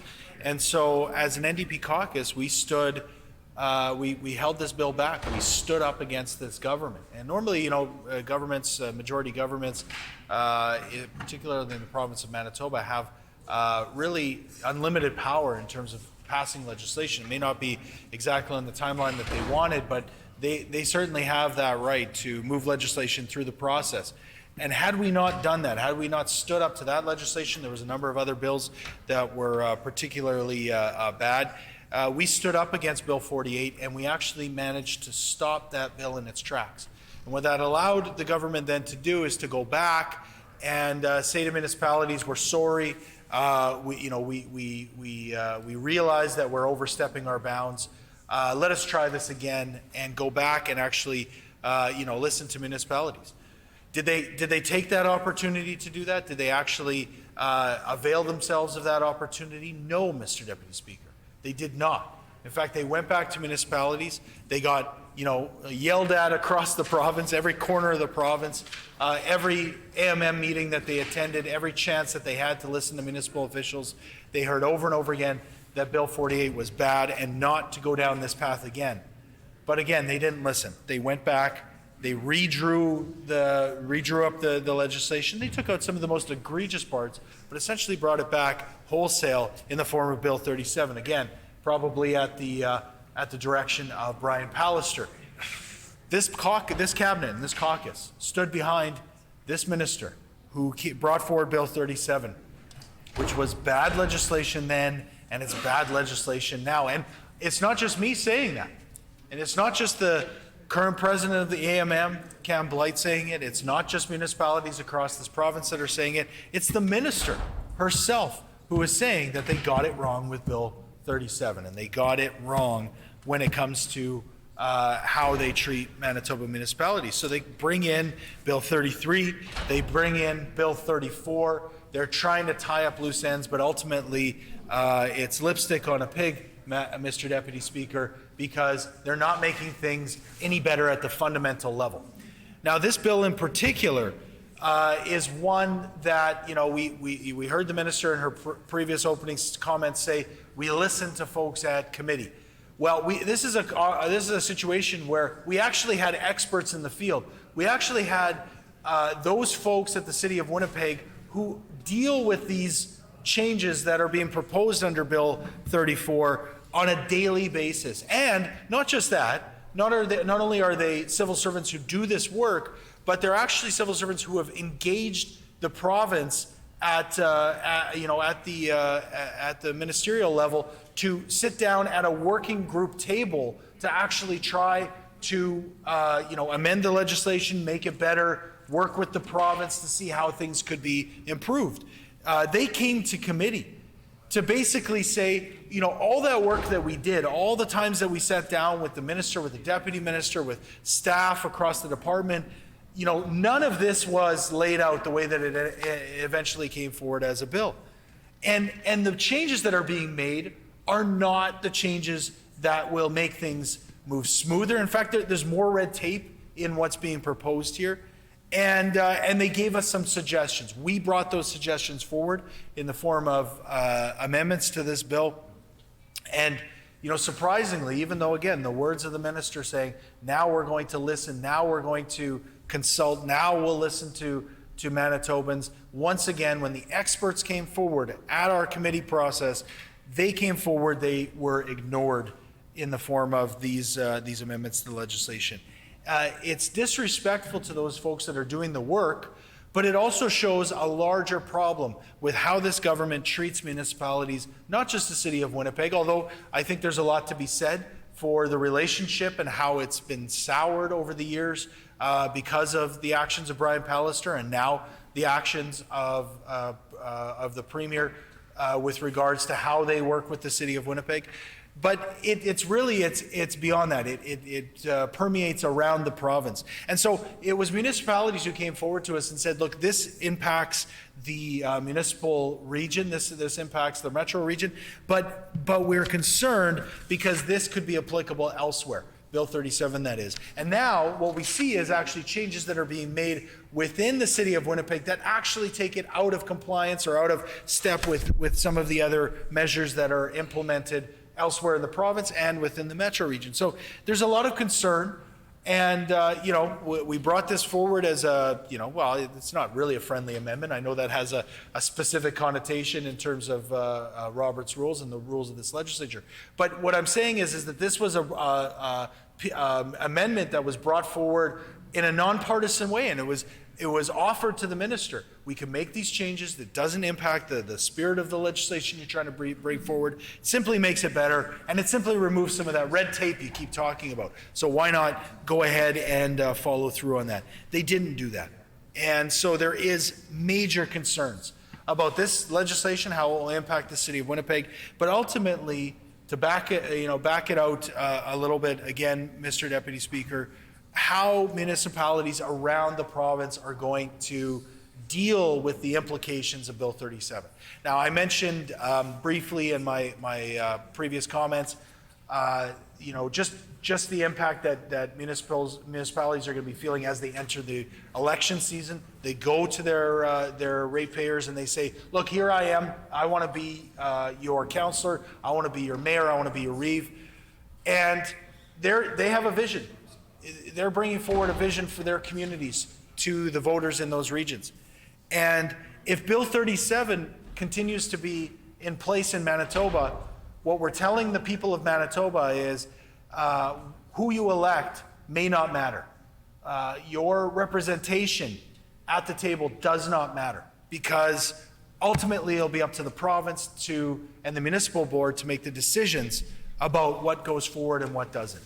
I identified to the minister in committee, in the brief amount of estimates time that we had, just one case that I've heard. There are going to be many more, and there is a precedence that's being set that I think should be very worrisome to all people in Manitoba, but hopefully the minister is paying attention to this as well. So ultimately, Mr. Deputy Speaker, while the minister continues to try to, say I'm sorry and try to make good, on some of the mistakes made by the member for Riel, the member, other members who have been ministers here of municipal relations, I think there is fundamentally a problem if they don't repeal Bill 37. And if we continue down this road, no matter how many changes are made, it's ultimately only going to make things worse for the people of Manitoba. We've heard that before. We continue as we go out throughout this summer to listen to people throughout Manitoba. I'm sure we'll be hearing it again. And, we are very concerned once again that this bill, without the amendments that we've asked to bring forward, simply just does not work, makes things more complicated, and will be more heavy-handed from this government. Thank you very much, Mr. Deputy Speaker.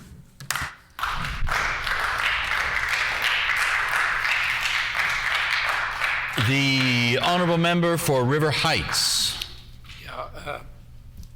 Mr. Deputy Speaker, Bill 34, which amends the City of Winnipeg Charter and the Planning Amendment Act, has some good points, but it has some real concerning points. The bill clearly builds on or tries to correct, in some instances, some of the problems with legislation Bill 48 and 37, which were brought forward previously. 37, of course, was passed, while Bill 48 was not. It is of concern that at the committee stage, there were presentations by Mark Petit from the city and James Platt, who's experienced in terms of planning within the city, and there were concerns that were raised, and they were not adequately addressed by the minister and the government. So we will express those concerns now, and clearly, if this passes, there is still some work to do. The present presenters clearly indicated that this bill was rushed, and that some of the details should have been sorted out with the City of Winnipeg before proceeding. Some of the timelines may be problematic. So we'll look with concern and with caution about this legislation, and see what happens when the government does in fact push this through, because I expect that there will be need to be further changes from whatever government is elected next year in the next provincial election. Thank you. The question before the House is concurrence and third reading of Bill 34, the City of Winnipeg Charter Amendment and Planning Amendment Act. Is it the pleasure of the House to adopt the motion? Agreed. I hear a no. All those in favor of the motion, please say yay. All those opposed, please say nay. Nay. In my opinion, the yeas have it. The honourable member for Concordia. Thank you very much, Mr. Deputy Speaker. On division. On division. The motion is carried on division. We now move to Bill 15, the Drivers and Vehicles Amendment and Highway Traffic Amendment Act. The Honourable Minister of Transportation and Infrastructure. Thank you, Mr. Deputy Speaker. I move, second by the Honourable Minister of Agriculture, that Bill number 15, the Drivers and Vehicles Amendment and Highway Traffic Act, reported on the Standing Committee of Justice and be concurred in and now read for a third time and passed.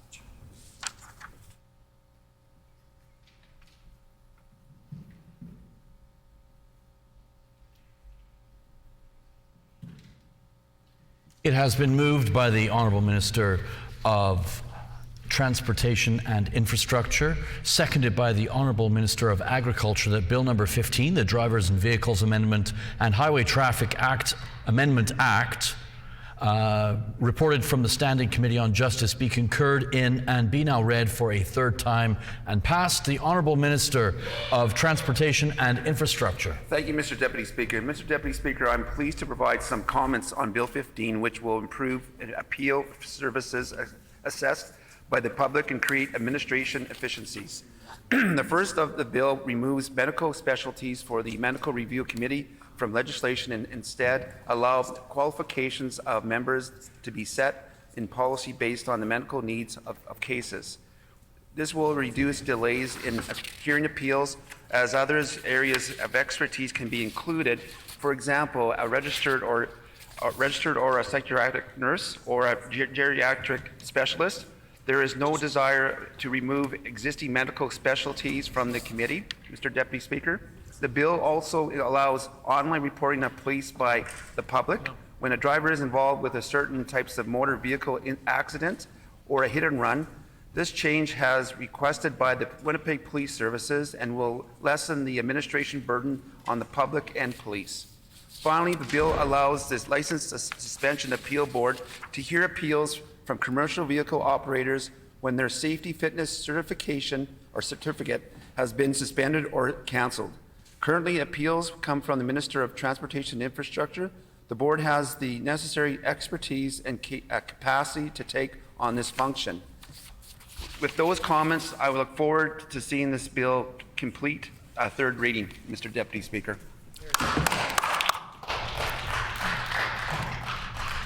The Honourable Member for Concordia.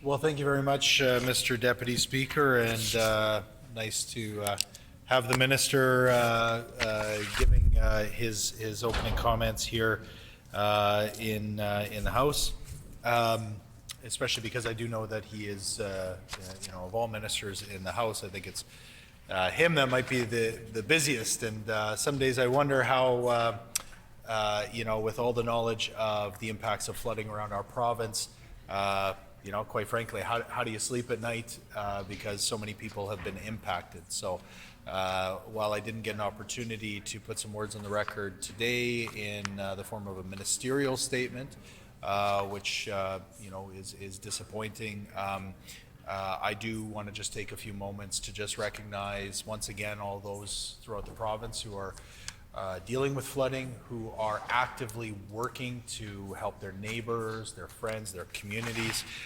It has been an incredible, unbelievable flooding season in this province, one that we probably won't ever see again exactly in this form. And for many around the province, I know it's been absolutely heartbreaking as they've lost property. So, as I said, I'll just take this quick opportunity to thank all those who are doing the work in the department, in municipalities across our province, volunteers, individual citizens, and the Minister for doing the work that he's doing. And hopefully he does get some sleep at night. He looks well rested, but I'm sure he's always concerned about all the impacts that we're seeing across the province. Very briefly, Mr. Deputy Speaker, very pleased to put some words on the record with regards to Bill 15. Bill 15, as the Minister pointed out, gives the Minister the authority to determine the composition of the Medical Review Committee and to appoint members. When appointing members, the Minister must ensure there is sufficient range of medical expertise and experience for the committee to carry out its responsibilities.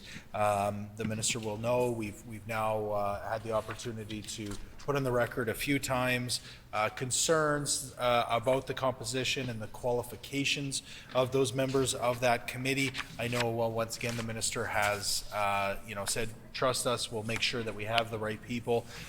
We recognize that there are evolving and changing dynamics with regards to who would be appropriate with regards to a medical review committee. That being said, it is, it's important that the minister take this very seriously and ensure that the proper qualifications are there, because the work that the medical review committee does is so important. The minister has that authority now, so it is going to be very important that those qualifications remain robust in terms of making sure they can deal with all of the cases that could come before them. Likewise, we support the changes with regards to police reporting under the Highway Traffic Act, which we understand this legislation is making permanent, a change that was implemented under COVID, and which allows a person to make a report under the Highway Traffic Act electronically rather than only in person. This is part of, I think, a number of changes that have been made, not just in this legislative session, but even going back to when we first were dealing with the impacts of COVID. I remember coming back for an emergency session here of the legislature where we were just trying to tie up some loose ends and try to, at the very beginnings of this pandemic, try to grasp how we can start making these changes. Not that I would say now that, if we're looking for something positive, I guess you could put it that way, that comes out of the pandemic. These are the kind of changes that you could say, maybe have helped streamline the process. And we understand that there has been consultation with law enforcement. I think that's important to make sure that they're on board.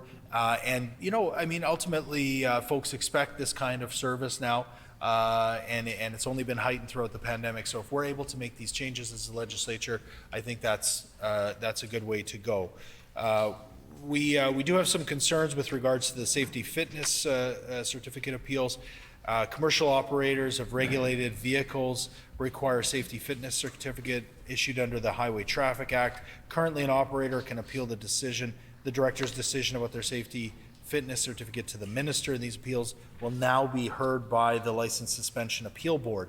And, I heard in the minister's comments, don't worry, the License Suspension Appeal Board will be able to handle this additional work, and that any appeals that come in will be able to be absorbed and dealt with in a timely manner by the board.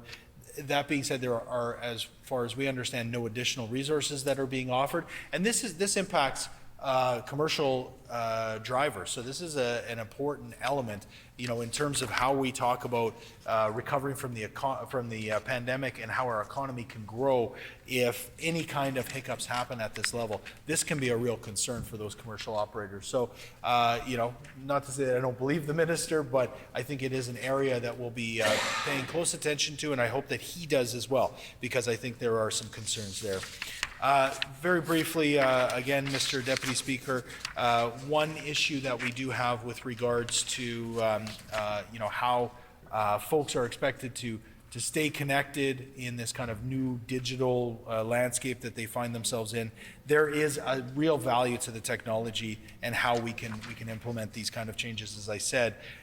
That being said, we also always need to be very, very cognizant that for some people, access to online services are not as easy as it is for many others. So we continually remind the minister that for those with visual or physical disabilities, we need to ensure that there's always that ability to access these services outside of the online realm, and give them the opportunity to continue to come in person and deal with a person who can facilitate them and accommodate any kind of challenges that they might have. So, there are some concerns with this bill, Mr. Deputy Speaker, but ultimately I think there are some changes that, will make things a little bit more streamlined.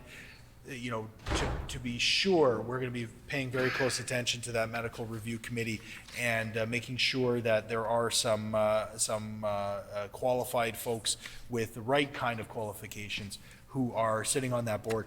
We want to see that be one of the focuses of this government to ensure that we're building, we're not going backwards. So with those few words, Mr. Deputy Speaker, we're happy to see Bill 15 go forward, and we look forward to more information as this goes forward and is implemented as to how this government will manage these changes in the future. Thank you, Mr. Deputy Speaker.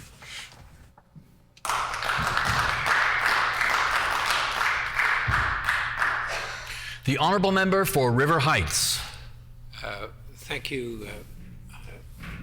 I will address this bill, but I will first, as the MLA for Concordia has done, provide a few comments on the flood, which is clearly a major event for us this spring, and it looks like some of the impacts are going to last into the summer and maybe later. Clearly, a big thank you is in order for the minister, the staff, and many others who have worked long hours to try and do their best to address the flooding issues, to help people who are in difficulty and communities which are in difficulty.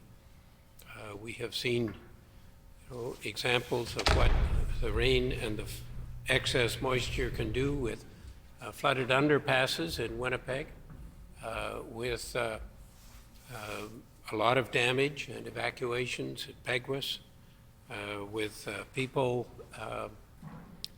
calling in and telling us yesterday that they were very concerned about Lake Manitoba because it's now 11 years after the 2011 flood, major flood, and we still don't have the outlet done to Lake St. Martin and Lake Winnipeg. I think it is a time not only for thanks, but a time now for doing some planning moving forward. That planning needs to include providing the long-term flood protection for Peguis, as has been done for many communities in southern Manitoba. And whether that's a diversion or diking or holding water back or some combination of all these, it needs to be done. It has been delayed far too long. When it comes to the situation in Lake Manitoba, we've had over 11 years many excuses to why it's not done. But it is really the job of politicians not to make excuses, but to figure out how to get the job done. More excuses I'm hearing. That job takes politicians with skill, with knowledge, with the ability to work with other levels of government, but fundamentally to serve Manitobans in a way that is not a pathway or a flood lined with excuses. That being said, Mr. Speaker, we are dealing with a lot of excess moisture in farm fields, and we hope that we have some clear, dry weather in the next few weeks that will allow much more seeding to be done. We're pleased that the government has extended, at least for some areas, I understand, the crop insurance deadline, and hope that there is every effort made, not only by farmers to get the crops in, but also where needed by government to make sure that farmers don't bear an undue share of that risk. Those comments being said, I want to specifically focus on Bill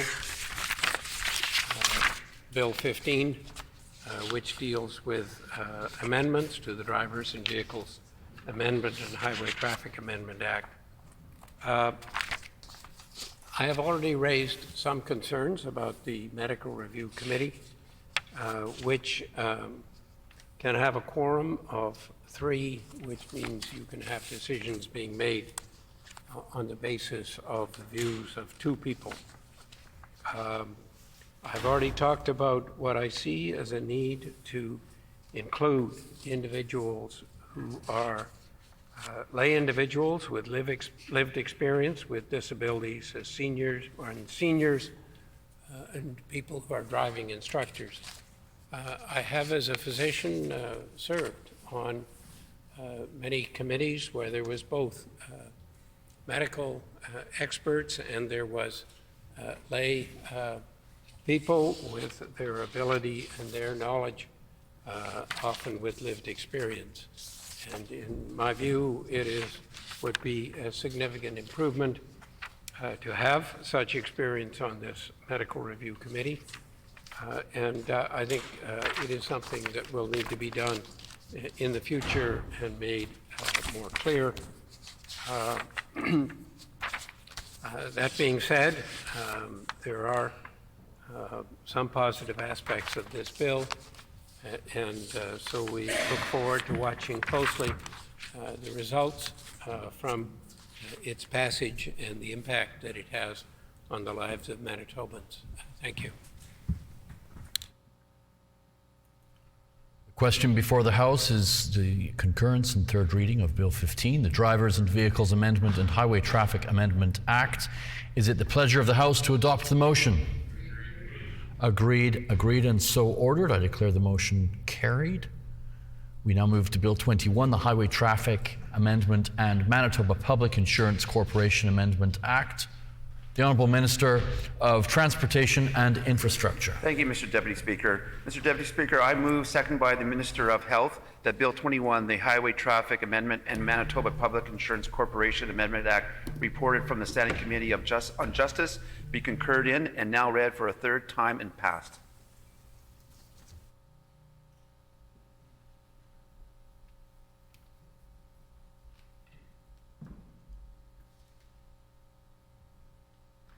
It has been moved by the Honourable Minister of Transportation and Infrastructure, seconded by the Honourable Minister of Health, that Bill number 21, the Highway Traffic Amendment and Manitoba Public Insurance Corporation Amendment Act, reported from the Standing Committee on Justice, be concurred in and be now read for a third time and passed. The Honourable Minister of Transportation and Infrastructure. Thank you, Mr. Deputy Speaker. Mr. Deputy Speaker, I'm pleased to provide some comments on Bill 21, which introduces in response to the number of requests from Manitoba municipalities, businesses, and other organizations, Mr. Deputy Speaker. The bill enables pilot testing for micromobility devices, including personal transportation vehicles and electric kick scooters and low-speed vehicles on roads. Future regulations will set out on conditions of pilot projects, such as the type of device or vehicle being tested, maximum speed limit, age limits, insurance requirements, and so on. The bill also addresses the specific insurance requirements for public pilot projects. The amendments also creates a concept of shared streets and enables municipalities to make bylaws to designate shared streets for pedestrians, cyclists, motorists, and people using recreational equipment will have equal access, Mr. Deputy Speaker. The speed limit on shared streets will be the maximum of 20 kilometers per hour, and regulated signage will be required to ensure that all road users are aware of the shared streets, Mr. Deputy Speaker.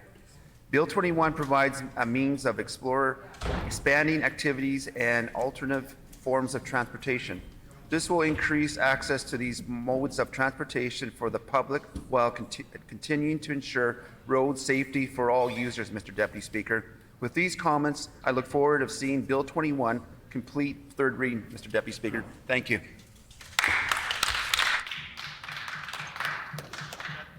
The Honourable Member for Concordia. Thank you very much, Mr. Deputy Speaker. I appreciate the opportunity to once again rise on Bill 21. And, well,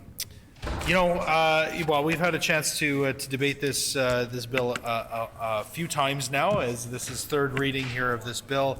But it is important that we do spend some time talking about this particular bill, because as I've said, a few times, as we've heard from the community over and over again, this is really a representation of a missed opportunity by this government to, again, find something positive from the pandemic and from the impacts of COVID. Going back to spring of 2020 and into 2021, what we saw was that folks' regular routines were impacted in a way that we had never seen before, once in a lifetime probably. I would hope anyway, Mr. Deputy Speaker. But again, in some respects, in a positive way. We saw people get out to our provincial parks in a way that we've never seen. We saw them using our civic resources in terms of our parks and our infrastructure, like our paths, our active transportation systems, in a way that we have never seen before. Because they couldn't go out and see a movie, maybe, Mr. Deputy Speaker, or they couldn't go out to a restaurant. They found themselves using this opportunity to get more active and to get out in their communities. And what we heard from the city was that they wanted to move forward, and they again wanted to find something positive from this. So they brought forward an open streets program that was well received across the board. I know that within specific neighborhoods and communities, many of these streets were streets that were already sort of a de facto active transportation routes, or used by many pedestrians and cyclists and those using many different modes of transport.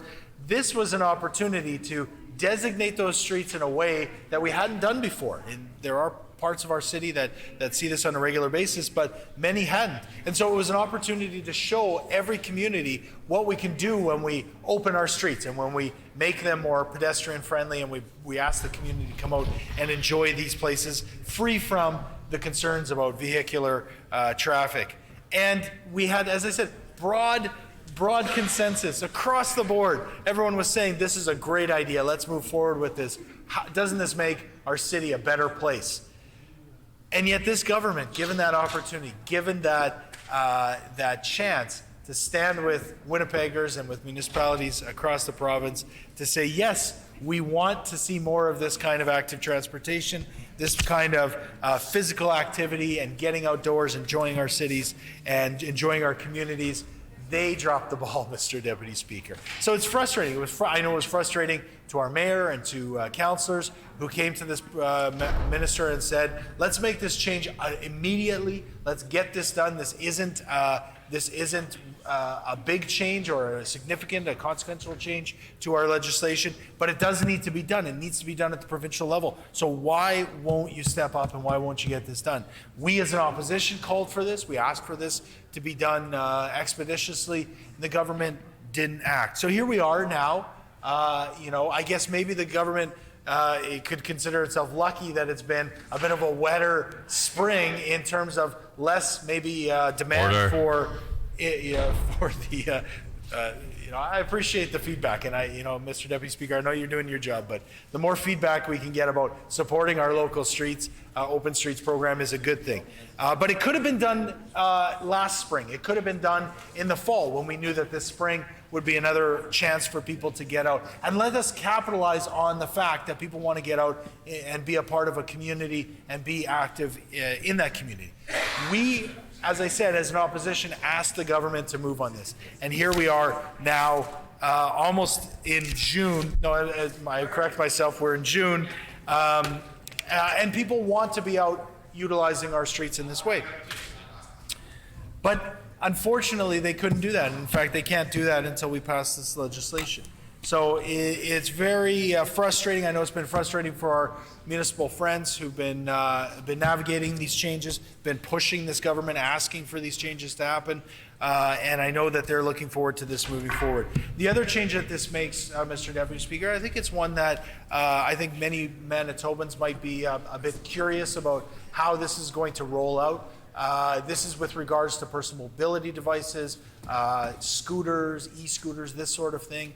And what we understand is there's a number of pilot projects that are proposed in different parts of the province that we want to see move forward. As I mentioned at second reading, I had an opportunity to be in Calgary during spring break with my family, and we saw, scooters everywhere. Well, maybe too many scooters in too many places, but I think that really comes down to how municipalities manage these kind of projects as they roll out. But here is an opportunity for the minister and his department to get down into the sort of, the details with regards to how these personal mobility devices can be rolled out throughout the province. I think most Manitobans would be surprised. First, that it needs to be done at all, and this change needs to be done at the provincial level.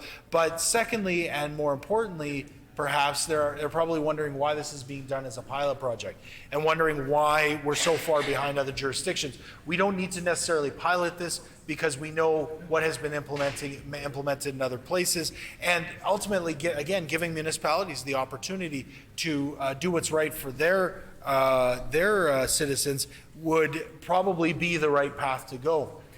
This minister has chosen to go this route. We'll be watching very closely how this is implemented and how this impacts folks. We'll also be watching very closely how this may impact those in the disability community, because we know that this isn't just a question about recreational devices, although there are a number of new technologies that have been rolled out that we look forward to hearing more about how the minister is going to regulate and put some restrictions on those. But this will potentially impact those folks in the disability community. And so we hope that the minister is paying very close attention to that community as they look for feedback from the minister about how changes that are made to the Manitoba Public Insurance Corporation Amendment Act could impact folks there. And not just the folks in the disability community, but ultimately for many seniors throughout our province. This could be something that impacts them and makes a big difference. So while we don't oppose this legislation, there is, I think, a lot of work that will need to be done to monitor it, to, as an opposition, try to improve it or try to make changes as we go forward. We do hope that information will be forthcoming very shortly in terms of exactly what this minister intends to do with regards to these pilot projects, that he brings that information forward to the legislature so that we know exactly what is going to be rolled out. I know I've heard informally from several members in the chamber about projects that they're looking forward to. But as we enter a season of elections, municipal elections across our province, I think it will be very interesting to see the different interactions between that municipal level of government and the member for and the Minister for Infrastructure, because this is one of those changes that will ultimately impact how they're able to deliver services and opportunities to folks in their municipalities, and they want the freedom to be able to go to their ratepayers and say, this is my vision, this is what I want to do, and put that to the test at the ballot. So thank you very much for the time here. Once again, Mr. Deputy Speaker, I think it's an important piece of legislation, and as I said, we're committed as an opposition to continuing to monitor this as this goes forward and watch to see how it's rolled out in different parts of the province. Thank you, Mr. Deputy Speaker.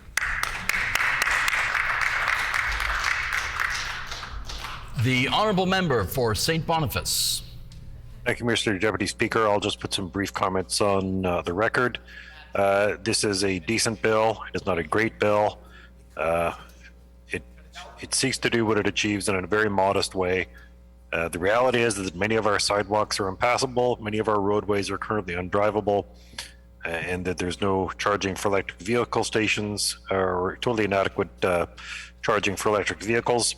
All of these are things that need to be improved. It would be great to see that this is something beyond just Assiniboine Park, but let's get on with it and vote for it. Thank you. Question before the House is concurrence and third reading of Bill 21, the Highway Traffic Amendment and Manitoba Public Insurance Corporation Amendment Act. Is it the pleasure of the House to adopt the motion?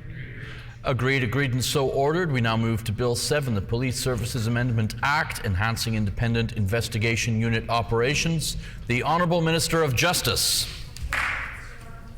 Thank you, Mr. Deputy Speaker. I move, seconded by the Minister of Families, that Bill number 7, the Police Services Amendment Act, enhancing independent investigation unit operations, reported from the Standing Committee on Justice, be concurred in and be now read for a third time and passed.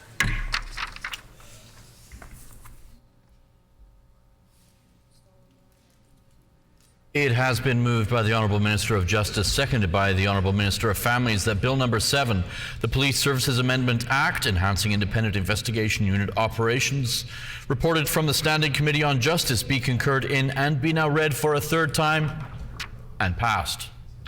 The Honourable Minister of Justice. Yeah, thank you, Mr. Deputy Speaker. We know that the vast majority of the women and men in law enforcement, whether that's in the Winnipeg Police Service, the RCMP, the Brandon Police Service, the various municipal services around the province. Order.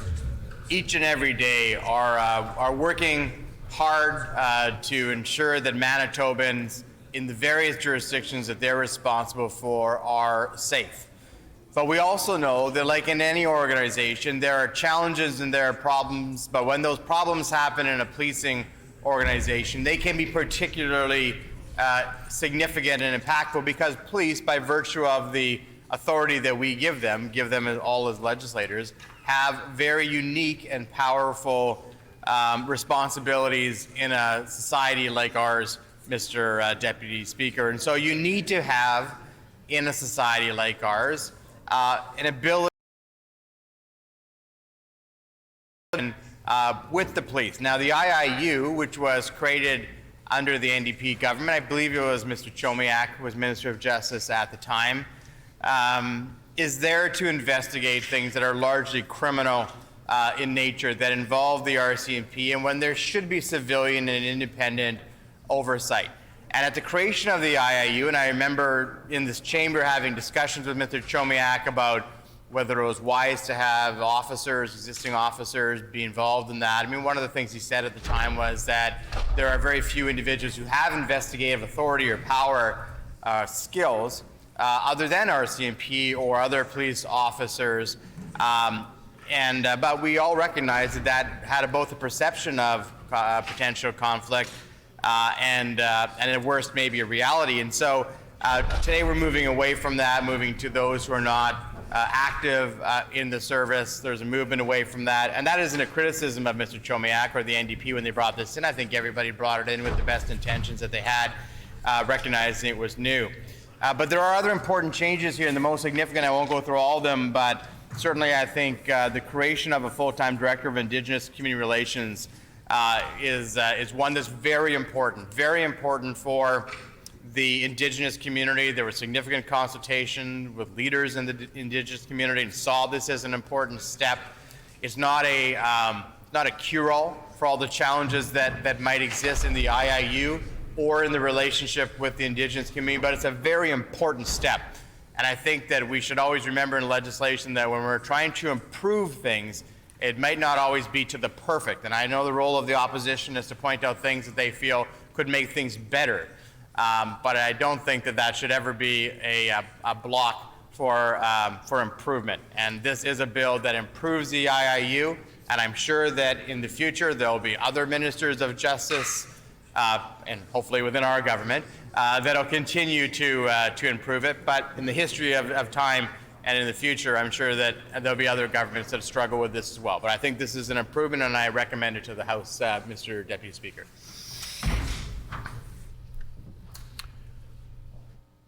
The Honourable Member for St. John's. Language, Deputy Speaker.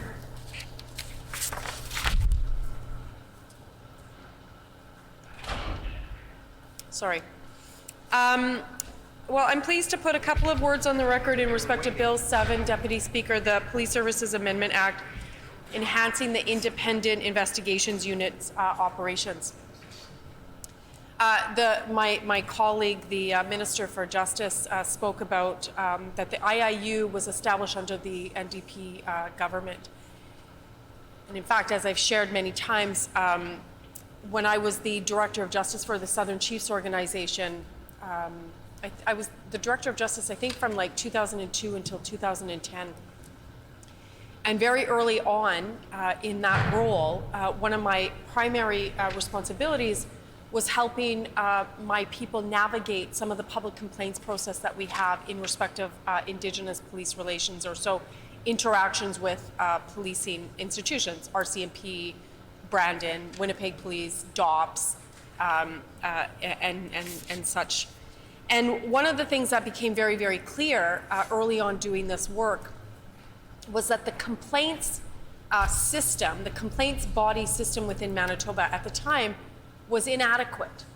Because, most people will know that Manitoba has the Law Enforcement Review Agency, and the complaints or the concerns and criticisms that we had back then from 2002 until 2010 still exist right now. We have the Professional Standards Unit, which is an internal investigative body within the WPS. And quite obviously, there's a lot of concerns with the PSU as well, because it is internal to the WPS. And so you have WPS members investigating themselves in respect of a complaint that's come forward between interactions in the police. And then, of course, we have the Public Complaints Commission with the RCMP, which has its own set of rules and criteria. And so, very, very early on, part of my role was to lobby and advocate for what at the time we were calling a special independent investigations unit. And we were kind of modeling that over after the Ontario model, which was a pretty good model at the time. And I even brought in their former, I can't remember what his title is, and for the life of me, it was so many years ago, I can't even remember his name, but I hosted a community gathering with him, and people were able to ask questions. I remember we had so many folks come out to that. I hosted it at the Mount Carmel Clinic. And then actually met with him when I was in Ottawa. We ended up doing more work together, and he explained everything. And so from very early on, I've been one of the folks in Manitoba that have been advocating for independent investigations unit. When the NDP announced that they were going to start this process of establishing an IIU, I was part of the committee that would work with Glenn Lewis at the time, who was in charge of policing. And so there was MKO, SCO, AMC, and MMF, and we all sat on this committee with Glenn Lewis and talked about what we wanted to see in this IIU, the establishment of an IIU, alongside other changes that we wanted to see in the Police Services Act. So at the time, and I agree with my colleague, right? Like, I think that we all understood that we had to get established an IIU. We had to, unequivocally get one established. And that I think there was the understanding that there would be changes to it as we went along. And so, I support some of the changes that we see in here. One, that current officers are no longer eligible to serve as an investigator with the IIU. I think that's appropriate. I think that's proper. I think it's essential in respect of having community confidence in the IIU to, as much as possible, separate current active members of policing institutions and having them as investigators. So I support that. And there was a lot of discussion going back and forth about the role of the role that the Indigenous community could play in the IIU. And I know that for myself, I argued that we had to have civilian members that were also investigators within IIU. And again, I know that my colleague talked about, Dave Chomiak was talking about, the level of training to be able to do these investigations. But I argued back then, as I argue now, that you can train civilians to undertake investigations in respect of policing interactions, and they can be as easily trained as police officers. Now, of course, there'd be, when you have ex-police officers that are investigators, of course they have years and years of more experience. I get that. But I still think that there's a role in the IIU to have civilians trained up to be able to equitably participate in investigations involving police officers. Now, in Bill 7, we have the newly created the position of Director of Indigenous and Community Relations. I think that's fine. That's good. It's a good start. The problem is that if you look in the legislation, is that even though this Director of Indigenous and Community Relations position is established, it's not specifically earmarked for an Indigenous person, an Indigenous Manitoban, to be able to have that role.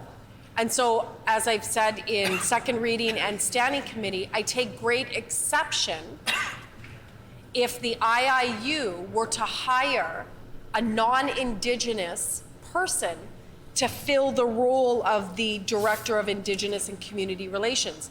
That is the antithesis to what we should be doing.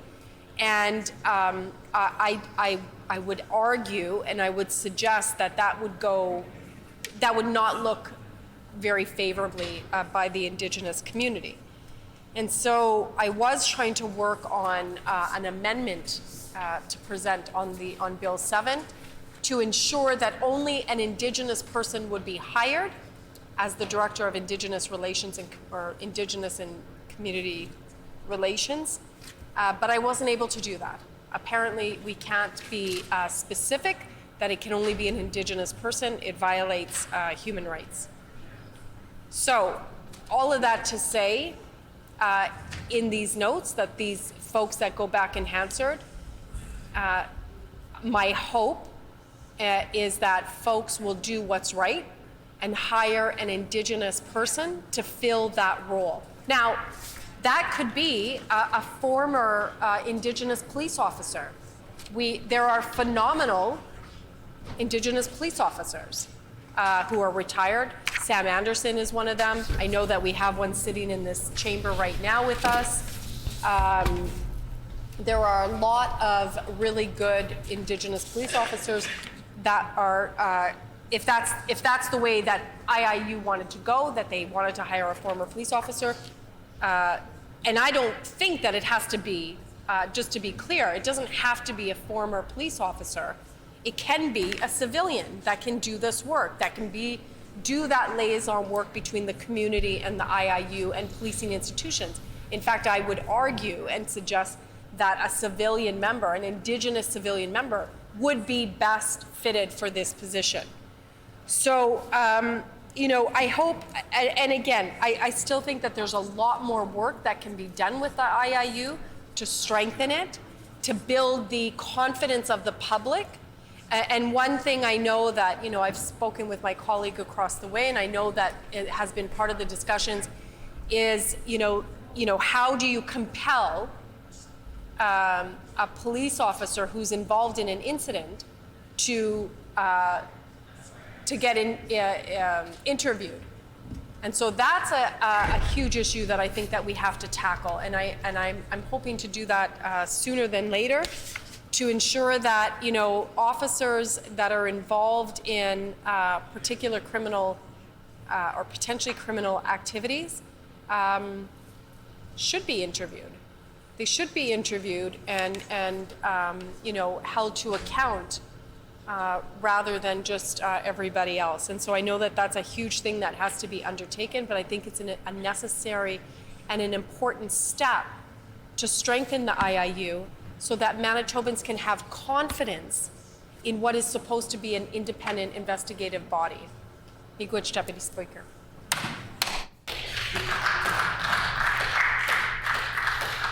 The Honourable Member for St. Boniface. Yes, thank you very much, Mr. Deputy Speaker. We do have existing concerns about this bill. I've often said myself that we can't let perfection be the enemy of the good, but this bill makes important steps, but it does not go far enough. We have had a huge problem with, quite frankly, with police accountability in this province for decades.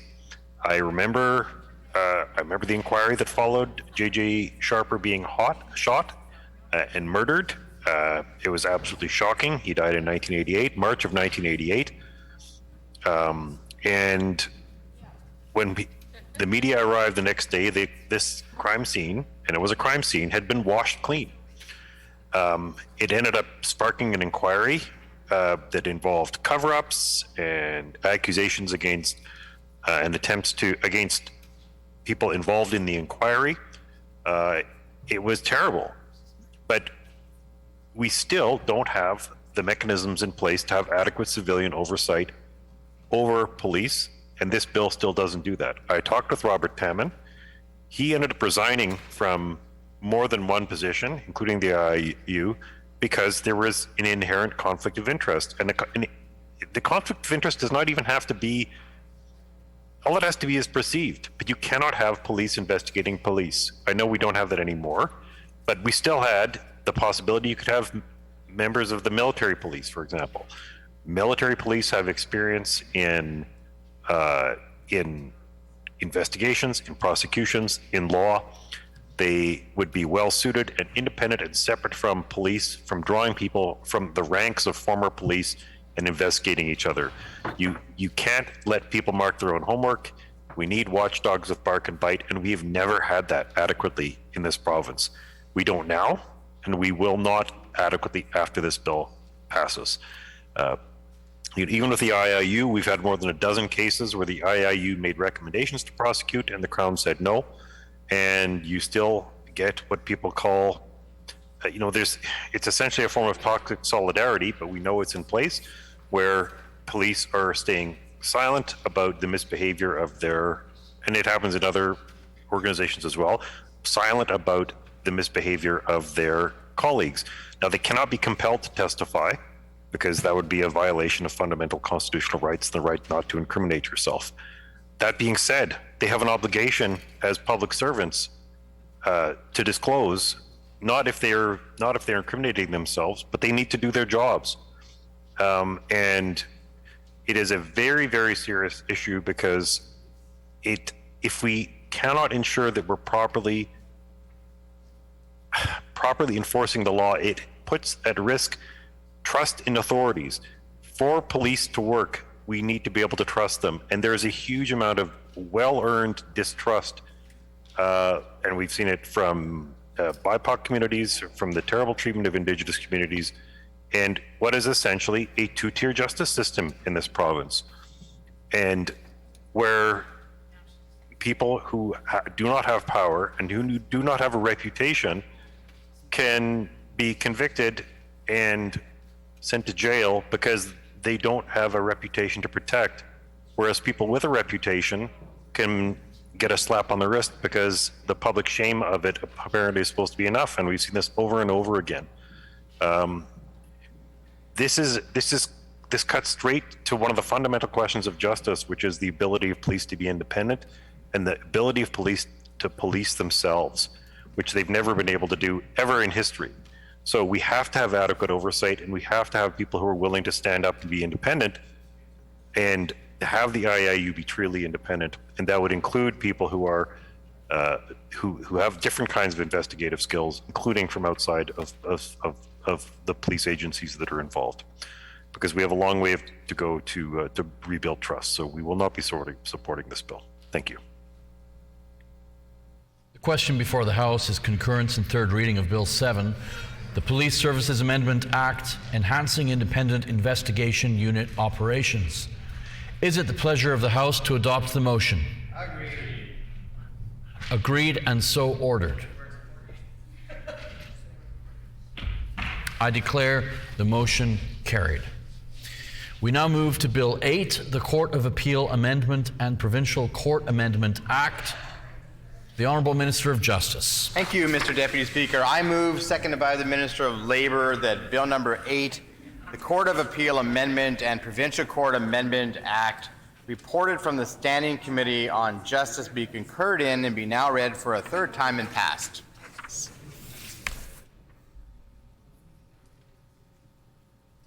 It has been moved by the Honourable Minister of Justice, seconded by the Honourable Minister of Labour, that Bill number 8, the Court of Appeal Amendment and Provincial Court Amendment Act, reported from the Standing Committee on Justice, be concurred in and now be read for a third time and passed. The Honourable Minister of Justice. Thank you very much, Mr. Deputy Speaker. This bill has two important provisions.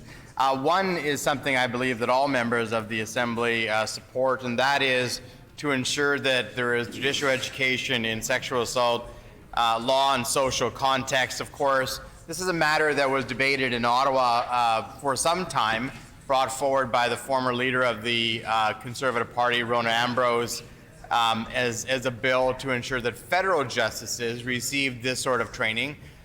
It became a matter of some controversy because, understandably, judges will exert their independence and independence over the education that they take when they're on the bench as well. And I have respect, of course, for those who are in the judiciary and the independence and why they have independence, Mr. Deputy Speaker. It's an important part of our model of government, where you have the executive branch of government separate from the judiciary.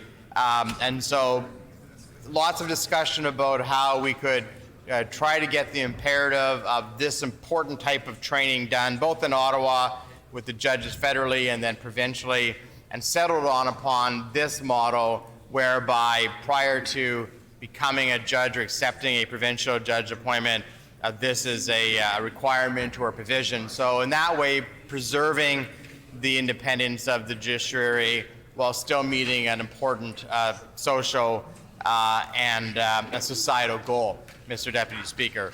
I know that there'll be other discussions, I'm sure, with the judiciary in Manitoba. I believe in Ottawa, they've signed an MOU with the Court of Queen Bench and other federally appointed judges, and perhaps that discussion can happen here in Manitoba as well. And then, of course, there's also the issue of how judges themselves are appointed to the bench, Mr. Deputy Speaker, and this is often a matter of some debate.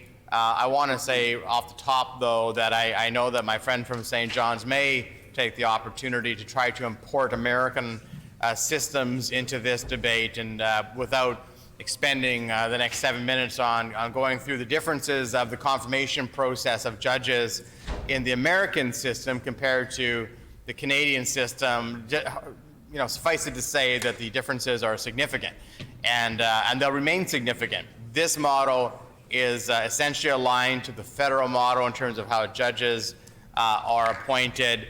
It is endorsed, I imagine, then by the NDP Liberal coalition that governs in Ottawa these days, and existed under a previous government as well in Ottawa. And it doesn't mean that the system is perfect, Mr. Deputy Speaker, and it doesn't mean that there won't be things revisited, as there always are, and then there have been changes across the country in how judges are appointed. But I think it is important to know there's specific criteria in terms of how long an individual has to have served or been called to the bar before they can be appointed as a judge, Mr. Deputy Speaker. Then, of course, there's an application process that will get vetted by a committee of individuals that include, of course, judges and others from the legal profession, and then those who are appointed from the community at large. And I've heard my friend from St. John's talk about the important role of having the judges steer all of this. And I have a great deal of respect for those who are in the judiciary. I truly do. But one of the beautiful things about our legal system is that we do find opportunities in space for members of the public at large to play a role. A judicial justice themselves, Mr. Deputy Speaker, can be a member of the public at large. That's specifically laid out. That used to be called justices of the peace, I believe.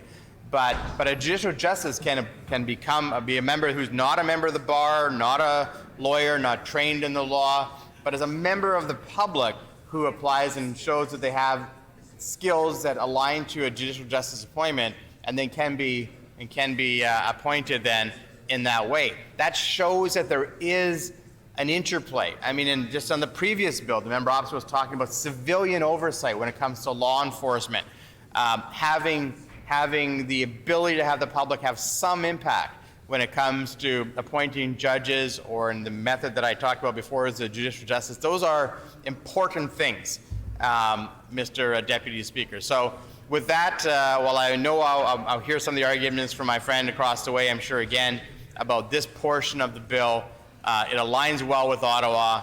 It'll ensure that qualified individuals are vetted and give the Attorney General of the day, the Minister of Justice, the ability to choose from a well-qualified, substantive list of individuals to serve well on the judiciary in Manitoba. So thank you very much, Mr. Deputy Speaker, and I look forward to seeing this bill pass.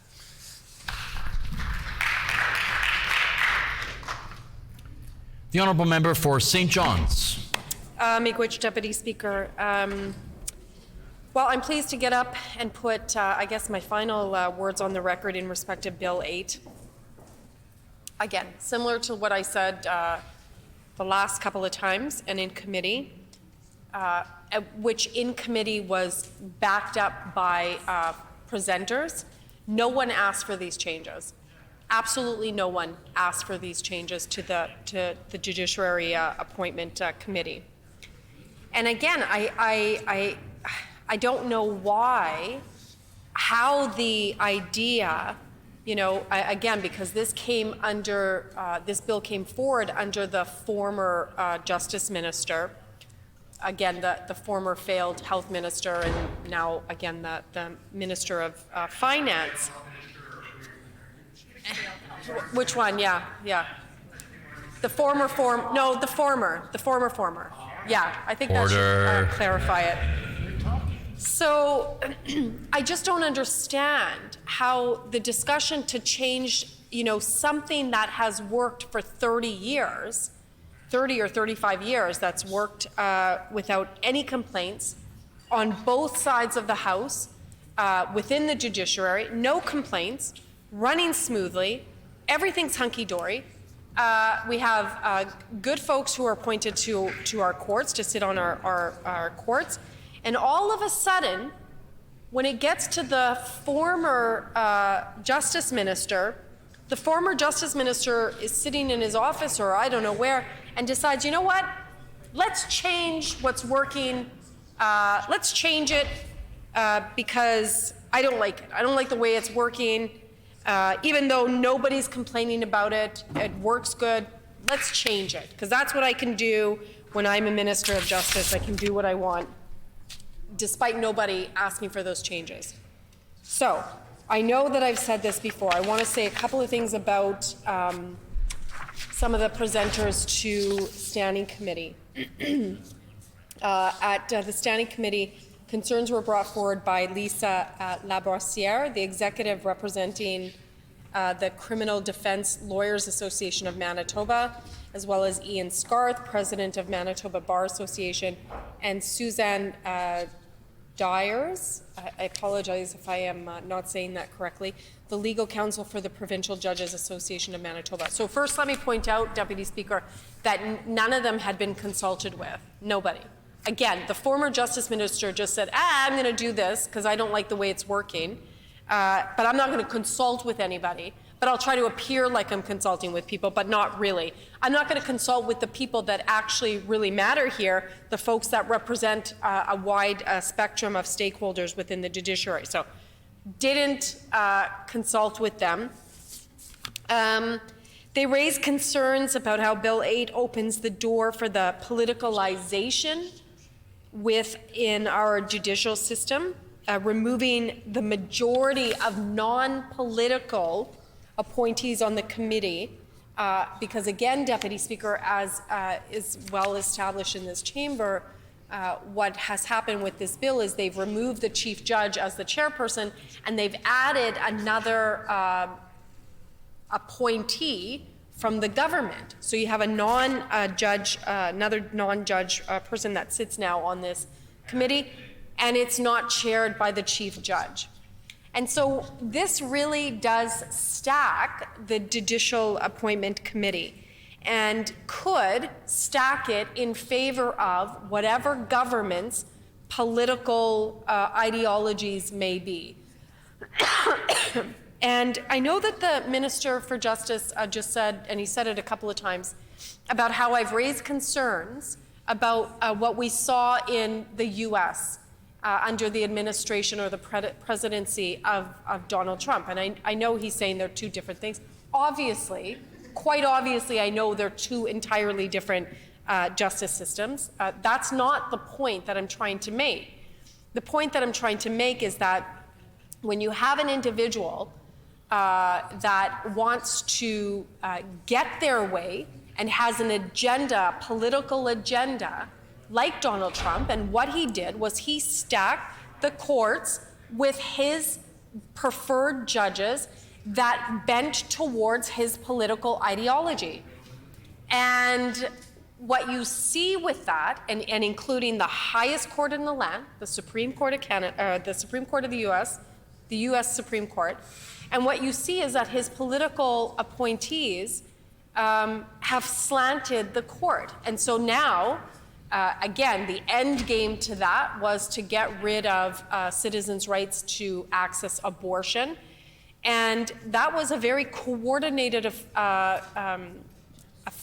across the U.S., but at all levels.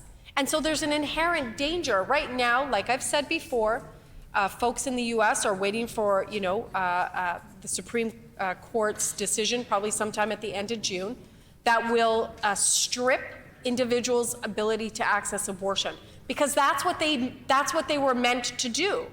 Donald Trump put them in those positions to do exactly that, and then lo and behold, they're doing exactly that.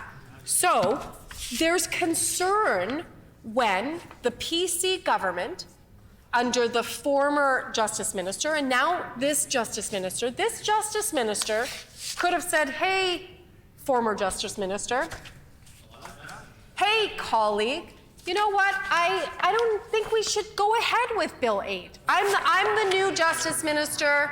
I think we're not going to move forward with Bill 8 because it's not needed, Deputy Speaker. He could have had that conversation with his colleague. He could have said, you know what?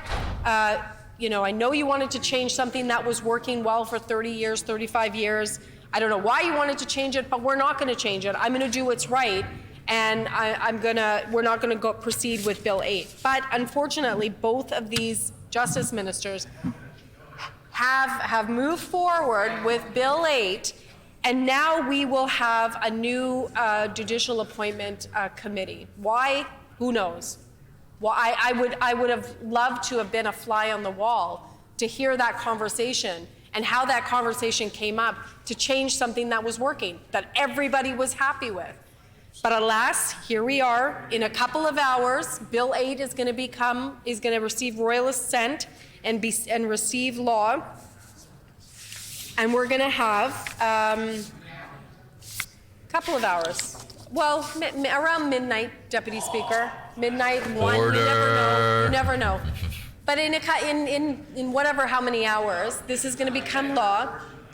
And it will forever be known, Deputy Speaker, that the former Justice Minister and this Justice Minister, both failed health ministers, right? So kind of married together here, changed the way that we appoint judges in Manitoba, despite nobody asking them to do so. And I think that that's really not good. It's tragic, actually, quite honestly. Because now you are creating a system whereby there is an inherent distrust. Because who are the members going to appoint to sit on this judicial appointment committee? I'm pretty sure, I'm going to put it on the record here, I'm pretty sure that there's no NDPers that are going to be appointed to that. I know the Minister of Justice likes lots of NDPers. That's great. But I think that the move to change the judiciary was not to appoint any left-leaning folks on that committee. So again, here we are. We're all talking about who we like and all of that, but at the end of the day, I really do, all jokes aside, Deputy Premier, this really does, what did I say? Oh. You said Deputy Premier. I'm Deputy Speaker, honored, but sorry, I'm the it's been a Deputy long Speaker. day, sorry. Yeah, I know. Thank you to Madam Clerk for pointing that out. At the end of the day, Deputy Speaker, I do think this really does erode the confidence of Manitobans in our judicial appointment process.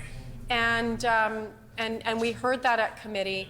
I'm sure that we're gonna hear that a little bit more as we go on. And it's unfortunate that these two gentlemen will be forever attached to a law that changed the way it was working, and that it was working very good. Thank you, Deputy Speaker.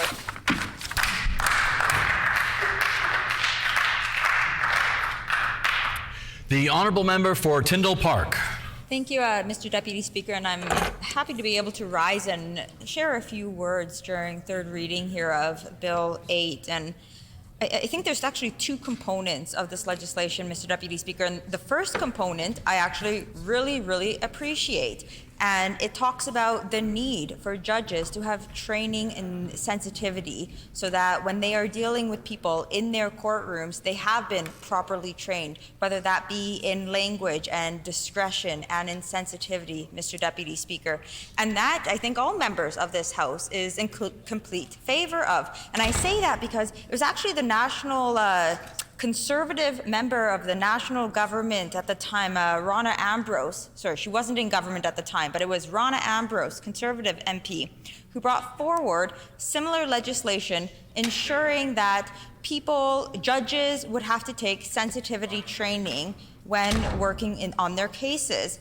So then, here provincially, we followed suit, and I know I introduced legislation calling for this. I know a member of the NDP also introduced legislation calling for this, and the government had the opportunity to support either of our pieces of legislation, and they chose not to. Instead, they chose to take the idea, which is fine, it happens, they put it in their legislation, but in the same piece of legislation, Mr. Deputy Speaker, they added in this whole section taking away control from the Judiciary Council.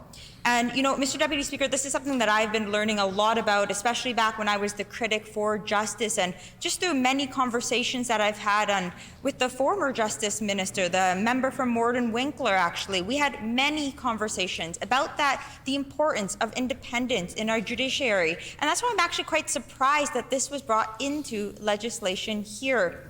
I remember at committee, reading through Committee Hansard, and one of the speakers from a member of the Provincial Judges Association of Manitoba explained it really well, where for the last 30 years, political hands have been out of the pot, and there have been no concerns brought forward. There have been no one has actually approached this government to ask them to make these changes. But what they've done in this legislation, if it passes, is it allows the Minister of Justice to review the list of judges before actually putting that judge into their official seat. And I don't think that's any business of the minister, Mr. Deputy Speaker. I think that's where it's really important that our judiciary remains independent and they have the final say at the end of the day, because they're the ones who know best, Mr. Deputy Speaker. And what has been happening has been working for the last 30 years. So no one called for this. We're confused as to why it's coming forward. And that's why it's so unfortunate that they combined both these things into one piece of legislation, because we 100% support the need for training for judges with as far as sensitivity training goes. But we can't, in good faith, support the second part because we haven't heard from anyone in our judiciary that this is favorable. With those few words, I'll cede my seat. The question before the House. Order, please. Order, please. Order. Thank you. The question before the House is Bill 8, the Court of Appeal Amendment and Provincial Court Amendment Act. Is it the will of the House to adopt the motion? I hear a no. Let me check my script here. Hang on a second. All those in favor, please say yay. Yay. All those opposed, please say nay.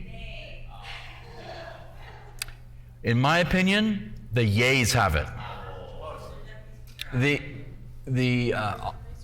The honourable member for Tyndall Park. On division.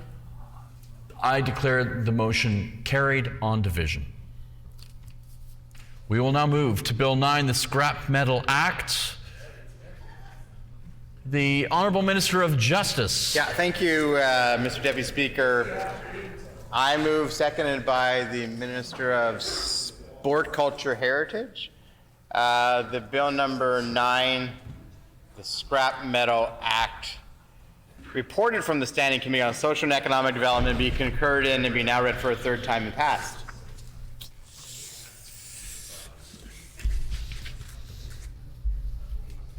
It has been moved by the Honourable Minister of Justice, seconded by the Honourable Minister of Sport, Culture and Heritage, that Bill number 9, the Scrap Metal Act, reported from the Standing Committee on Social and Economic Development, be concurred in and be now read for a third time and passed.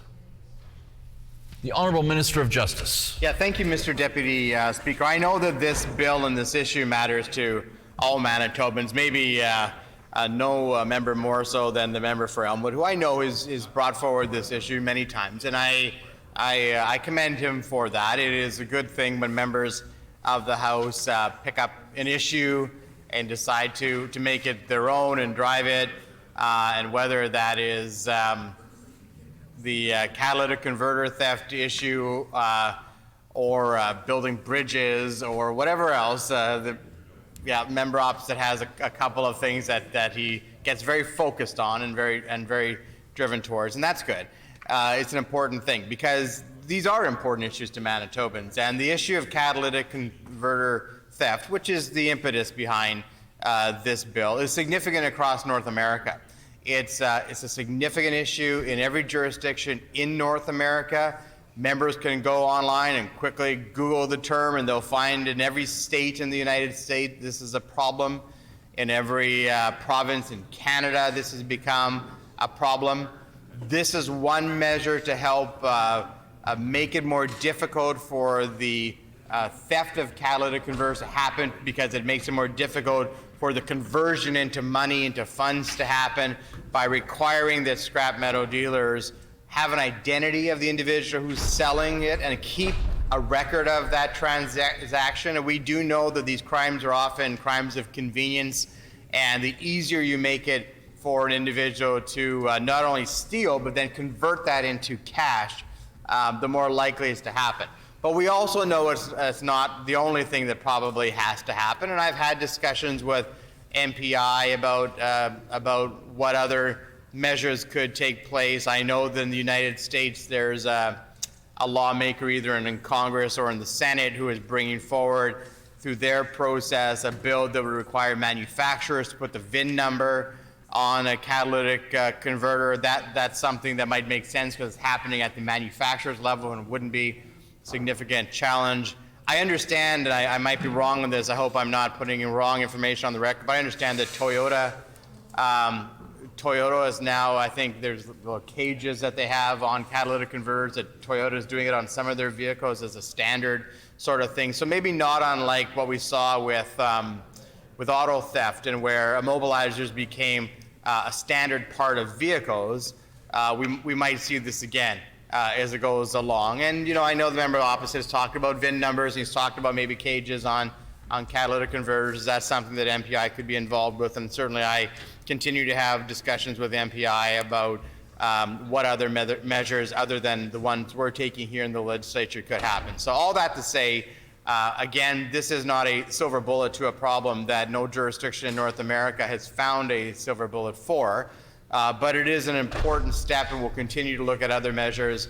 And then also work, of course, with industry, because ultimately I think that the solution is going to be at the manufacturer's level, where they're looking at consumer protection and and either through VIN numbers or other sort of installations at the manufacturer's level, similar to auto theft, where the measures will be taken there, and that's what's ultimately going to be, I think, the solution to this issue. But that doesn't mean that we won't continue to look at action to be taking action today. Thank the member for Elmwood for his advocacy on this bill and his continued advocacy on this issue. Thank you very much, Mr. Deputy Speaker. The honourable member for Elmwood. Well, thank you, Mr. Deputy Speaker. And I'm very pleased to follow the minister on speaking to this bill. And I can tell you that he has, I think a pretty solid understanding of what has to be done here. The reality is that Alberta and British Columbia had a 3-year head start on us in terms of a scrap metal bill. But you have to remember that the catalytic converter issue is kind of snuck up on us, and the bills that were brought in those other 2 provinces were dealing more with scrap metal, which would be a lot of copper and construction site thefts of materials. And when commodity prices really went up high, like copper and other metals, the people were stealing, from construction sites, from hydro sites, and from hydro sites it's particularly dangerous because a lot of people would end up getting electrocuted when they did things like that. So the genesis of this bill was to deal with scrap metal, and knowing that scrap metals were being brought to scrap metal dealers, and that was the natural flow of these products. And so the idea was to make it a requirement that the dealers had to keep track and keep records of the scrap metals that were being brought in. Now, what happened is that the government has introduced a bill, Bill number 9, which is essentially a knockoff of the Alberta bill, which is now 3 years old, and has sort of been overtaken by just history, because the number of catalytic converters, the value of catalytic converters being stolen, I believe in the last year is like $4 million. In other words, the problem's gotten worse. So, who would introduce a bill, what government would introduce a bill, knowing that 3 years from now, what you're trying to solve is actually going to be way worse than it is right now. So clearly, yeah, what we concluded was that there had to be a multi-pronged approach to this.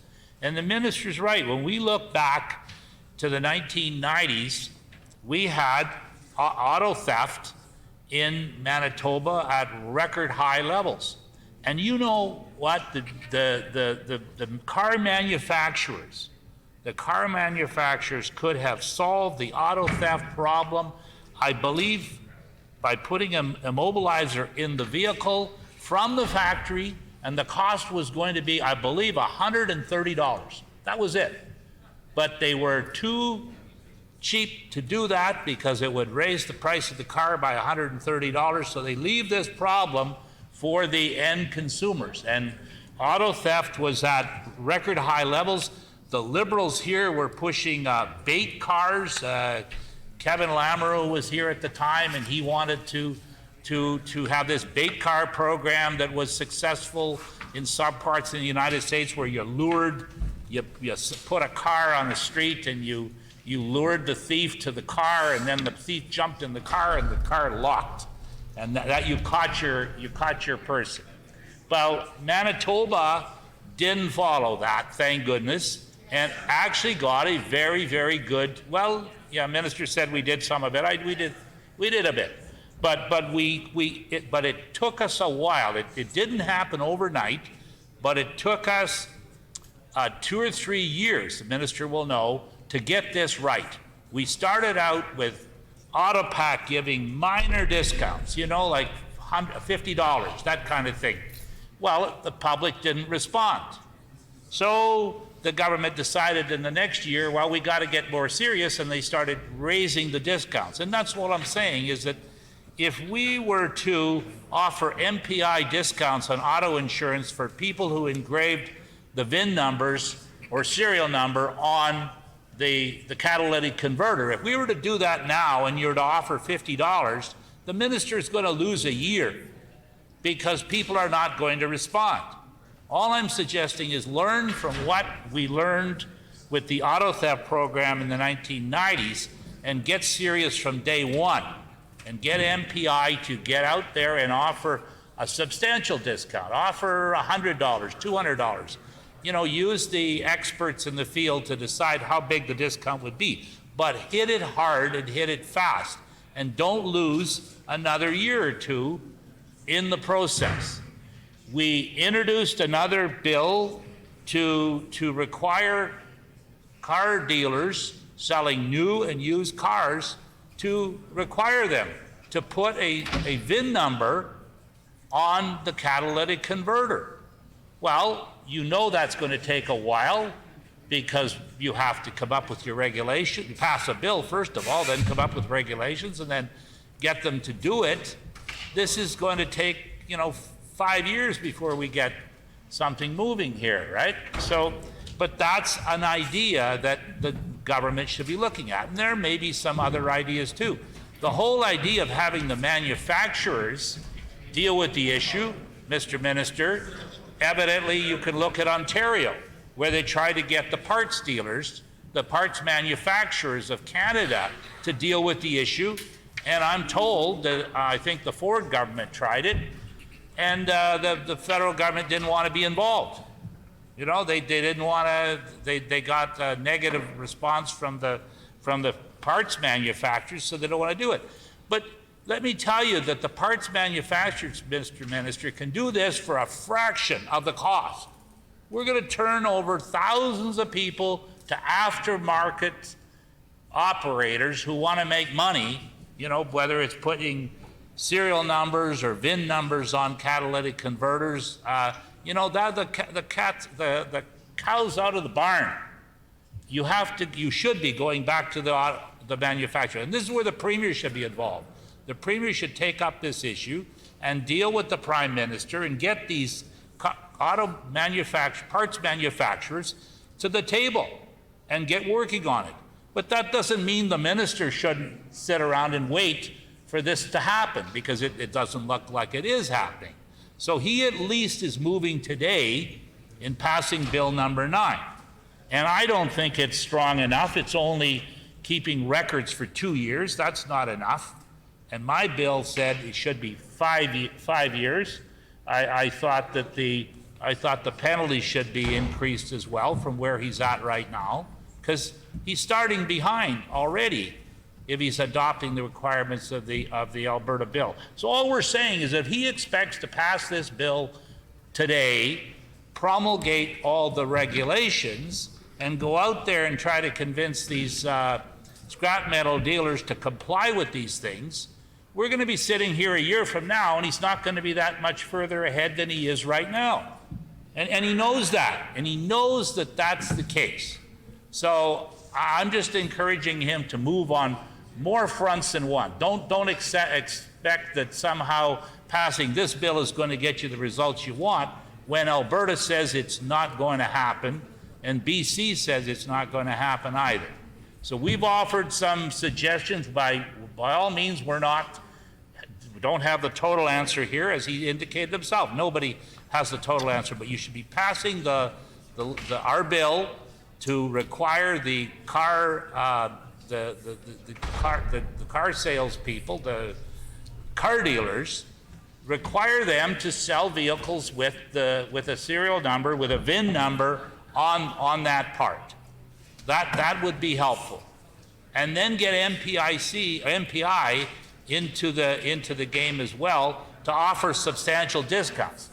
And on that basis, he will have consumers of Manitoba looking at him as actually being an activist and doing something about the problem, as opposed to simply taking one little piece of the puzzle and saying, oh, well, we've achieved success here. Well, you haven't achieved success, and you're not going to either, just by passing this bill tonight and thinking you're going to get big results out of it. And you've even indicated yourself that that's not going to work out the way you want it to at this point. So all I'm suggesting is, like, don't give up. You're on the right track with this bill, but you've got to move a lot more quickly on other aspects of this issue as well. And with that, I'm prepared to, I think our bill's better, yes. Here, here.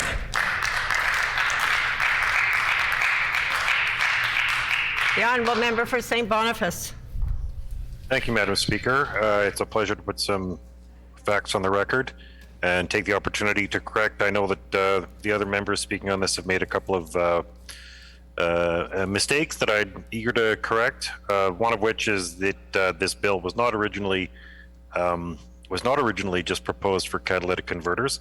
It was in fact based on a bill that I presented in 2020, which was brought forward, or the ideas behind it were brought forward by constituents of St. Boniface, who are frustrated with the fact that they'd seen property crime go up by 300%, and that people were stealing stuff from their yards, chopping up their bikes and barbecues and more. In fact, after I introduced that bill, it was voted on. It was voted against by both the PCs and the NDP. I had a very positive meeting with the former Minister of Justice, the current Minister of Finance, who said that they would use our bill as a model, which is reflected in an online article with this largely replicates the private members bill that we brought forward in the first place. This is something that, had we voted on it and passed it 2 years ago, we would not have to be dealing with the level of catalytic converter theft we've seen up to this point.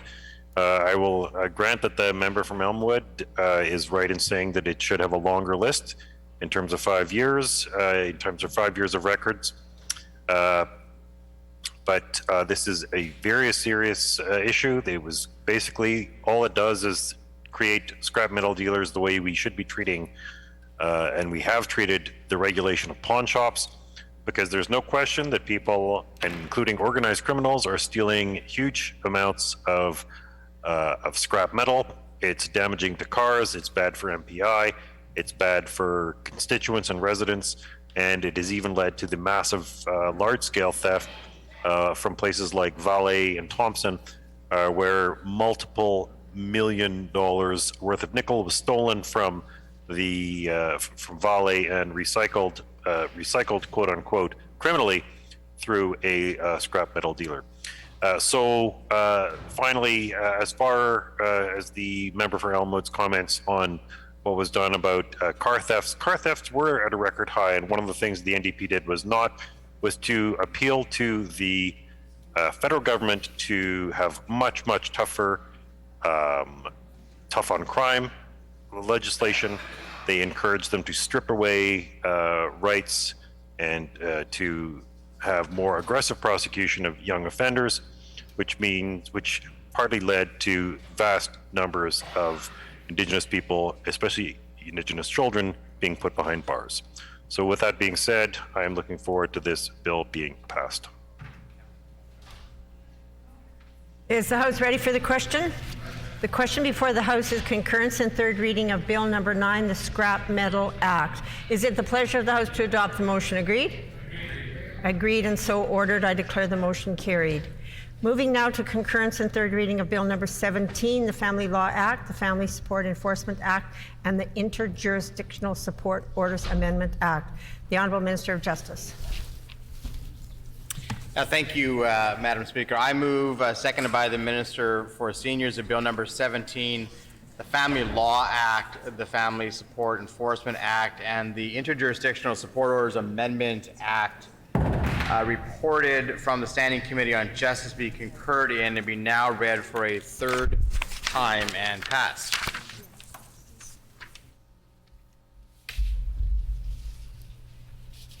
It has been moved by the Honourable Minister of Justice, seconded by the Honourable Minister of Seniors, that Bill Number 17, the Family Law Act, the Family Support Enforcement Act, and the Interjurisdictional Support Orders Amendment Act reported from the Standing Committee on Justice be concurred in and be now read for a third time and passed. The Honourable Minister of Justice. Thank you, Madam Speaker, and it's a pleasure to speak about this bill this afternoon or this evening. When it comes to family law, there are many who've had some sort of experience with it, and it's not always considered a positive experience because, you know, often when you're going to a family law situation, it's because something is broken down. Either a marriage is broken down or there's some relationship's been broken down, and often it involves children in that breakdown. So one of the things that our government has been focused on over the last 6 years is to try to, as much as government can, recognizing that laws and government can only do so and so much on issues that are really matters of the heart when it comes to marital breakdown or other sorts of things. But as much as government can, how can you mitigate the amount of discord and animosity and conflict that happens often when you're dealing in family relationships? And so a great deal of attention has been paid to the modernization of family law by our government, by past ministers of justice, with the goal of trying to keep many of these issues out of court, modernizing the way things are done, trying to provide other alternatives other than just simply court resolutions, and always keeping in mind the best interests of children when children are involved in the matter that's being discussed. So this bill continues on along that path, Madam Speaker. It aligns largely with the Divorce Act, the Federal Divorce Act.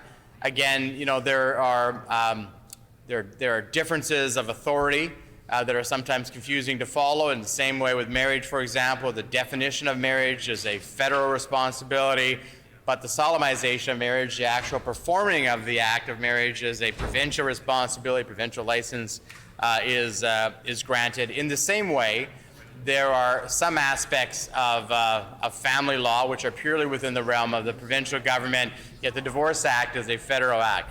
But if an individual or a couple, as an example, is not going through a divorce per se, but they're getting separated, many of the same principles apply, many of the same protections apply, and so it's important that the acts that govern that on the one side, which are provincial legislations, mirror that which govern the federal legislation under the Divorce Act. So you don't have individuals having to make choices based on different acts that they might not otherwise make. It's important that they are essentially the same so that an artificial choice isn't being made simply on which act seems to be better for them at that particular time.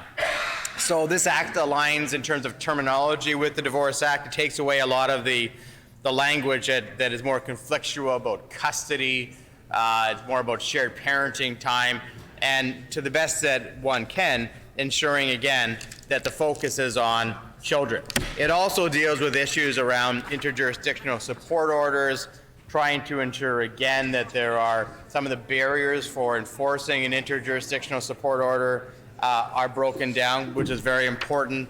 It provides things for ensuring that where one parent is deciding to relocate to another jurisdiction, that proper notice provisions are provided to the other parent.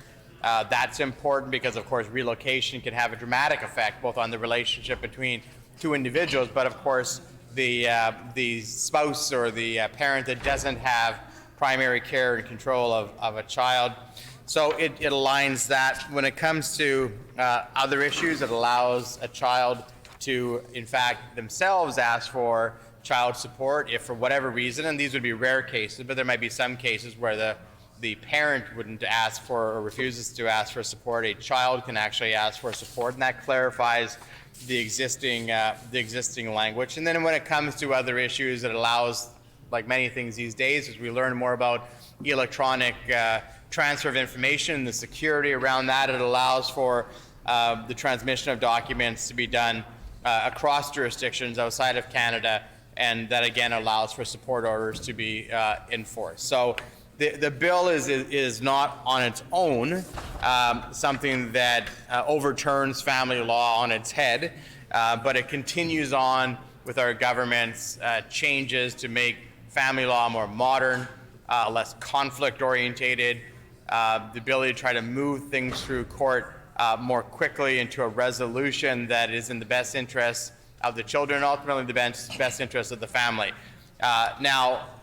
Just as a closing comment, of course, again, we all have experience, either personal or through family or through friends, of individuals who, through the breakdown of a marriage or breakdown of a relationship, it's been difficult. And it's challenging when you're trying to come to some sort of a resolution that doesn't involve a lot of conflict.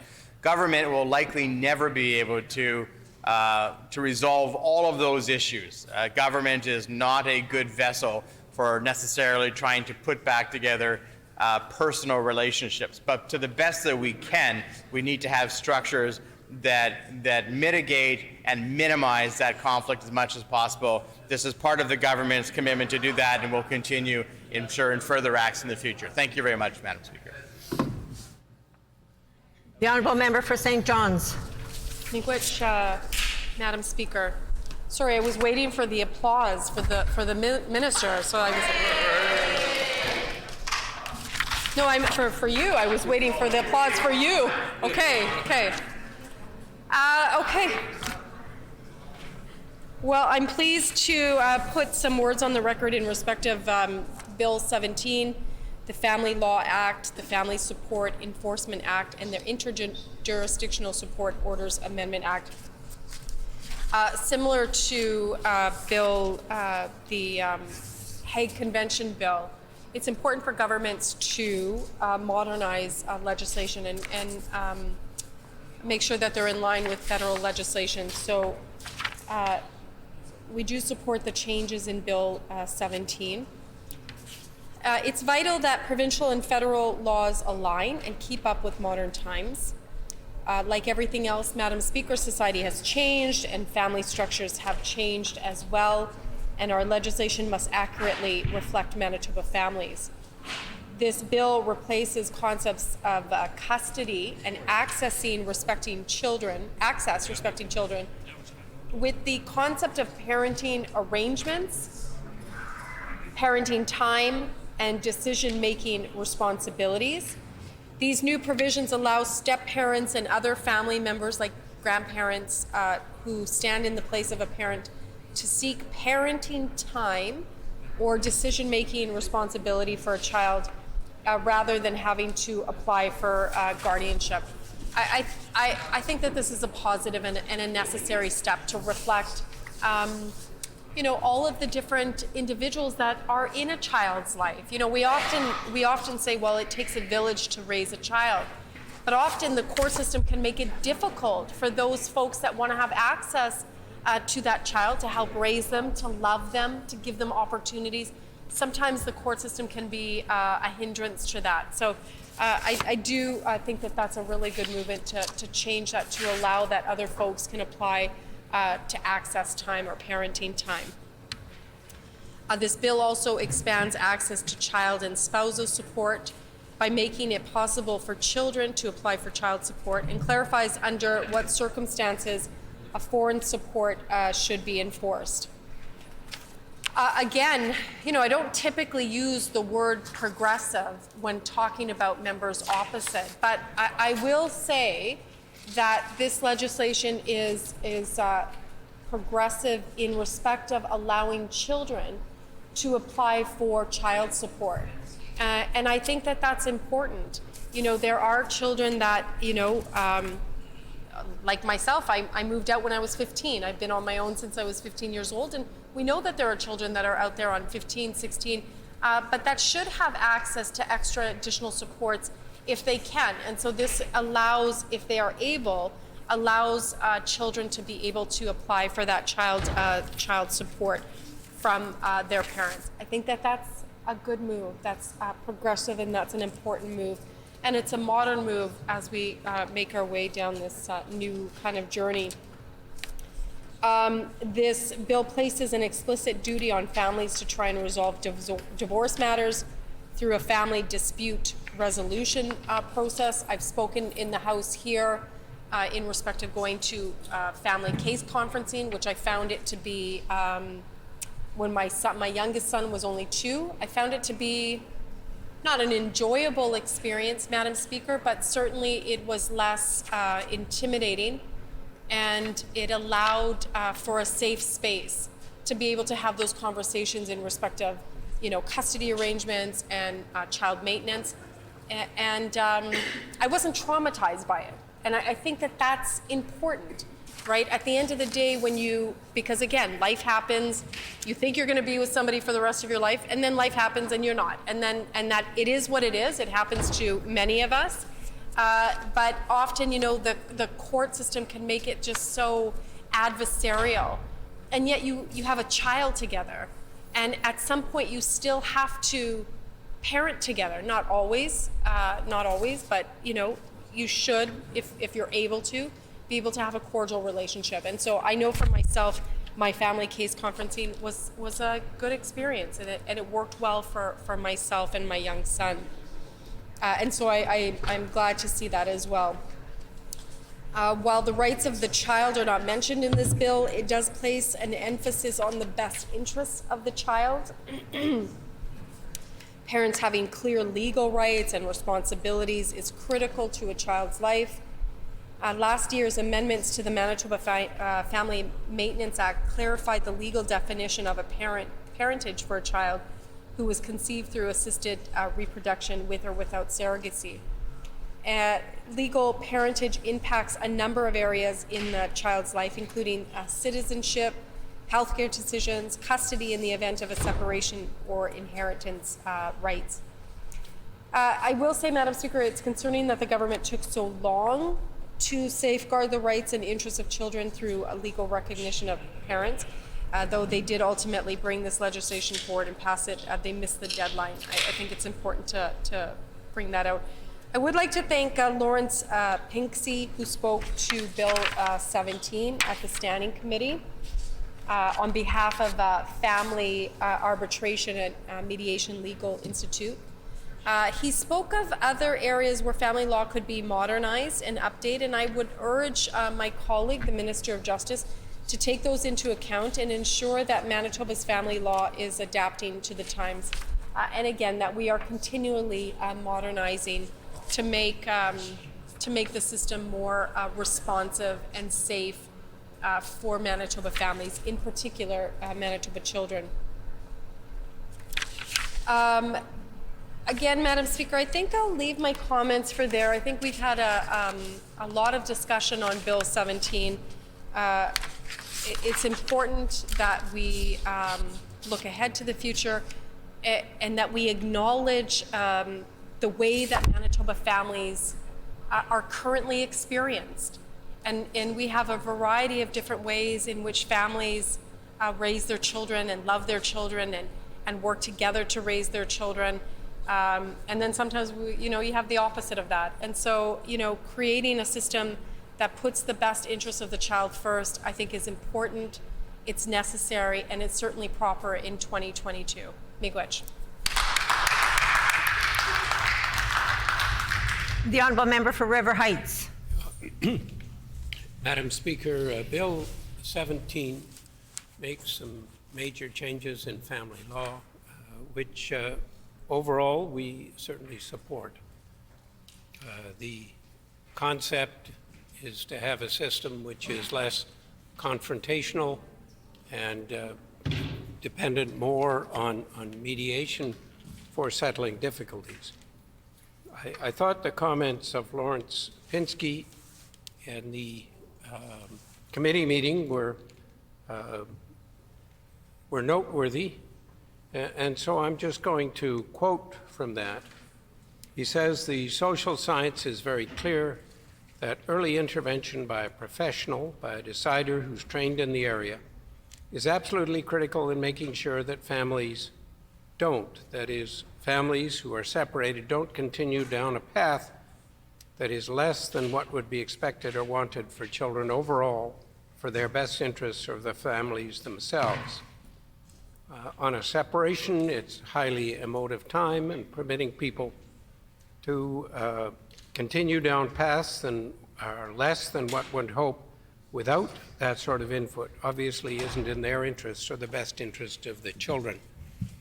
So there have been many instances in the past under the current system where a confrontation between parents or other family members sometimes has occurred, and it has become very emotional and led to deep rifts between parents, which are difficult to resolve and which hurt the raising of the child, with often one blaming the other. This moves to a system which should be more based on what Lawrence Pinsky refers to as the social science, showing that professional mediators can be very useful in helping parents come to a decision about how the stewardship of the child will be shared and how costs will be shared and so on. So I think this is a very good bill overall, and we're certainly ready to support it. I have one comment, and it's similar to one that I've raised in other bills, and that is this, that the family member definition doesn't adequately recognize extended family members. For example, in traditional families, it's not all that infrequently that a grandparent has been raising a child as if it were their own. And this can occur for a whole variety of reasons. And it recognizes the importance of grandparents. But this bill, I don't believe, adequately recognizes the importance and the role that grandparents have and can have, sometimes much more than others, in the upbringing of children. So with that, which I hope at some point in the future can be recognized and corrected, we're certainly ready to support this bill moving forward and to becoming law. Thank you, Madam Speaker. Merci, Miigwech. House ready for the question. The question before the House is concurrence and third reading of Bill number 17, the Family Law Act, the Family Support Enforcement Act, and the Interjurisdictional Support Orders Amendment Act. Is it the pleasure of the House to adopt the motion? Agreed? Agreed, and so ordered. I will now call concurrence and third reading of Bill 18, the Legislative Security Amendment Act. The Honourable Minister of Justice. Thank you, Madam Speaker. I move, seconded by the Minister of Finance, that Bill number 18, the Legislative Security Amendment Act, reported from the Standing Committee on Justice, be concurred in and be now read for a third time and passed. It has been moved by the Honourable Minister of Justice, seconded by the Honourable Minister of Finance, that Bill number 18, the Legislative Security Amendment Act, reported from the Standing Committee on Justice, be concurred in and be now read for a third time and passed. The Honourable Minister of Justice. Thank you, Madam Speaker. I have spoken about the specifics of this bill, both at second reading and at a little bit in committee in answering some of the questions that came out of the Q&A. So I wanted to speak a little bit more in generalities, if I could, on third readings about this. So all of us have an interest in how this building operates. Earlier today, we passed revisions to the rules, and that's very specific about how the Assembly operates and how it interacts with members and how members interact with each other. But we also have a broader responsibility in this place, in this Assembly, this more than 100-year-old building. And that is because, and it's often referred to as the People's House, and it is the People's House. I'm glad that, although it's not a hot ticket right now, but there are, there's the ability for people to come to the gallery and to watch our proceedings. And I'm glad that that's happening again. But with that comes its own responsibility, because the building itself and those who are in it can sometimes be a target by what it represents or what the people who work here represent. That's true in every legislature in Canada. It's certainly true in Parliament, and we've seen the tragic results that have happened in Parliament at times. And yet some will say, well, this bill must be about MLAs and about protecting MLAs by increasing security or changing the security provisions. The reality is that MLAs aren't actually the people here who are here most often. Now, it may be that the building becomes a target, or those become a target for certain activities because of us, because we are politicians, and we all understand that, and we understand the realities of the world. But this building is occupied by many others other than the 57 of us who are elected. It's occupied by staff of the building, staff of the Assembly, deputy ministers, senior civil servants. It's occupied by the public who come to the galleries at different times and watch our proceedings. It's occupied by tourists who come, and thankfully they're back as well, to tour this beautiful building, the most beautiful legislature in all of Canada, in my opinion. And we also owe them a responsibility that those who are coming to this building for other reasons than elected officials also need to feel safe and secure. We have dignitaries that visit. Consul General for Ukraine was here not long ago. Many people come to the legislature for a lot of different reasons, and they have an expectation, or they should have an expectation, that this place has a certain level of security. Now, all of us want this to continue to be an accessible building, and I think even with these changes, it'll still be the most accessible legislature in Canada. And I think that that's important, but there has to be a base level of security for those who visit here, for those who work here, for those who come here for other reasons. That's also true for those who come and protest here. Because those who come and protest in the front of the building or in other ways, they also need to feel safe to come and protest. And they should feel safe to come and protest. I've often said, this bill isn't about stopping peaceful protests. This is the right place for people to come and bring their concerns about government, and they should feel safe as well. And we've seen confrontations sometimes between different protest groups who were on opposite sides of a protest, and there's a need to ensure that there's a base level of security for them as well. I also know that this bill will continue to involve very heavily the Speaker, others of the Assembly, because there's shared responsibility. This is a unique building when it comes to shared responsibility, when it comes to safety. And I give credit to you, Madam Speaker, for the advancements that you've made in your time as Speaker when it comes to ensuring security in this building. I won't speak about what happens on LAMC because I'm not allowed to, of course, but I was there for many years, and we'd often talk in generalities about securities. And all of us understood that things had to be done. But it was very difficult to move some of the most basic things. And the comment I got most often from people who'd come to visit the legislature at times was, well, I can't believe I didn't have to check in with anybody, or I didn't have to, nobody checked my bag, or nobody checked my ID, and they were remarking on it not always as a positive thing, but as surprised that if you walked across to the law courts, there's more security. If you go to the Jets game, there's more security. You know, frankly, if you go to a movie theater sometimes, there's more security than has been the case in this place, in this building. Now, I've had members opposite. I'm not going to name anybody. I've had members opposite at different times, and members who aren't even members of the Assembly anymore, but who've come and said, we need to do something about security.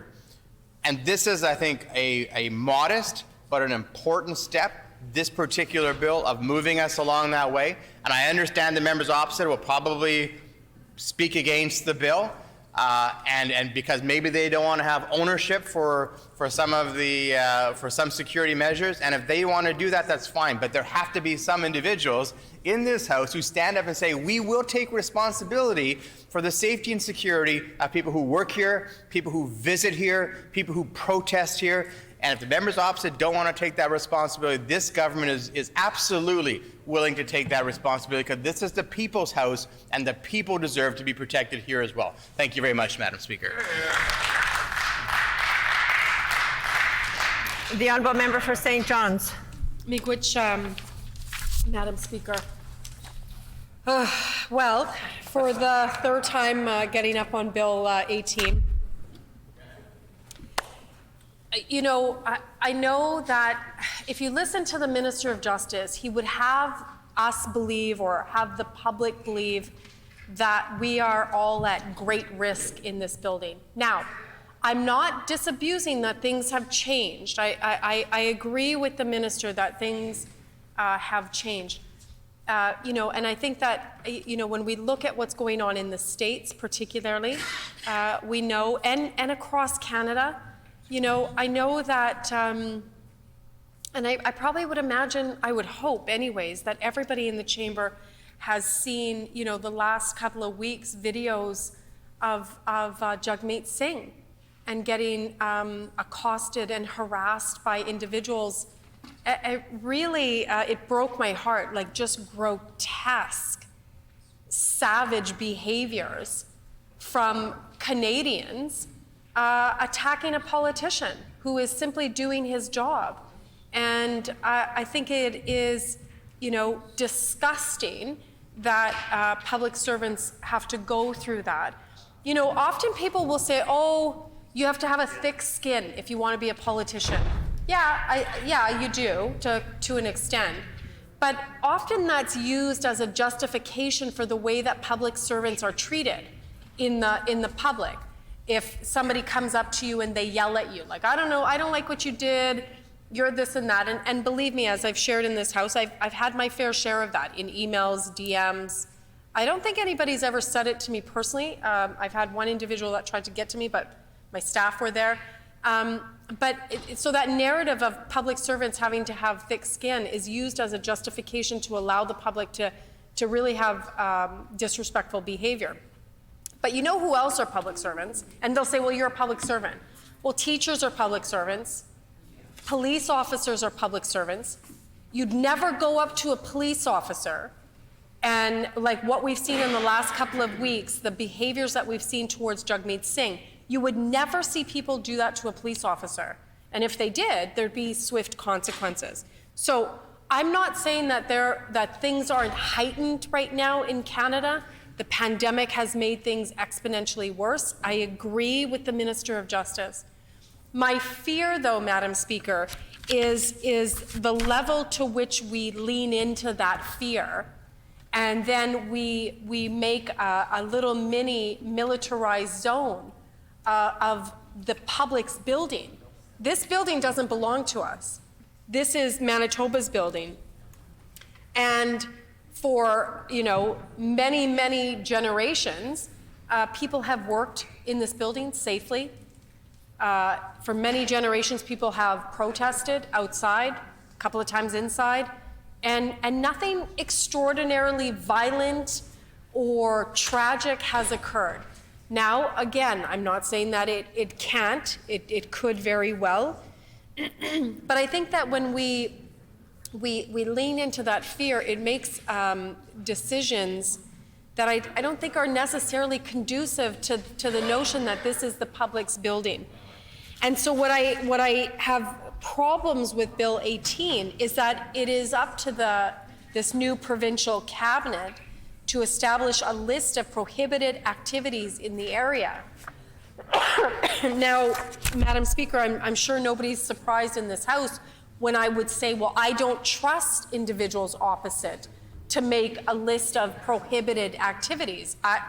What they might interpret as peaceful protests and what I might interpret as peaceful protests, I would actually suggest could be very different. And so I have great concern with any one of the individuals opposite sitting there and being part of a cabinet that's going to determine what's allowed to take place on these grounds.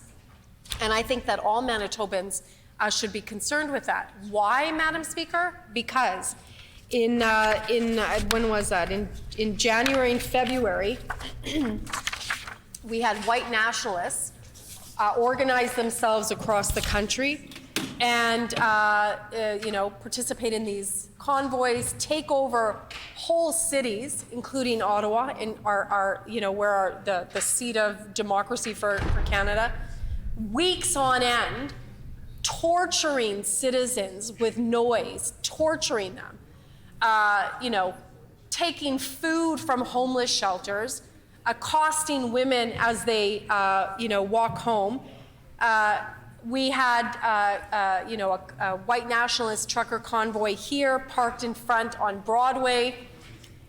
And instead of any significant, condemnation from the Premier or the Justice Minister or anything like that, we had kind of the capitulation to these folks. These folks were kind of allowed to sit there. So, here's these folks that are torturing downtown Winnipeg citizens. And I do want to point out that Councillor Sherry Rowlands and Leah Gazan, the MP for Winnipeg Centre and the member for Union Station, wrote an open letter, asking people to go home, asking for support to get these folks to go home, for the police to move them so that they could stop torturing Winnipeggers with all their noise. We didn't see any action, any concern from members opposite. They kind of just in fact, we had the member for Borderland who went and visited and had tea and crumpets with white nationalists at the Emerson border, and then publicly talked about how he was in support of having tea and crumpets with these individuals that were blocking the border to get goods in and out of Manitoba. So, you know, these are the same individuals that then will determine what prohibited activities are going to be allowed when Bill 18 passes. Keep in mind, Madam Speaker, as well, you know, Bill 18 is kind of like the offspring, the love child of Bill 58 or 57. Was it 57 or 58? Right, of when the former Premier, Brian Pallister, wanted to kind of invoke, you know, everything, and you wouldn't be allowed to protest anywhere at the drop of his discretion here. And so luckily, we were able to kill that bill. But again, this is just kind of like a little bit of a remnants that members opposite can determine what's going to happen on these grounds or around these grounds. And if they're okay with white nationalists, then they can stay. But if they're not okay with Indigenous land protectors, then those Indigenous land protectors are going to have to leave, or they'll be fined $5,000. So that is a great concern. This bill has kind of gone under the radar. I'm not sure why, you know, most folks haven't kind of seen or offered criticism or anything about this bill. It's kind of gone under the radar. It's going to become law tonight at some point at 2 or 3 in the morning. And then, Madam Speaker, it will be left to the individuals on this side of the House to determine what's allowed. And I think that is very, very scary. So, Madam Speaker, with those little bit of words, I will, let me just finalize with this, Madam Speaker. We on this side of the House understand the importance of protest, and even protests that people may not like. You know, everybody, you know, when people will say, well, peaceful protest and protest is this, and you shouldn't do it like that, like policing how individuals try to effect transformative change. Protest has been used throughout history. In fact, there are plays. Les Miserables is about the French Revolution, and people pay hundreds of dollars to go on Broadway to watch that play, and yet we celebrate that protest, or the American Revolution, or whatever. We celebrate those protests, and yet we look down on or criticize Indigenous protests, or land defender protests, or environmental protests, or animal welfare protection protests. That's why I'm concerned. The same folks that would celebrate what we saw in January and February are going to look down and try and oppress and squash those other meaningful, transformative means at protest. Miigwech, Madam Speaker. The Honourable Member for River Heights.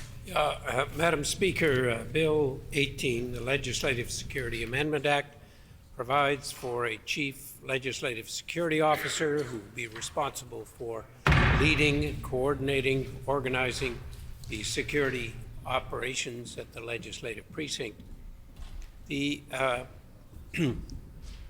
Legislative Security Officer or officers are also able to provide security services outside the legislature to members of the Legislative Assembly and government officials.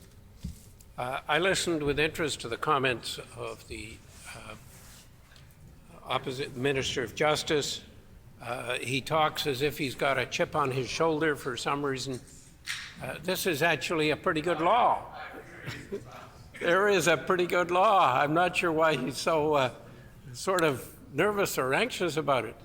I think that it will be positive for us to coordinate security operations, to have a chief legislative security officer, and it will certainly be positive for MLAs where there are concerns for them to have some additional security, whether it be at their constituency office or, if needed, at their home or where they're living if they're from out of town when they go to the legislature.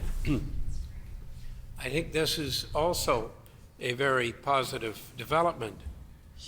Now, just as I was surprised about the Minister of Justice talking as if he had a chip on his shoulder, I was also surprised about the opposition party's critic for justice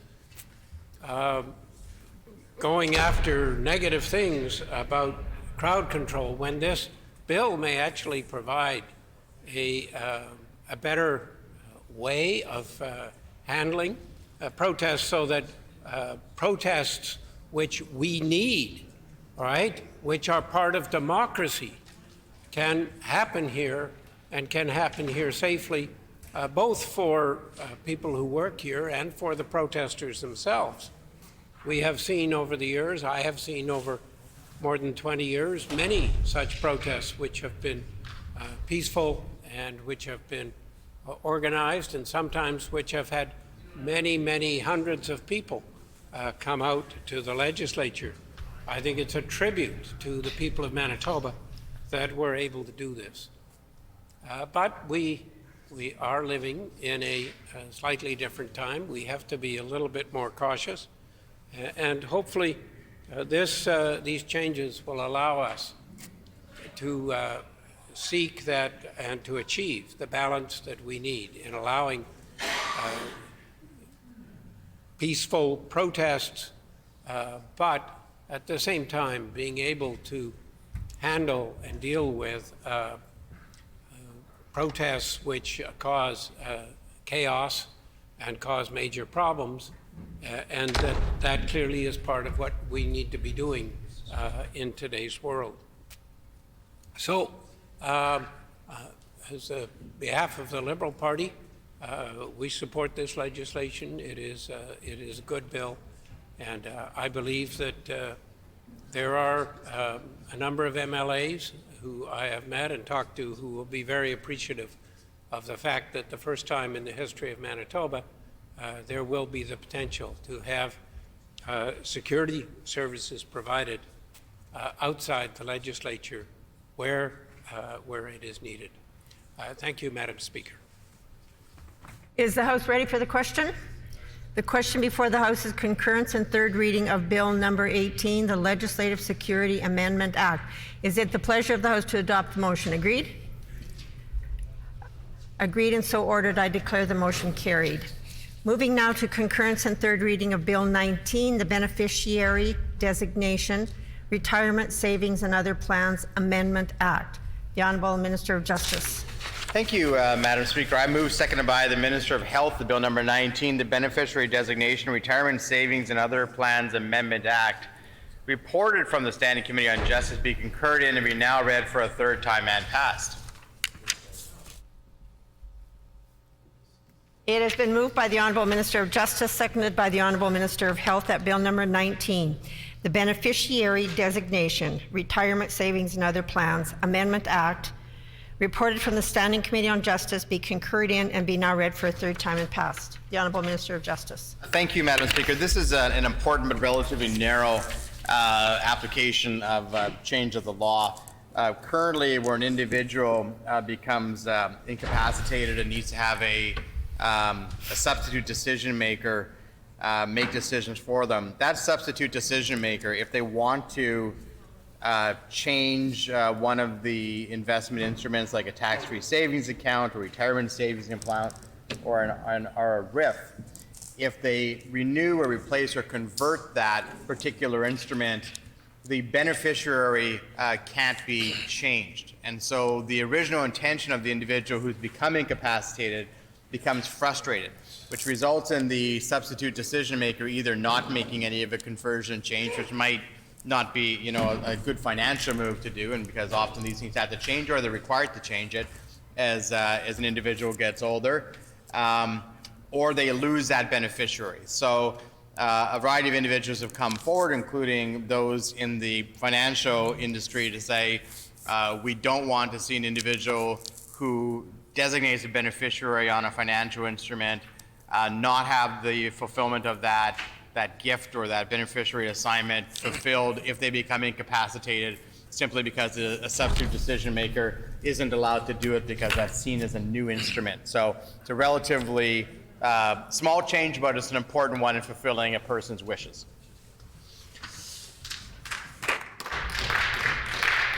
The Honourable Member for St. John's. Miigwech, Madam Speaker.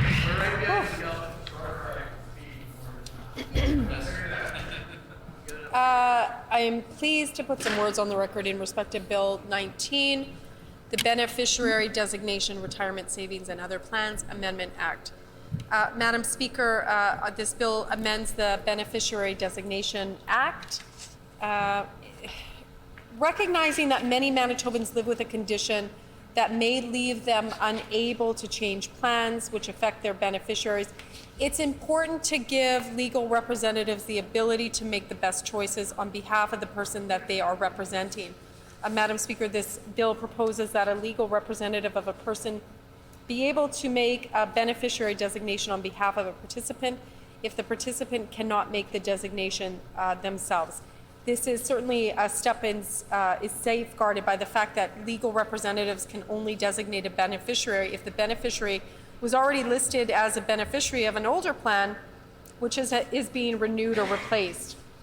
Currently, Madam Speaker, legal representatives can only make decisions regarding beneficiaries on behalf of other people with a plan and while ongoing. So, however, if changes to the plan need to be made, for example, if the type of a bank account needs to be changed, the representative is not able to make these changes without the expressed consent of the person they are representing, who may no longer be able to make such a decision due to a disability or a health condition. This bill will add additional safeguards to ensure that a plan administrator is expressly required to verify the identity of a person making a designation and the identity and authority of a representative before accepting a designation. Certainly, Madam Speaker, Bill 19 is one small step for Manitobans living with a debilitating health condition or a disability, and for those that support them. Let me just say this, Madam Speaker, I'll keep my comments very, very short on Bill 19. We do expect this government to do more to support vulnerable Manitobans, and we know that this government is very loath to spend extra dollars and to support vulnerable Manitobans. But certainly for the very same folks that we're talking about in this bill, it's important that the government step up and ensure that these individuals, these vulnerable individuals, have all of the different needs that they require to ensure that they are safe and protected. Miigwech, Madam Speaker. The Honourable Member for River Heights. Madam Speaker, Bill 19, which deals with beneficiary designation, retirement savings, and other plans. I have read this legislation carefully, reviewed it, received advice, and so on. I believe that this is sound legislation, that it is meant for a good purpose, that is, that the will of the, and I mean that the desires, not necessarily what's stated in the will, but the desire of the person who is disabled, it can be brought to fruition, basically, that the person his concept of what should happen can happen and can happen in a reasonable way by as a result of the legislation. And to the extent that this will allow the wishes of the individual who is disabled to be made manifest to come into effect, this is certainly a very good bill. I mean, and it's worthwhile. It makes a contribution. One has to wonder and have a little bit of concern, and this is the only real concern I have, is that the idea here, which is an eminently good and worthwhile concept, that the legislation could, under some circumstances, perhaps be redirected not in the direction that the individual with the disability desires, but in another direction. I believe that this legislation will have to be watched closely to make sure that there are not flaws which emerge over time. But certainly we're ready to support it today and hope that the intent of this legislation is carried through as after the law comes into effect. Thank you. Is the House ready for the question?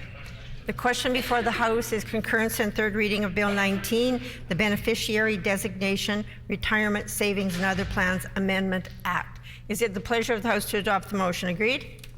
Agreed, and so ordered. I declare the motion carried. I will now call concurrence and third reading of Bill number 23, the Reducing Red Tape and Improving Services Act 2022. The Honourable Minister of Justice. Thank you, Madam Speaker. I move, seconded by the Minister of Health, the Bill number 23, the Reducing Red Tape and Improving Services Act 2022, reported from the Standing Committee on Justice, be concurred in and now read for a third time and passed.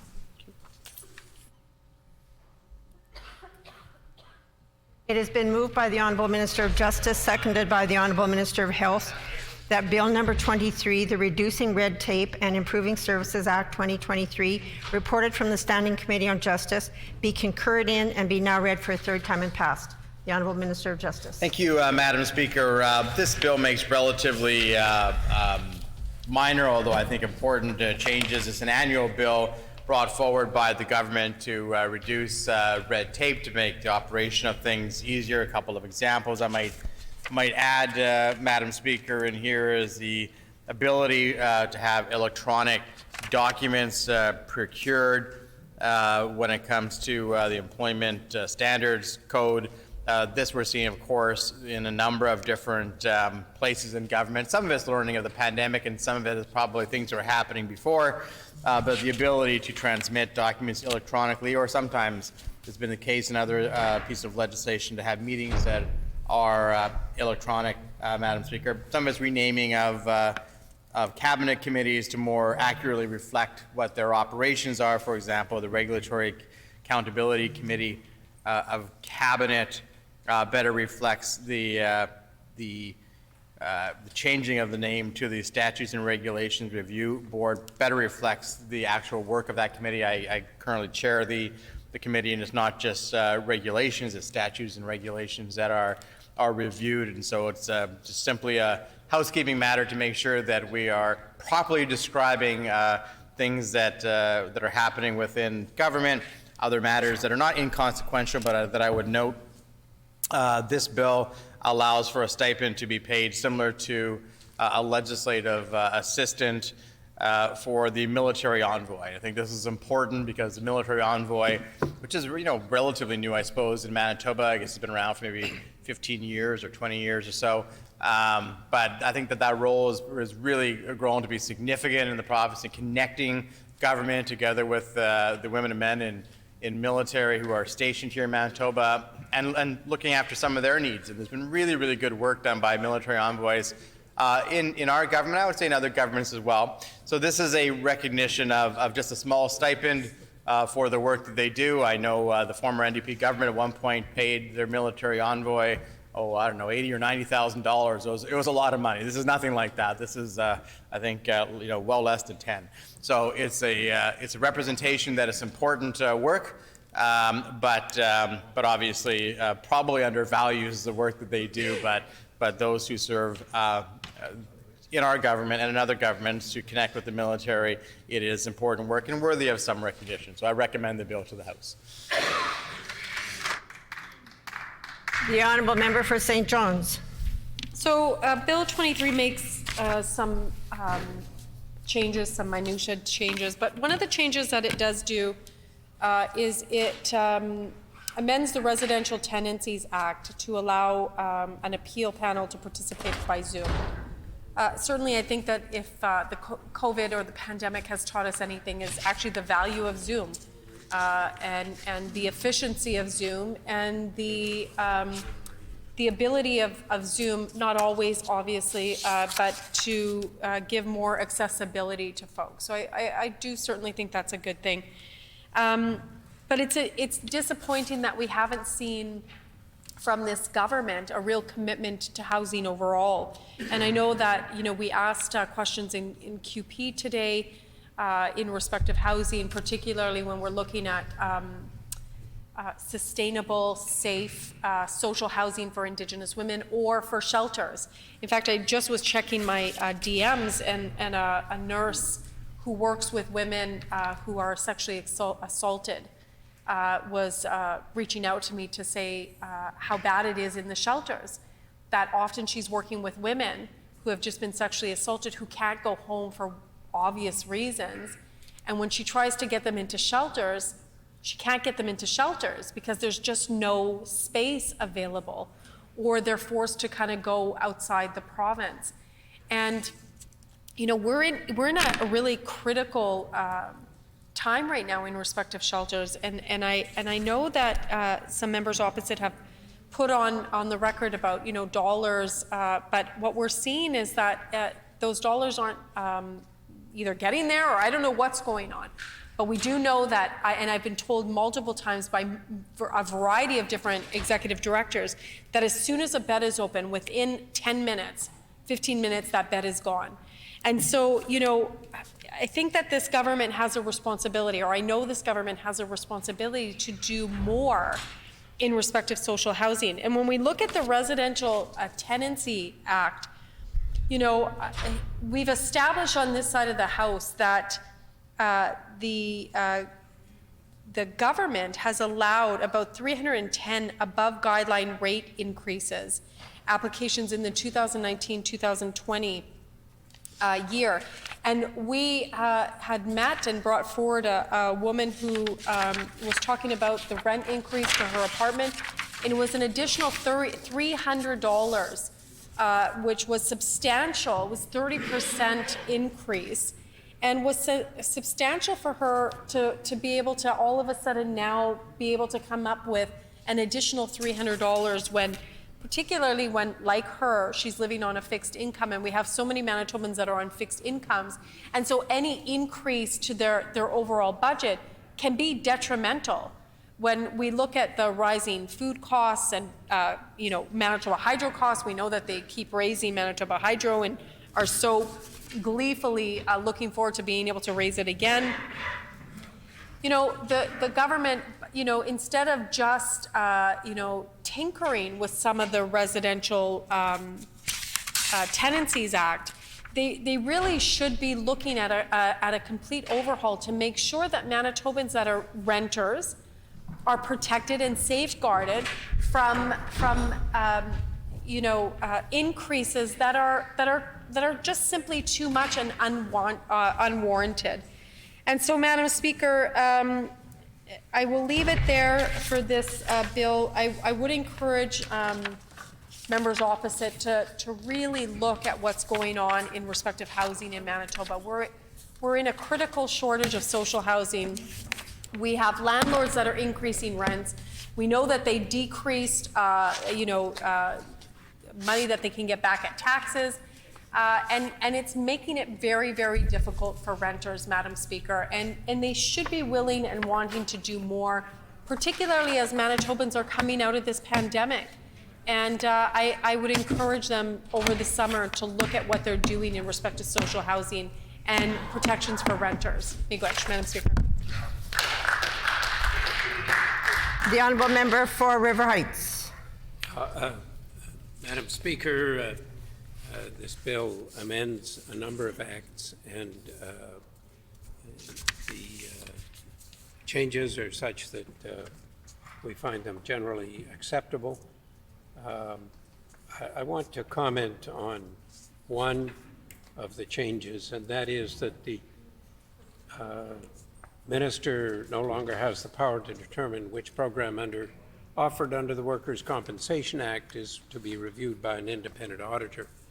It is our view that the board is best positioned to determine which program should be reviewed. We also see that there may be times when the board may feel that it has made a mistake and that there are members of board who will want to cover up that mistake and not have certain parts of the activities of the Workers' Compensation Board audited. And so it seems to us that there needs to be an alternative way for whether it is public input or other to ensure that the areas of the Workers' Compensation Board which need auditing are audited. And so while we respect and agree that the Board of Directors should have the primary responsibility for determining which program is reviewed, we believe that there also should be alternatives alternatives in which there can be, whether it's through public input or other mechanisms, decisions made to audit sections of the activities of the Workers' Compensation Board if there are public issues or public questions. So with those comments, Madam Speaker, I look forward to this moving forward and becoming law. Thank you. Is the House ready for the question? The question before the House is concurrence and third reading of Bill number 23, the Reducing Red Tape and Improving Services Act 2022. Is it the pleasure of the House to adopt the motion? Agreed?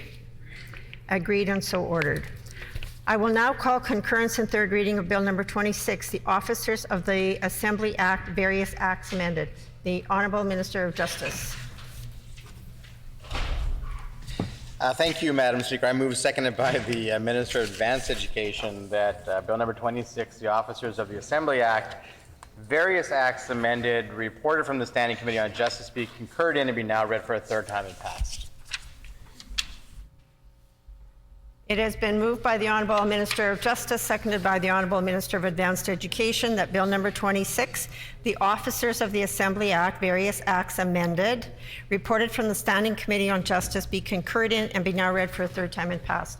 The Honourable Minister of Justice. Thank you, Madam Speaker. I won't get into all the details of this bill, but just to highlight one in particular. So the officers of the Legislative Assembly fulfill a very significant role for all of us as MLAs. And at various times, I think, if you've served in this assembly for any length of time, you've had some interaction with the officers of the Legislative Assembly.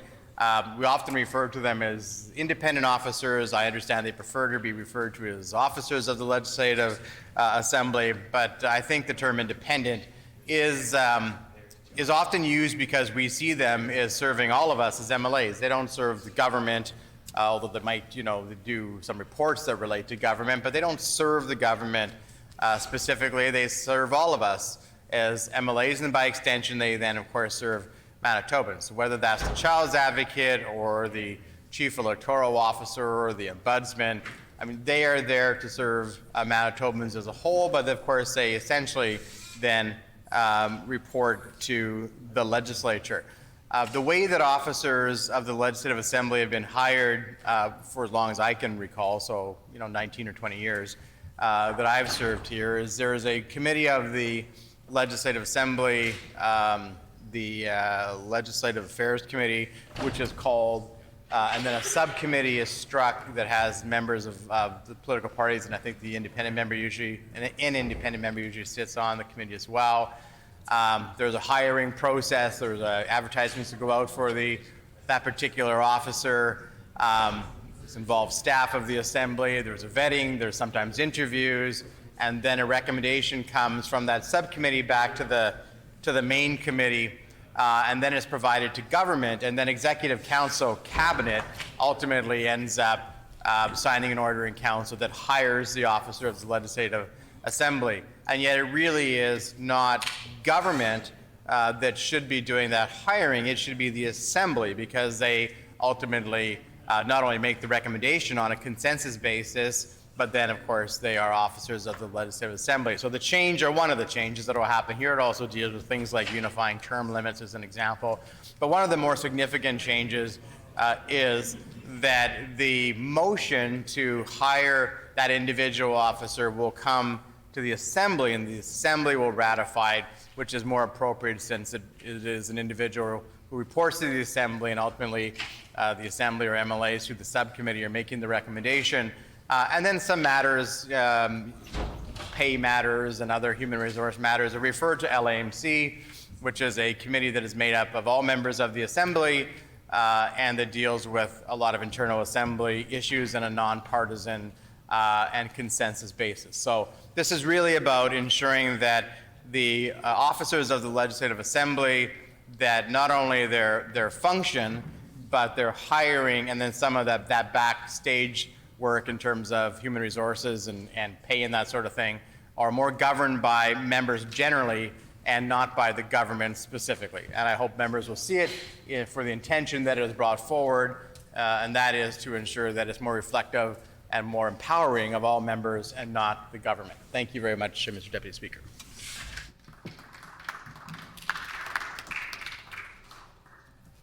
The Honourable Member for St. John's. Miigwech Deputy Speaker. I'm going to put just a couple of words on the record in respect to Bill 26. Sorry,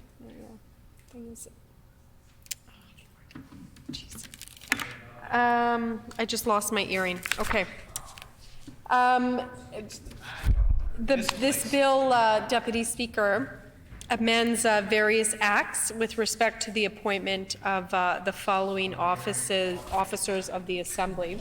So does your guys, pretty much. The Advocate for Children and Youth, the Auditor General, the Chief Electoral Officer, the Clerk of the Assembly, the Conflict Interest Commissioner, which will be replaced, Deputy Speaker, by the Ethics Commissioner, the Information and Privacy Adjudicator, the Ombudsman, the Register appointed under the Lobbyist Registration Act.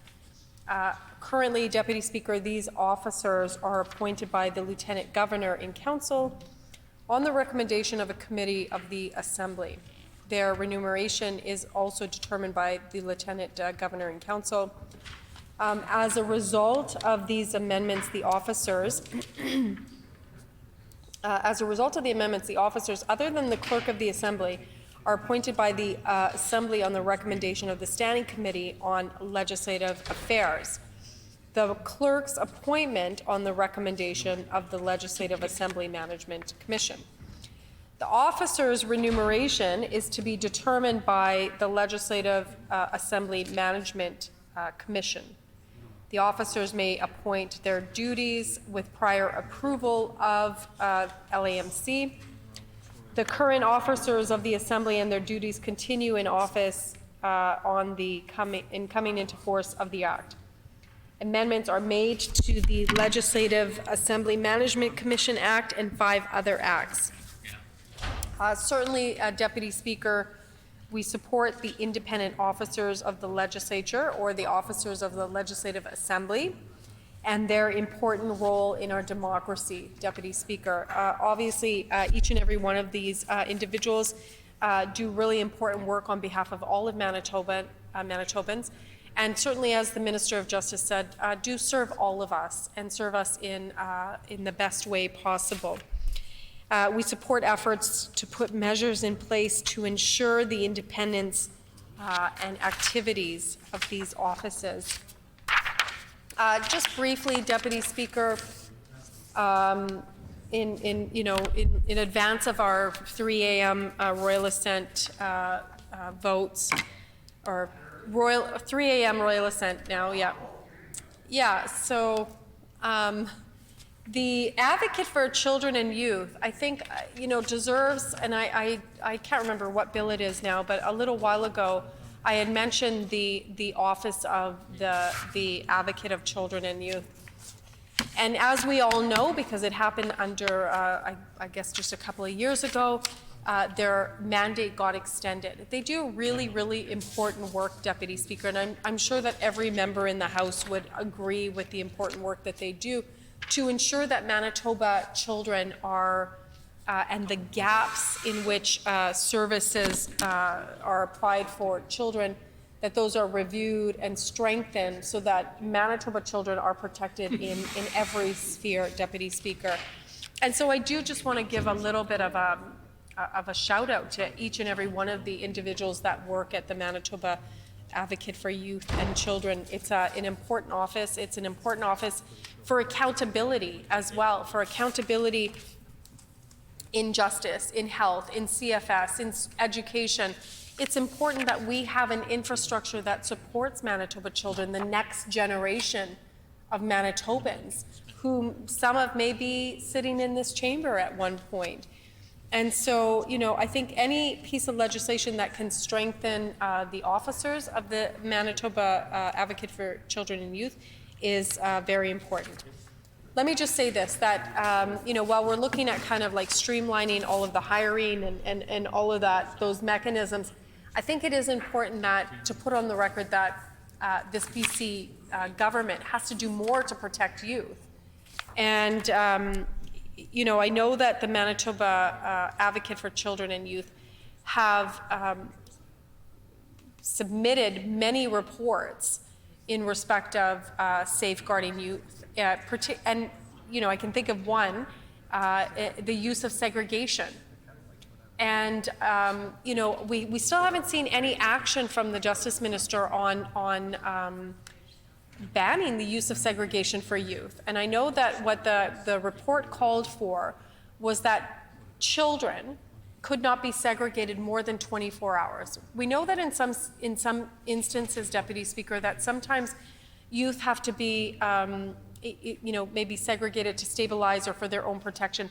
But what the report is saying that anything more than 24 hours is unacceptable, particularly in 2022, when we know the impacts of segregation within correctional facilities, and yet those are still being used. And so I haven't heard anybody on that side of the House, nor have I heard any of the Justice Ministers talk about a plan to deal with the report from the Manitoba Advocate for Children and Youth to phase out, to get rid of segregation for youth. And so I think that that's something that they can do over the summer months and look at bringing forward a bill. I know that I have a bill in the works right now to end segregation for youth. We have to do better for youth.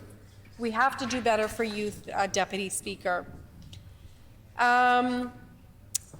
And then, you know, in its annual compliance report released in December, Acting Child Advocate Ainsley Crone had said that 4 out of 51 recommendations made from 2018 and 2020 have been fully implemented.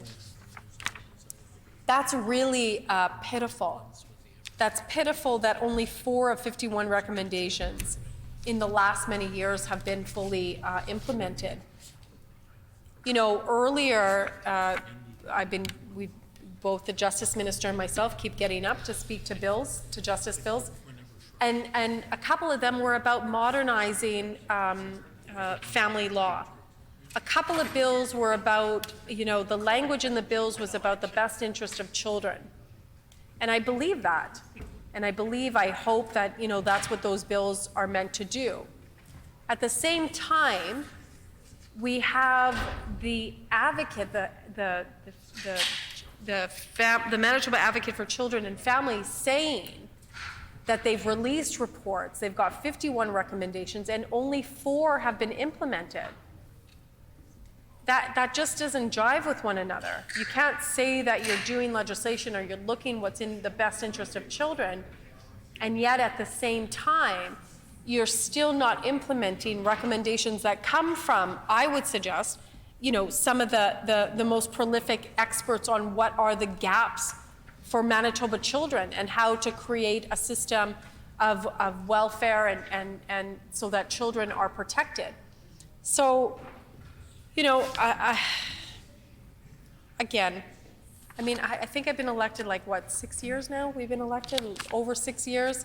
And, you know, every time we get up and, you know, we ask the government to do, you know, A to Z, and at some point, you know, you kind of just give up on members opposite, hoping that they're going to do some of these things. However, I would suggest, and I'm hoping that members opposite will take the summer to at least begin to look at and reflect, but look at the segregation. That's an easy one to begin with. I know that the Minister of Justice is keen. I hope to make some changes to implement, you know, the 51 recommendations.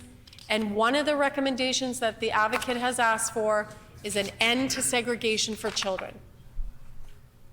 You know, are we going to come back in 20, 30 years from now and say, look at that we were, well, you know, yeah, exactly. The people that come after us 20 to 30 years from now, are they going to say, like, why didn't any single one of these members here, why didn't we end segregation for children? So, you know, my final comments on this is I'm asking the Justice Minister to seriously look at and consider the end of segregation for youth, who I will point out, Deputy Speaker, are predominantly Indigenous children. It is Indigenous children that are being segregated to no fault of their own. Member's time has expired. The Honourable Member for River Heights. Thank you, Mr. Deputy Speaker. This bill makes positive changes. That is, instead of the government being the one appointing the officers of the Assembly, it will now be the Legislative Assembly itself through the Standing Committee on Legislative Affairs or through the Legislative Assembly Management Commission in the case of the clerk. The Legislative Assembly Management Commission will also determine the remuneration of the officers of the Assembly. This is a positive direction to move away from the government controlling the operations of the Assembly to the Assembly having greater jurisdiction over matters which are under the purview of the Assembly and over the appointment, in particular, of the officers of the Assembly. So I congratulate the government on moving this forward. Now, I have to comment, however, on some of the words that the MLA for St. John's has.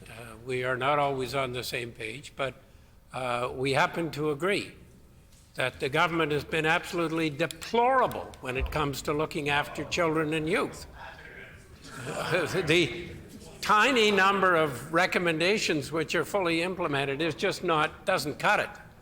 And you know, we hope that the government will go back over the summer and decide that children and youth should be at the top of the agenda instead of at the bottom of their agenda, as it has been. So we're looking for some changes.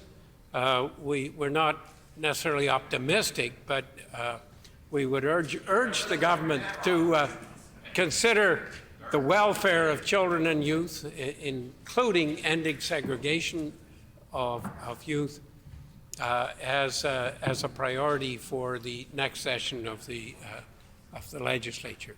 So with those words, Mr. Deputy Speaker, we look forward to this moving forward and becoming law. The question before the House is concurrence and third reading of Bill 26, the Officers of the Assembly Act, various acts amended. Is it the pleasure of the House to adopt the motion? Agreed and so ordered. I declare the motion carried. We will now move to Bill 27, the Highway Traffic Amendment Act, alternative measures for driving offenses. The Honourable Minister of Justice. Mr. Deputy Speaker, I move, seconded by the Minister of Education, the Bill number 27, the Highway Traffic Amendment Act, alternative measures for driving offenses. as amended and reported from the Standing Committee on Justice be concurred in and be now read for a third time and passed.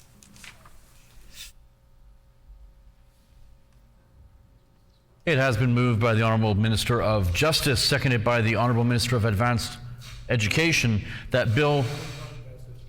Not advanced education. It has been moved by the Honourable Minister of Justice, seconded by the Honourable Minister of Education, that Bill 27, the Highway Traffic Amendment Act, Alternative Measures for Driving Offences, as amended and reported from the Standing Committee on Justice, be concurred in and be now read for a third time and passed. The Honourable Minister of Justice. Yeah, thank you, Mr. Deputy Speaker. So several years ago, in consultation with MAD and others who are concerned about drinking and driving, the government brought forward a new possibility called an immediate roadside prohibition, following other jurisdictions like I believe British Columbia and I believe now majority of jurisdictions in Canada. And what this allows for, if an individual and there's certain provisions, you have to be a first-time offender, so first-time drinking and driving, can't be involving in a death or serious bodily harm or other aggravating factors.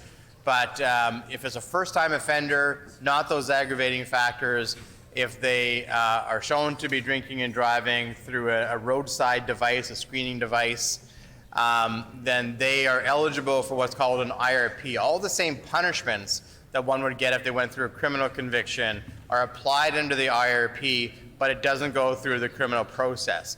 And the reason I think why MAD and other advocates against drinking and driving support this is it does provide a punishment much more quickly to the commission of the crime.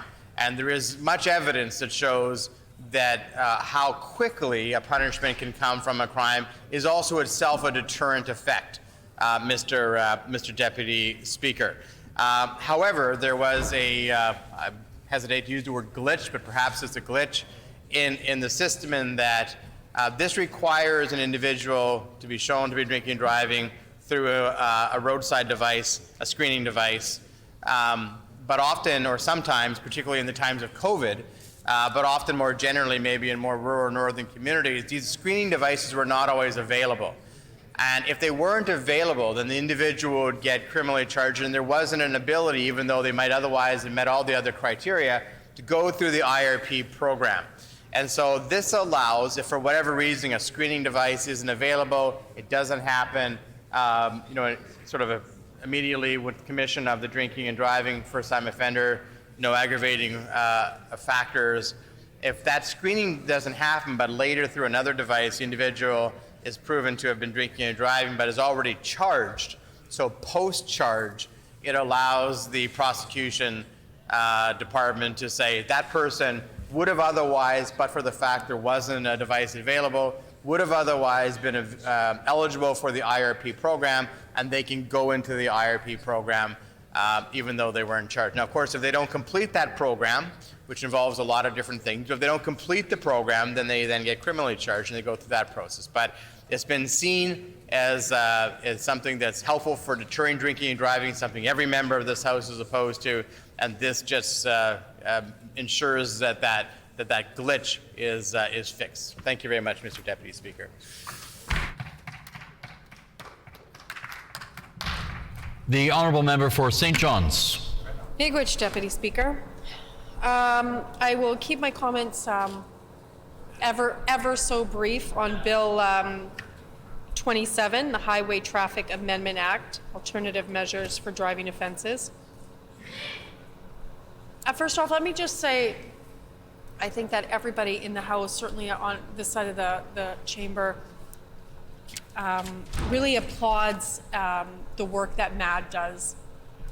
Quite extraordinary work that they do, and all of the individuals are just so dedicated and committed to having safe roads, right? And to protecting loved ones and families so that people don't have to go through such heartache and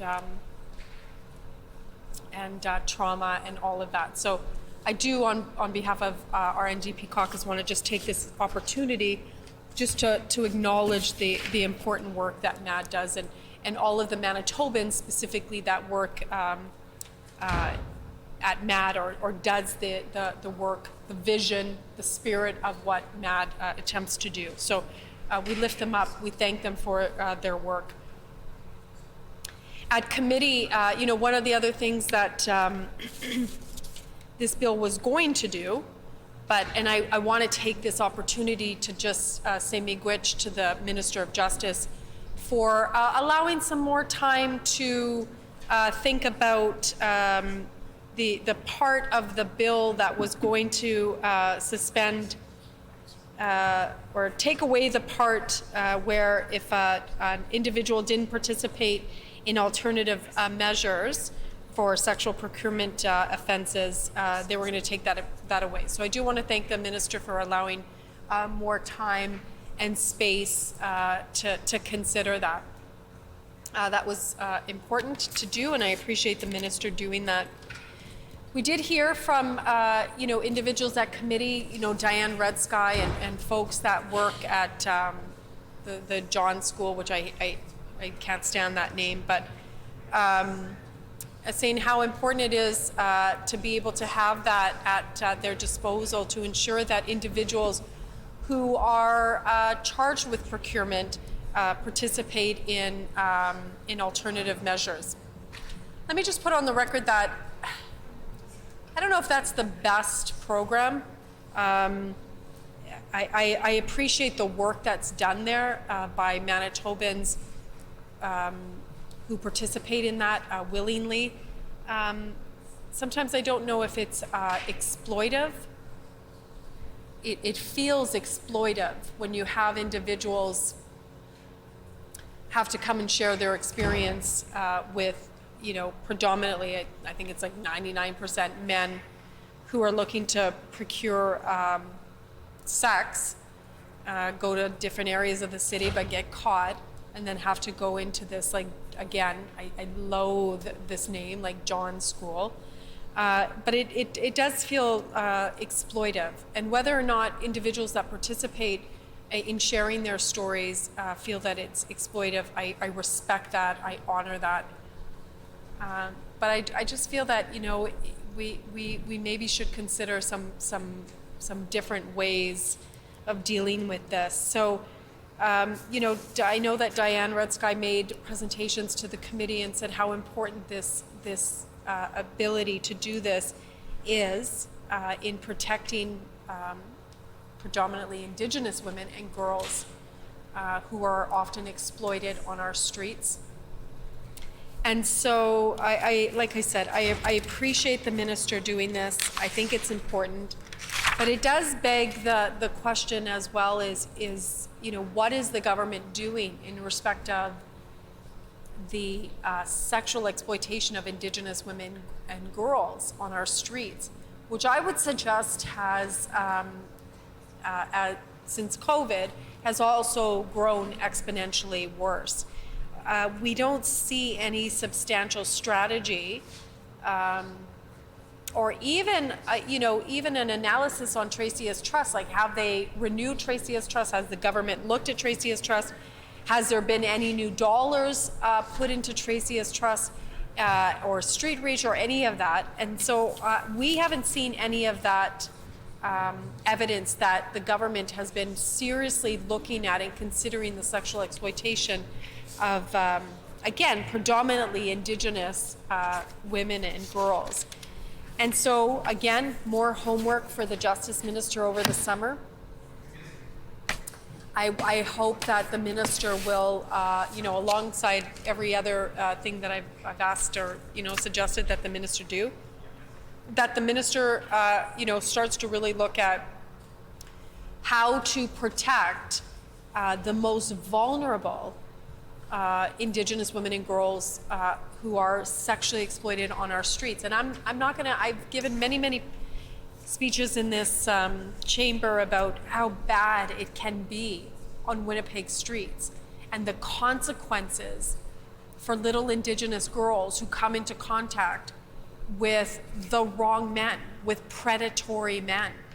And the consequences, Deputy Speaker, are deadly in many cases. And I know that the member for Point Douglas and myself have brought it up in the last certainly today and in the last week, but we've had 3 Indigenous women who have been murdered in the span of 3 weeks.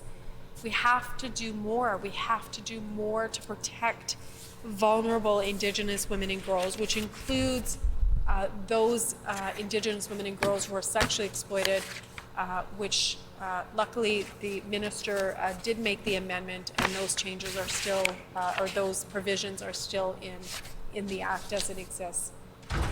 Miigwech.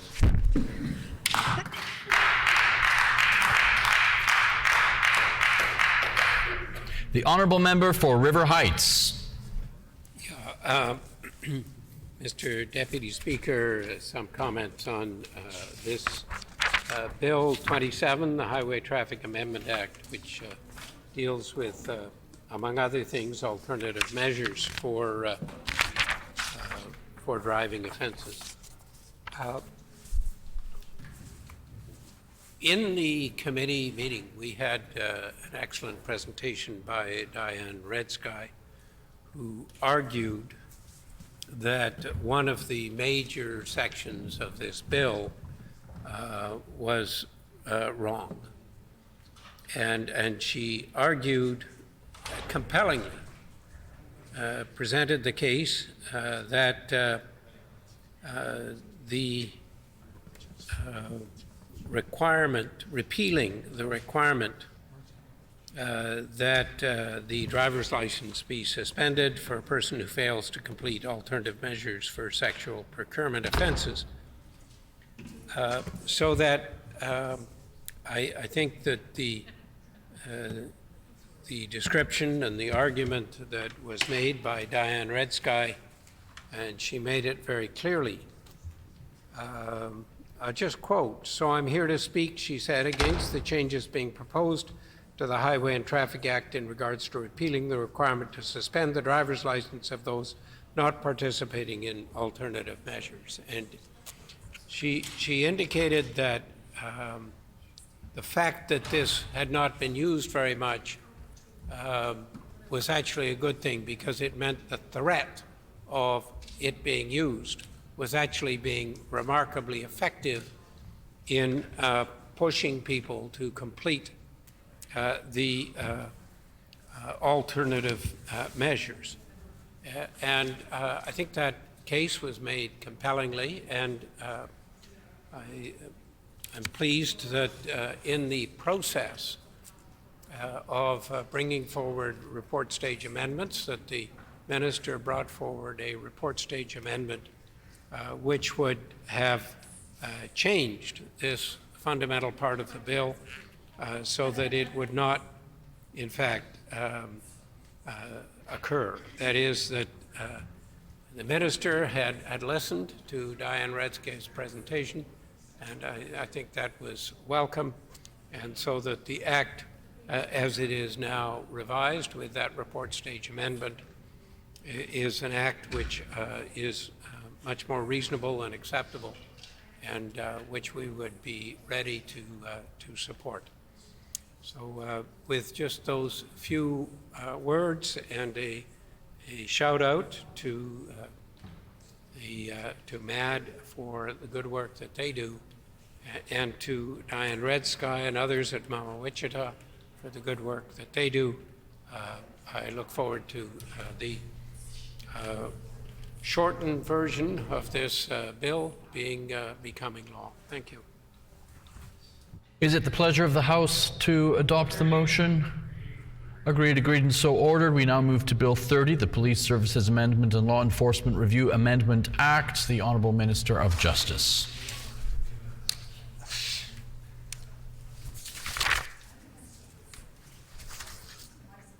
That is your seat. Thank you, Mr. Deputy Speaker. I move, seconded by the Minister of Mental Health and Community Wellness,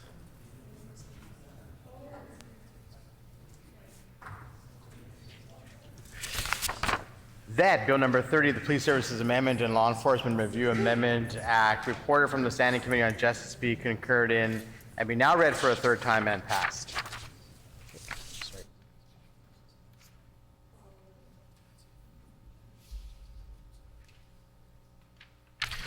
It has been moved by the Honourable Minister of Justice, seconded by the Honourable Minister of Mental Health and Community Wellness, that Bill number 30, the Police Services Amendment and Law Enforcement Review Amendment Act, reported from the Standing Committee on Justice, be concurred in and be now read for a third time and pass. The Honourable Minister of Justice. Yeah, thank you, Mr. Deputy Speaker. So this bill continues the work of changes and reform to the Police Services Act, which is probably a never-ending process, and I think by statute it actually is required to be reviewed on a periodic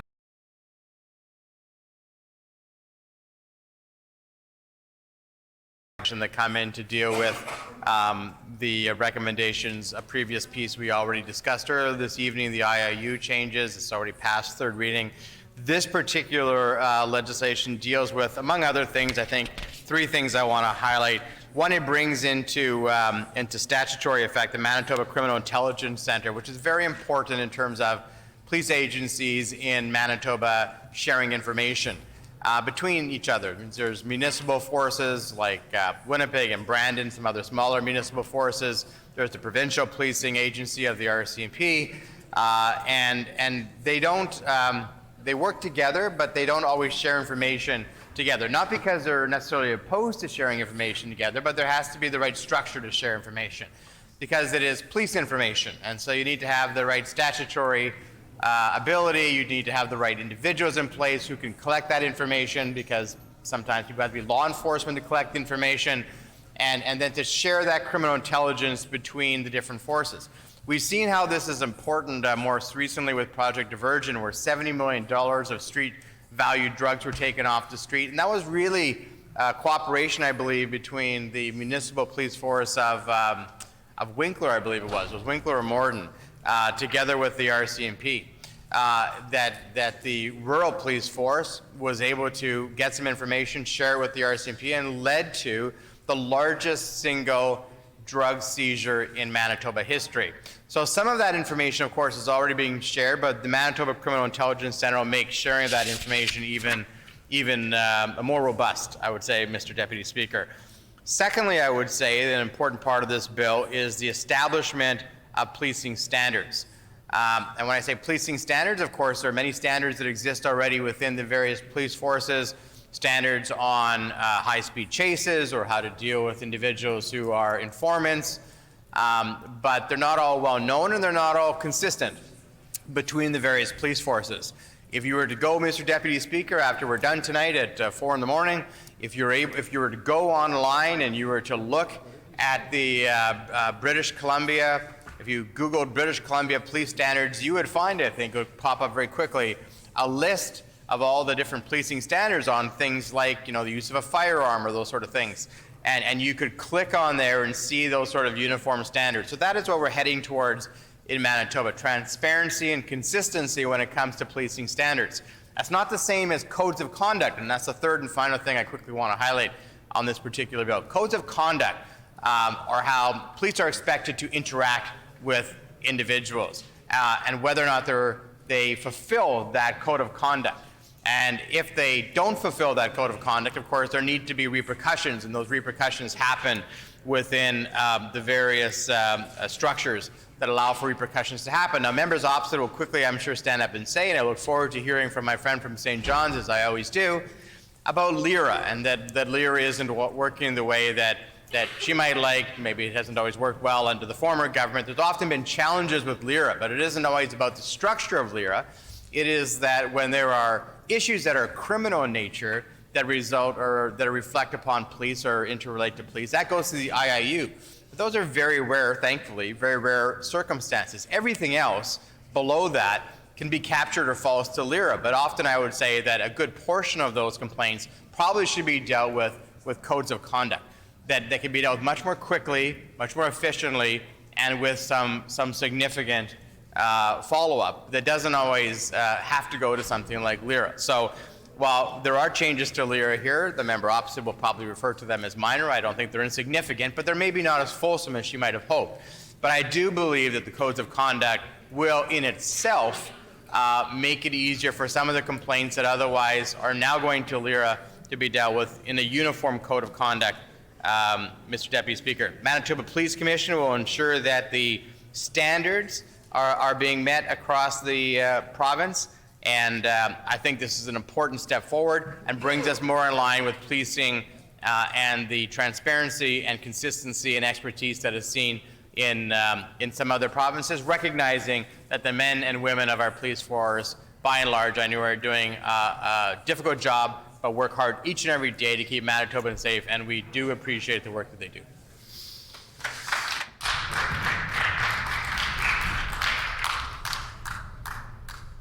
The honourable member for St. John's.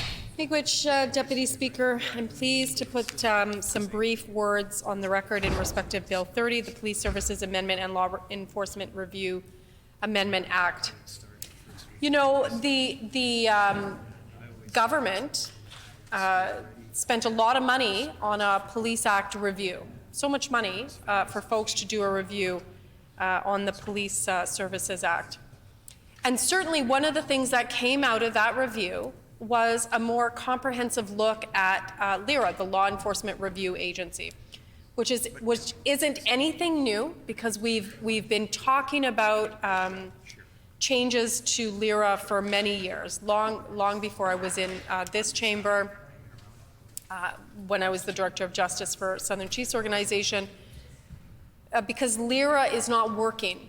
And I know that, I think that people in many respects kind of want to, dance around the issue. LERA is not working. It's not working for Manitobans who come into contact with police members and have interactions that are not necessarily great interactions, in which some individuals get harmed in very real ways. And so, the minister had an opportunity to make some substantial changes in Bill 30, but he chose not to. In fact, Bill 30, which will receive royal assent at 4 a.m. Tomorrow, they had an opportunity to do more.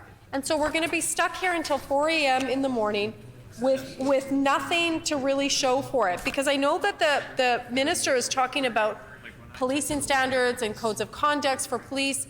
Great, wonderful, wonderful if there were actually consequences. And I know that the minister talked about, whether or not there were consequences. And I would suggest and I would argue and submit to the House that, if officers are in contravention of codes of conduct, and he said it in his remarks, that's, any consequences are kind of internal.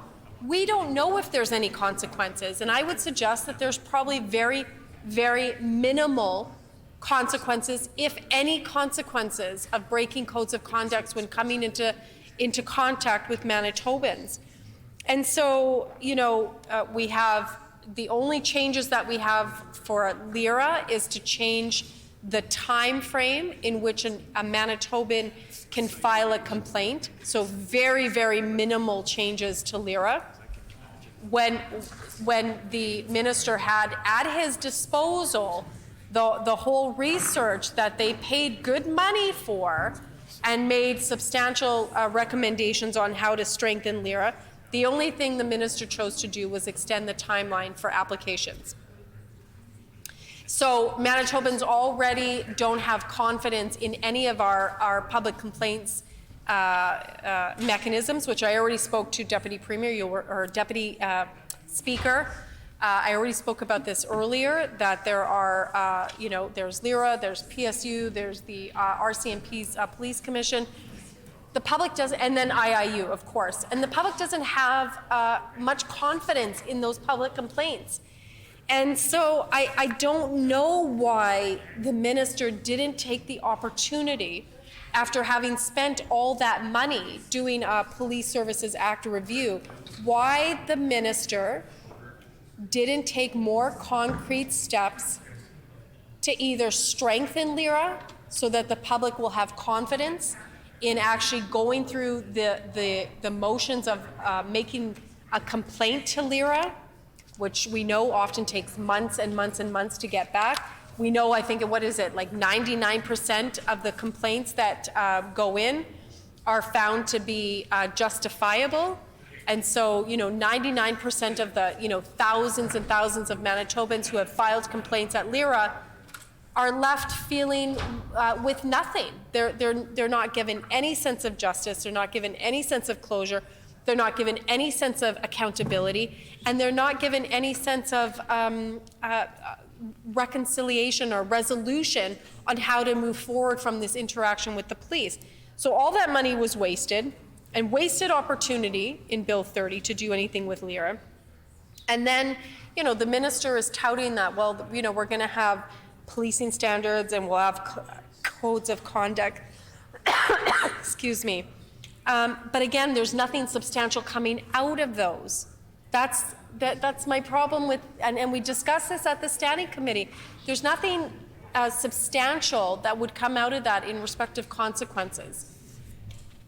And so, Deputy Speaker, this was another lost opportunity. A lost opportunity, at the final year and a half of the government being in power. They could have made some substantial changes that the public could have had some confidence in some of the mechanisms that we have. But alas, here we are with nothing really to show for it. I will say, Deputy Speaker, that I think the sharing of information among police is incredibly important. I've spoken in this House previously about VICLAS, which is a system that's used in Ontario and other policing institutions across the country, that you can, put in information into this database.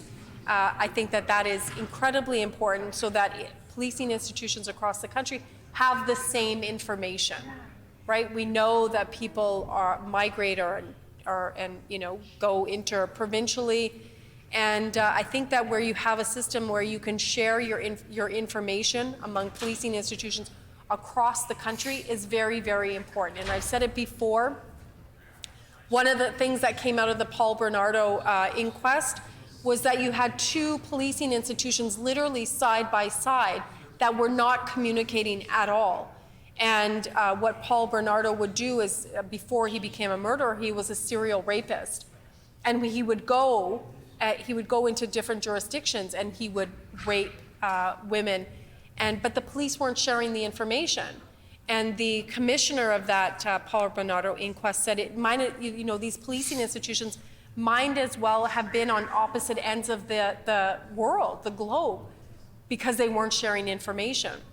And similarly, when you look at Wally Opal's inquiry on missing women in BC, he also spoke about that, because you would have families that would go and file reports on their missing loved one to, let's say, the Vancouver police, and the Vancouver police would say, well, no, you have to go file a report with the Surrey RCMP.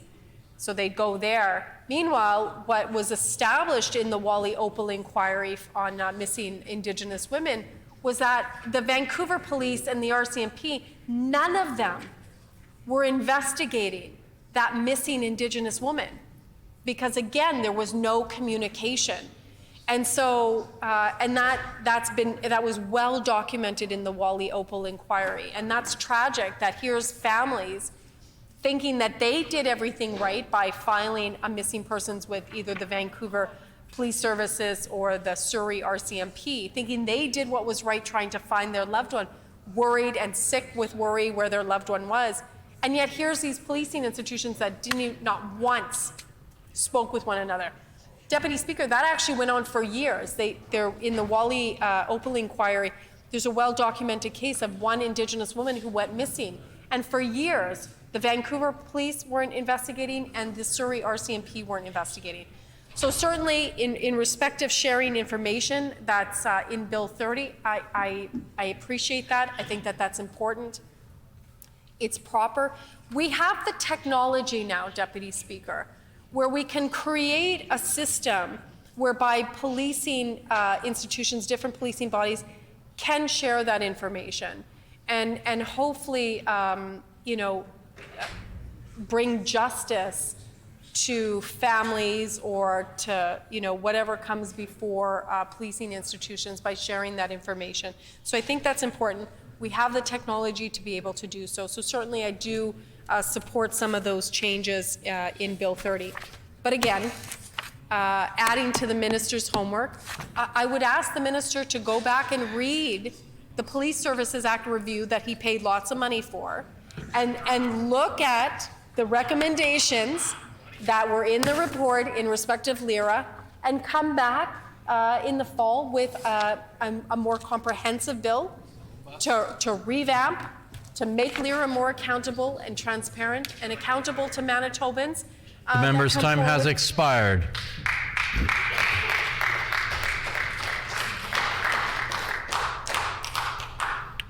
The Honourable Member for St. Boniface. Thank you very much, Mr. Deputy Speaker. Yeah, I'll just put a few, hopefully brief remarks on the record. Look, in 2016, the media looked into how LIRA was doing, and of 4,300 complaints that had been put in since 1995 when it was founded, only 3% were ever even progressed to a public hearing in front of a judge. Of those, a handful, literally a handful, ever got processed. The commissioner at the time said over 14 years of the agency, he could count on two hands the number of times a complainant came out on top following a hearing. And that was based on thousands and thousands of complaints. 40% of the investigations were closed because people just gave up. They could be stonewalled or it could be dragged out if they wouldn't bother. And we need to be clear, no one has a problem with good cops. No one does. No one has a problem with good cops. But we do have a problem in Manitoba with the confidence we have in policing. That was very clear from the Black Lives Matter protest at the Legislature 2 years ago. It was one of the biggest, most peaceful protests we've ever seen with a Black Lives Matter protest in Canada. But tens of thousands of people signed a petition asking and expecting the Winnipeg police to change the way they do business, right? Because it's been a long-standing problem. And if you've got no trust, it's not good for anybody. It's not good for justice as a whole. We need for justice to be done. People need to be able to trust their institutions right through police, courts, politicians, government. And when that falls apart, there's justice for no one. And so the problem is a culture that can happen, what people call noble cause corruption. It's when the ends justifies the means, even if the means means putting public trust in policing at risk. And you've seen it with police officers who will see, they're doing what they can and sometimes going too far to get what they call bad guys off the streets, where officers will do bad things because they believe that the outcomes will be good, that the ends will justify the means. Like planting or fabricating evidence, lying on reporters or reports or in court, generally abusing police authority to make a charge stick. That ends up breaking down the way our actual justice system is supposed to work. We can't be cutting corners. And part of that means we have to be able to have effective civilian oversight, including rules around investigation, police cameras, body cameras, and use of force. So there are some steps in the right direction here, but I still think this is there is a lot more to bite off, and a lot more that has to be dealt with for us to actually have an effective system that Manitobans are going to be able to trust, and the police need to be able to trust it as well.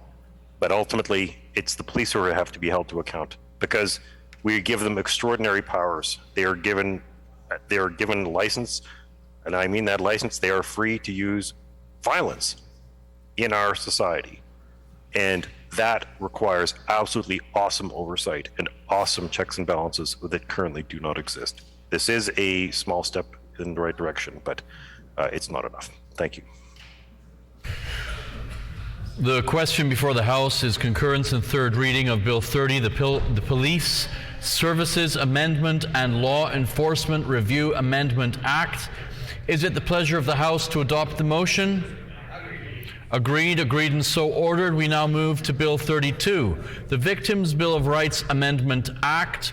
The Honourable Minister of Justice. Yeah, thank you, Mr. Deputy Speaker. I move, seconded by the Minister of Indigenous Reconciliation and Northern Relations, that Bill number 32, the Victims' Bill of Rights Amendment Act, reported from the Standing Committee on Social and Economic Development, be concurred and now read for a third time. and passed. I hope. At 3 in the morning.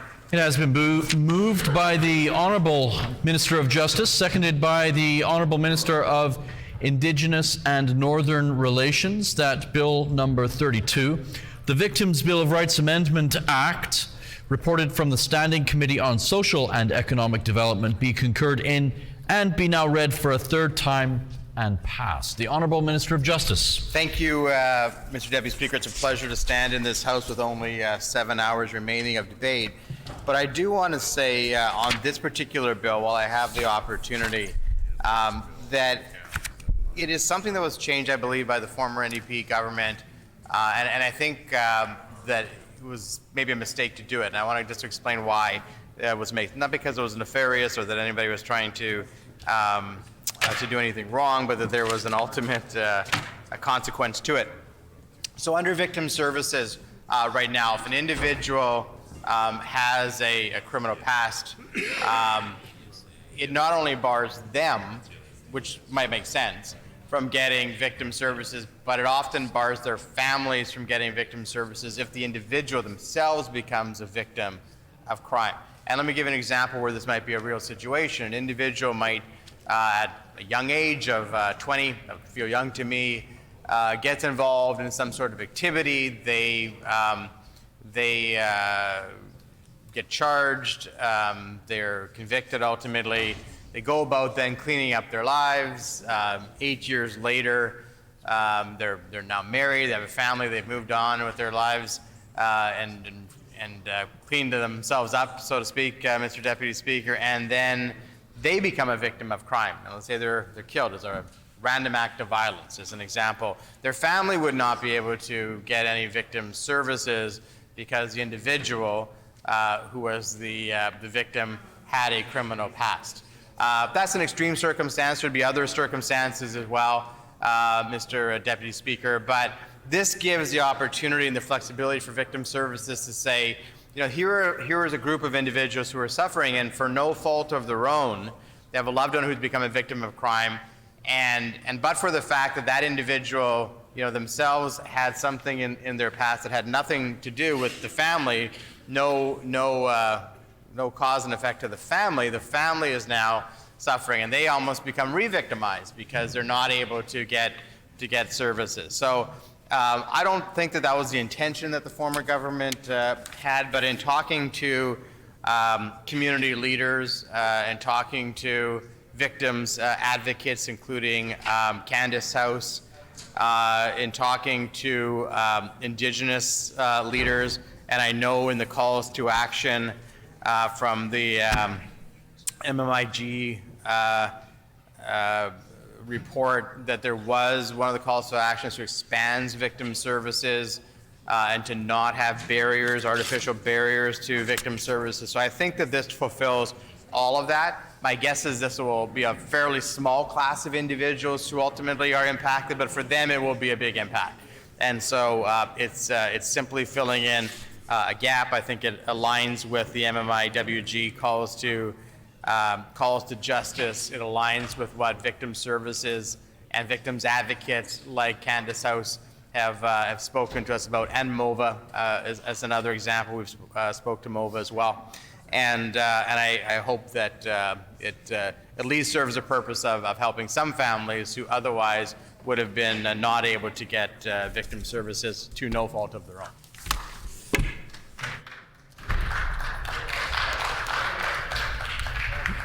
The Honourable Member for St. John's. Make-which, Deputy Speaker, I'm pleased to put a couple of words on the record in respect to Bill 32. I do appreciate the Minister explaining what these changes might look like. And of course, it's potentially like an extreme example of potentially what could happen. And I would imagine probably very few, but still it is a barrier. And certainly we do support extending support services for victims of crime, including their families. I've spoken many times, and so has the member for Point Douglas, spoken about changes to victim services in respect of MMIWG2S families. So in particular, families that have a missing one who, or a loved one who was missing.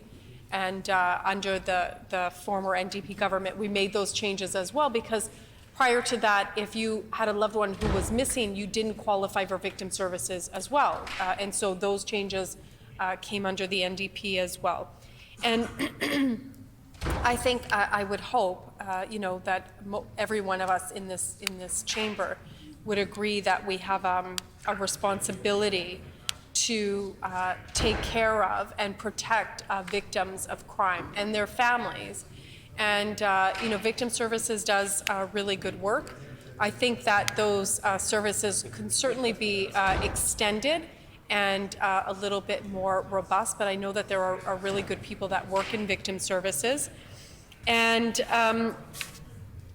we know that the need is great. Like, there is, unfortunately, a lot of victims out there that need those supports and need help to kind of navigate that system on how to access those resources and those supports. So certainly we support that change that's in Bill 32 here. I won't speak for long because I've been speaking for a long time, and already, we're going to be here until 4 in the morning for Royal Assent. But I do want to just reflect on the Justice of Minister talking about the national inquiries, the MMIWG2S national inquiries calls for justice.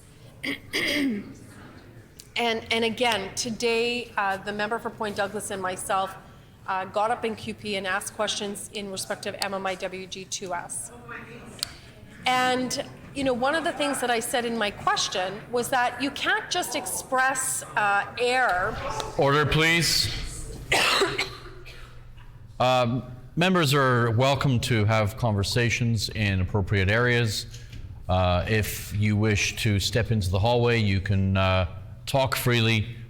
But while someone is debating, I would ask for a calmer, quieter volume level, please. The Honourable Member for St. John's. Deputy Speaker. Again, so the Minister did bring up the calls to justice, and the member for Point Douglas and myself asked questions today in respect of MMIWG2S, particularly in respect of Rebecca Contois, Doris Trout, and Tessa Perry. And in fact, I know that the member for Point Douglas right now is doing something in honor of Tessa Perry. And so, as I have said repeatedly, and today, Deputy Speaker, in question period, here's the calls to justice, the national inquiries calls for justice in this little book. And it's not enough just to, say that you support MMIWG2S, or, my thoughts and prayers are with the families of MMIWG2S. That's just expressed breath. That's not doing anything. It's not doing anything just saying that, when members opposite actually have all the power and the resources to actually implement the calls for justice. And so I know that the minister was saying that this is in line with the calls of justice. Certainly I would agree that it is one small component to what is being asked for in the calls to justice by MMIWG family members and by allies and by folks that are on the front lines of social services that are demanding more protection and more resources for Indigenous women, girls, and Two-Spirited. And I said it yesterday, I've said it all week, I'll say it again today, I'll say it tonight. In the last 3 weeks, we've had 3 Indigenous women murdered. As we speak, we have an Indigenous woman, I believe she's 37, Morgan Harris, I believe, who's been missing now, I think, for 32 days. And I'm in constant contact with the family. I keep posting her missing photo, hoping that somebody will recognize her and know where she is. But she's been missing for 32 days now. And, you know, in the context of having, in the last 3 weeks, 3 Indigenous women murdered. And again, like if you look even just over the last 2 years, how many Indigenous women have lost their lives? Like it's not like we've just lost 3 Indigenous women just now in the last 3 weeks, you know, over the span of 20 years. That's not accurate, right? It's every year, month after month, we have Indigenous women who are going missing or murdered. Right now, we have Morgan, who has been missing for 32 days. I'm terrified for her family. I'm terrified, you know, I talk with her family every day, and I'm terrified that I'm terrified that she's no longer with us. I hope to God that that's not the case, and I hope that somebody recognizes her, and I hope that the family, we find her. But this is a crisis. This is an ongoing genocide of Indigenous women, girls, and Two-Spirited. And you know, you would think that people would see this as an urgent issue. You would think that members opposite would see this as the crisis and respond with the level of urgency that it deserves. But we don't see anything. And, you know, I asked my staff, Ben, my constituency assistant, this morning when I was driving to the Ledge, I asked him to go through, in particular, all of the cabinet's Twitter accounts. And I said, I want you to go through their Twitter accounts and see if any of them have posted anything in respect of Rebecca, Doris, and Tessa. None of them. Not one single cabinet minister has tweeted anything. No condolences, no I'm sorry, no we'll find justice, we'll do any, you know, we'll support the families in any way we can. Not one single cabinet minister has posted anything. And so, you know, and I will say this until my dying day, it is not enough to just say that you support or you stand in solidarity. That means nothing to us as we're being slaughtered on our streets. That means nothing. If a government with all the power and money and resources and civil servants that can do work, if the government doesn't do anything, like who the heck is going to do anything? If the government doesn't see it as an urgent crisis, who is going to see it? I mean, besides us as Indigenous women, besides us, our Indigenous organizations that are on the front lines. Like if those folks with the power and the privilege to do something won't do something, who the heck is going to do something? It's so depressing, Deputy Speaker. It really is. It's so friggin' depressing. I'm probably getting tired because we've been up here for hours. I'm probably just getting tired. Anyways, all of this to say, Deputy Speaker, I hope to God that the members opposite realize what's going on and actually start to care about our women and actually do something. Miigwech. I'm so tired.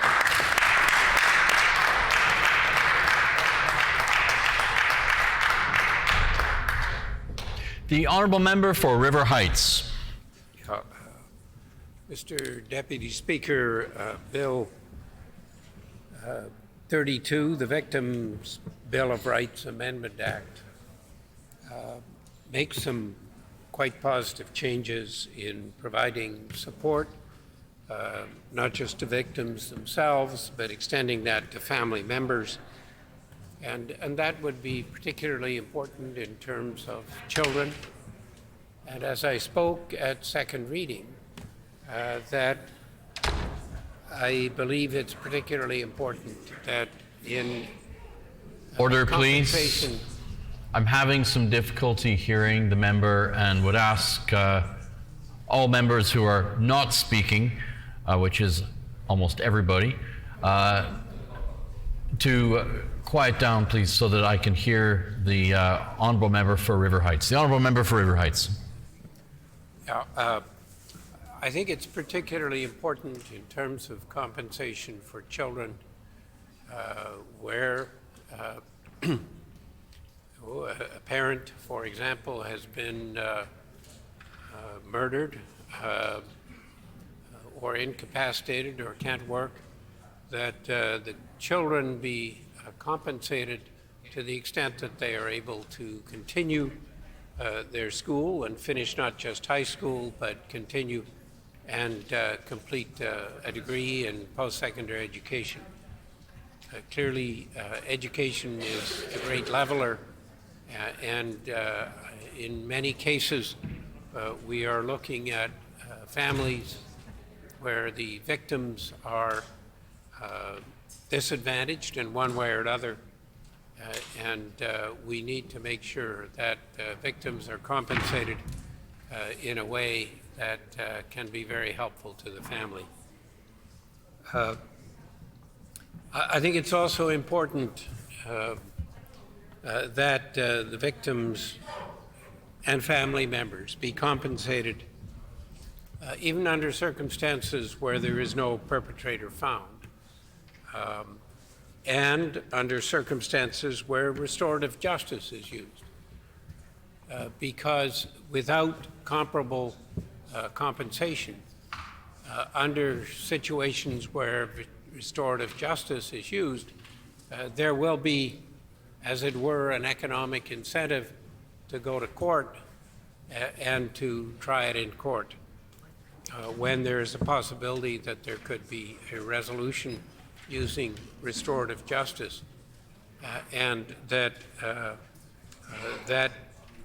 where restorative justice should be no less, victims and family members should be no less able to get compensation. The result of victims' compensation needs to be practically useful. And I say that we are not necessarily just talking about money, we are talking about what is needed to most help the family and the victims in order to, whether it is recover, to be compensated for the victimization or what have you. I want to, before I step down, to comment briefly on the frustration that I hear in the words of the MLA for St. John's, that we are at a time where there have been recently 3 women who have been murdered, and order, please. And there is clearly order, please. I can't hear the member talk. I'm asking people to either take your conversations outside the chamber or do your work or be quiet, but I have to be able to hear the member talk. So let's try this again. And the honourable member for River Heights. Thank you. It is not enough to talk. We need action. We need much more effective action. We need to make sure that the recommendations of the Advocate for Children and Youth are fulfilled. We need to make sure that the recommendations of the Truth and Reconciliation Commission and the recommendations from the report on missing and murdered Indigenous women and girls are implemented as quickly as possible. So there is much to do. We should not just sit back on passing this bill and other bills and say it is good enough, because there is much more to do, and we need action, and we need action quickly, because the situation has and is dire in Manitoba. It is not acceptable and we are expecting much more from the government than we have had so far. So with those few words, I will sit down and look forward to this bill becoming law, hopefully later today. The question before the House is concurrence and third reading of Bill 32, the Victims' Bill of Rights Amendment Act. Is it the pleasure of the House to adopt the motion? Agreed. Agreed and so ordered. We now will proceed to Bill 16, the Financial Administration Amendment Act. The Honourable Minister of Finance. Thank you, Mr. Deputy Speaker.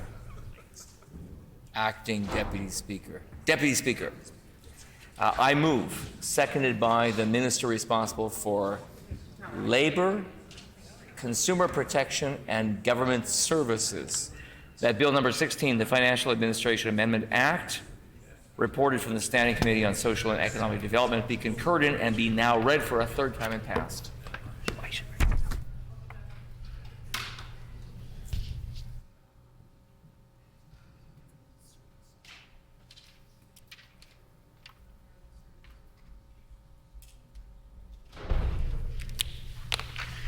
It has been moved by the Honourable Minister of Finance, seconded by the Honourable Minister for Labour, Consumer Protection, Consumer Labour, that Bill number 16, the Financial Administration Amendment Act, reported from the Standing Committee on Social and Economic Development, be concurred in and be now read for a third time and passed. The Honourable Minister of Finance.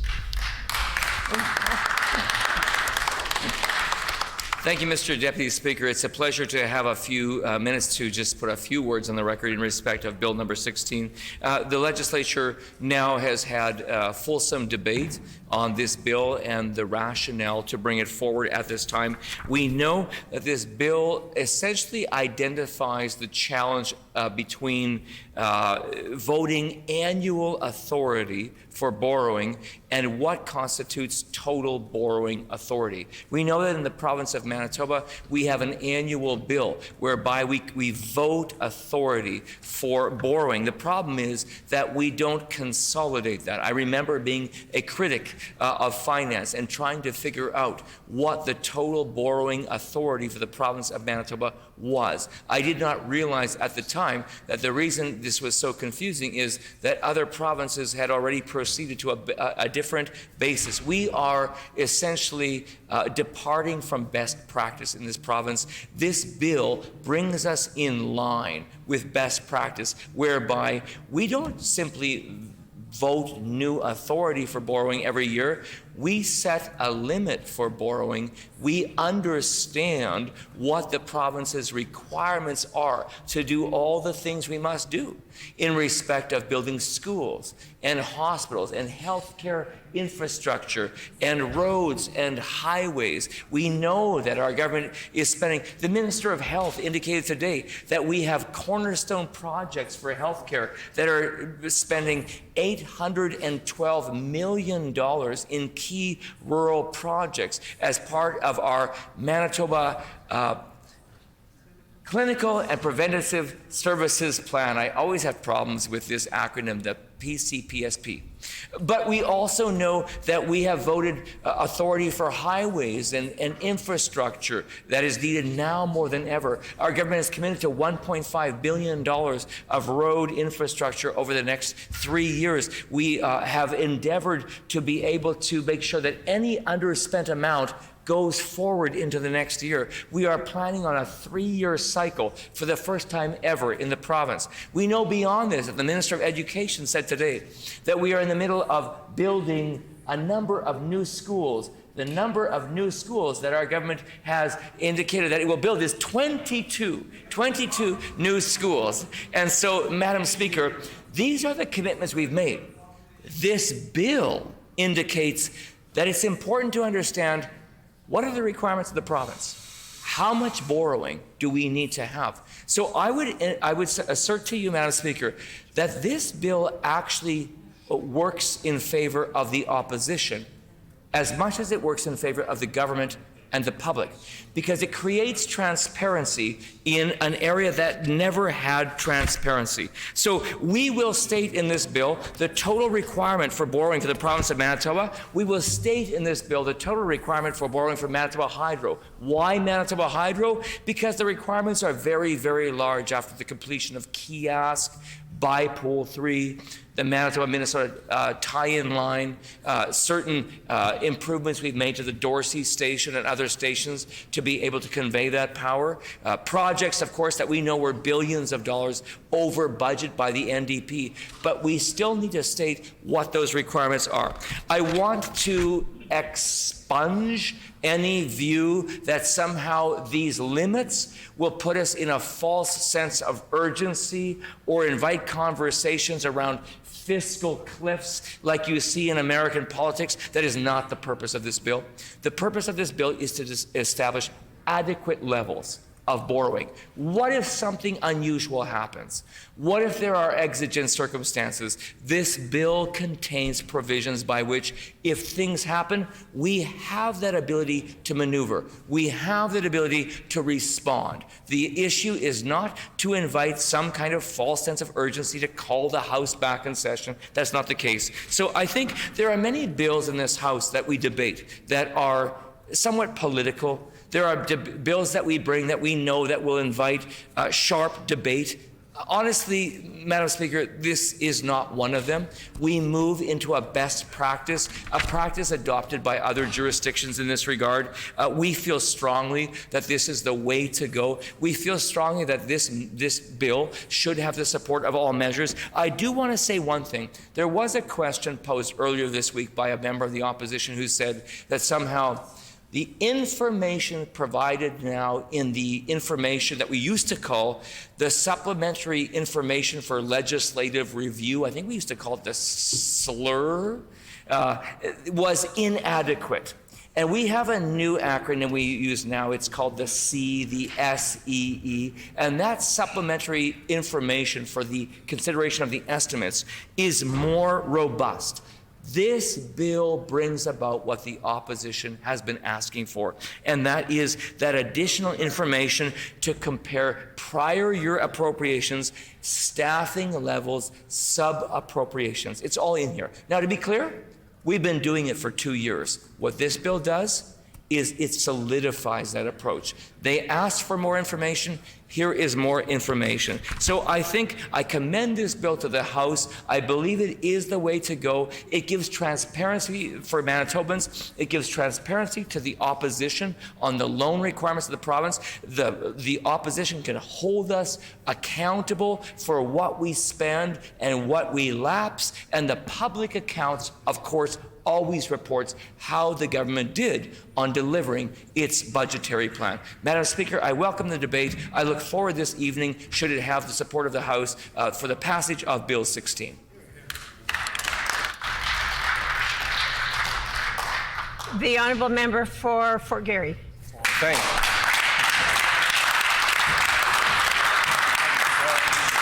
Thank you, Madam Speaker, and I just want to say to the Minister, who's been my counterpart for the last few months, I certainly have enjoyed working with him, and I thought despite our passionate differing views, we work well together. But one of my observations of the Minister is that he certainly loves the political theater. He certainly likes the dramatic. And I want to set the stage, to use it in maybe a term that he understands, about this bill. Right? So it comes back to the winter, and of course what was happening was a by-election in Fort White, and of course the blackout election rules prevented the government from advertising. So along comes Bill 16. And it's unlike any other bill that I've seen with the finance ministry since I've been elected. There was a technical briefing, and that's a big deal. And the government made a big deal, and they called all the media in, and this was a game changer. This was a piece of legislation that was going to change things in Manitoba, and there was all the bells and whistles, and then of course we had a press conference after it, and of course that was the time for the minister to shine. That was his moment, and he had His performance was inspired, but sadly unconvincing. So the reviews came in, and here's the review from the Winnipeg Free Press. Quote, piece of political theater absent of any real relevance or impact for government or its citizens, close quote. So sadly, it wasn't convincing anyone. And of course, the minister at that press conference made a big deal, saying that this government bill was committed to staying within their means and focused on balancing the books. Well, of course, that was the meaningless political theater virtue signaling part of this bill. And this bill, I think the Winnipeg Free Press got it right, really has no real force or effect. And in fact, I think a day or two later when I had the bill briefing with the minister, he changed his tune immediately. No, this isn't a debt ceiling. We don't have caps. It's not going to cause any mischief. It's not like the US. But the day before, that's exactly what he was trying to sell to the Manitoban people. And of course, they didn't believe it. So there are numerous loopholes in this bill, and there's no real constraints on government. And it seems to be the only real purpose was for virtue signaling during a by-election and getting around election blackout financing rules. And again, sadly, the story doesn't have a happy ending because it just seems to be yet another skirting of the rules and tight-roping the ethical lines in this building from this government. But here's the concerning part. You have a minister saying one thing in public and another thing to this House. And we cannot, as legislators, mislead Manitobans because not only does it affects the integrity of that member, it infects the integrity of all members. And Manitobans are losing trust in politicians, and we obviously have to be mindful of that. But this bill really, it was a public relations exercise. It's cynical, it is unnecessary, and it is meant to sort of mislead the political base for the PC government. So I will end with another review on this issue. The new bill is pointless, ineffectual, and unnecessary. Winnipeg Free Press. All right. Well, I think the minister is asking for an encore, and I will provide. So the one thing that really is sort of troubling of this bill is that there's a continuous trend in this government to concentrate power. This is not your father's PC party. At one time, conservative political movements believed that political decisions should be closest to the people who are affected by it. This modern PC party is the exact opposite. They want to take away power. So this bill takes away the power and discretion for operating agencies like universities over their own budget decisions on capital builds. They now have to go to this cabinet and get permission to work on their own infrastructure in their own institutions. And of course, we've seen what this government has done with public school education and the infrastructure deficit that's been ballooning. We see the infrastructure deficit ballooning with municipalities, and of course that will happen as well for universities. So just like Bill 64, this gets rid of those pesky democratically elected university boards and their discretion and their ability to decide what's best for their own students and their staff and their institutions, and it replaces it with yet more authoritarian, top-down, cabinet control, red tape-inducing response from this government. And we're all going to be poorer for that. Convince me to vote against it. So with that, Madam Speaker, we're obviously not supportive of this bill. I don't think any serious government could be. And I think this is the chance for the big twist ending for the minister to vote against this disastrous bill and show that this government can be responsible when it wants to be. Sadly, I think we shouldn't hold our breath. That won't be the ending tonight. Thank you.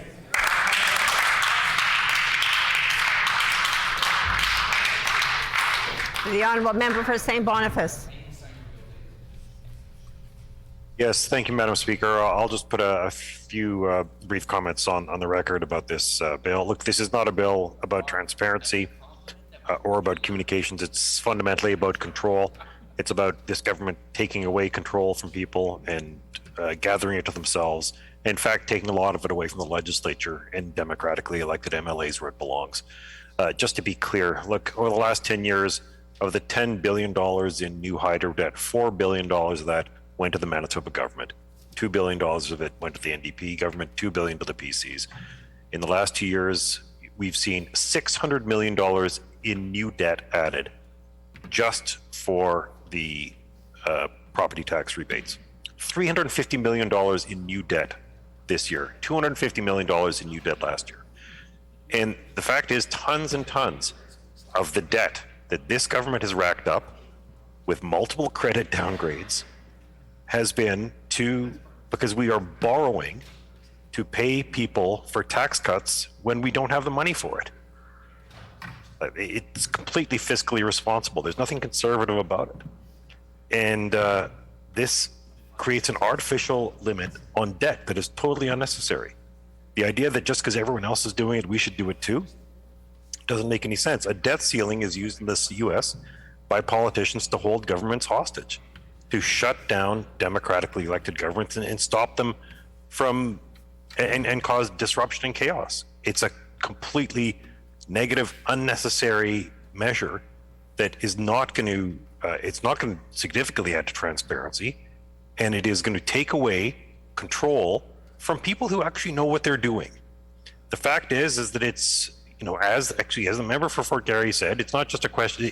Yes, government needs to be delivered, part by the people who are closer to it, but the other is that we have boards of organizations, boards of universities and colleges, and people who are actually experts in healthcare, education, and hydro, and we don't let them do their jobs because people in Treasury Board think they know that what they're doing better. The fact is that there's a reason why we have all these divisions of power. It's to avoid corruption, it's to encourage accountability, and to make sure things are getting done. And this bill is not going to deliver any of those things. So we're going to vote against it. Is the House ready for the question? The question before the House is concurrence and third reading of Bill number 16, the Financial Administration Amendment Act. Is it the pleasure of the House to adopt the motion? Agreed? Aye. I hear a no. All those in favor of the motion, please say yay. Yay. All those opposed, please say nay. Nay. In my opinion, the yeas have it. The Honourable Member for Concordia? Recorded vote, Madam Speaker. A recorded vote having been called, call in the members.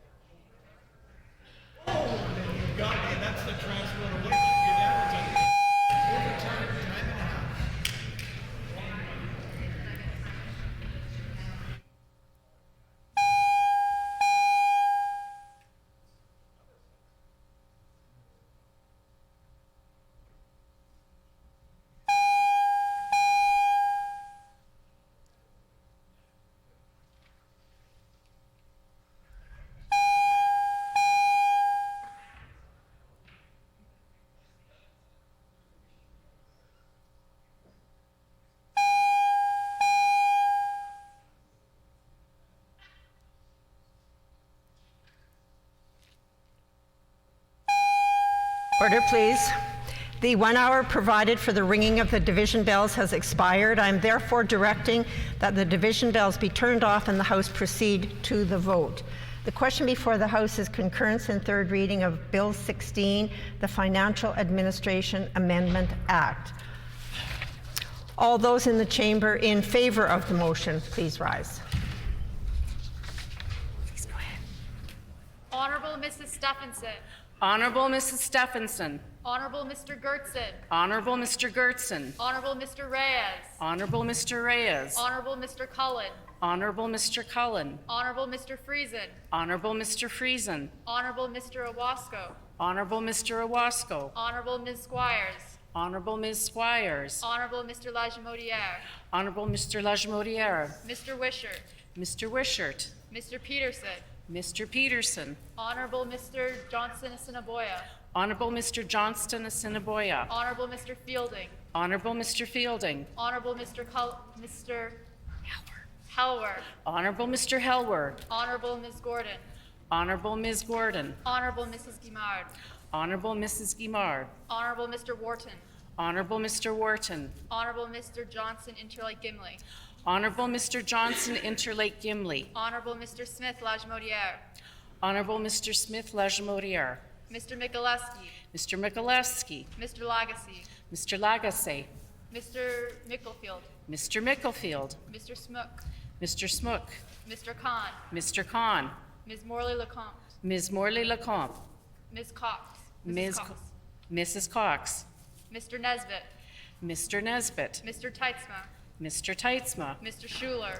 Mr. Schuler. Mr. Eichler. Mr. Eichler. Mr. Wochuk.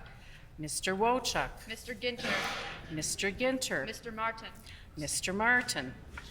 All those in the chamber opposed to the motion, please rise. Mr. Altamare. Mr. Altamare. Mr. Weeb. Mr. Weeb. Ms. Fontaine. Ms. Fontaine. MLA Asaguara. MLA Asaguara. Mrs. Smith Point Douglas. Mrs. Smith Point Douglas. Mr. Vasily. Mr. Vasily. MLA Lindsay. MLA Lindsay. Mr. Sala. Mr. Sala. MLA Marcelino. MLA Marcelino. Ms. Naylor. Ms. Naylor.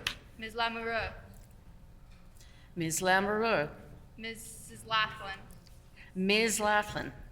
Mr. Malloway. Mr. Malloway. Mr. Brar. Mr. Brar. Mr. Bushy. Mr. Bushy. Mr. Moses. Mr. Moses. Mr. Sandu. Mr. Sandu. Honorable Mr. Gerard. Honorable Mr. Gerard. We will now proceed with the members participating virtually in alphabetical order, with each member to clearly identify with I vote yes or I vote no. Would the page please conduct the vote? Mr. New.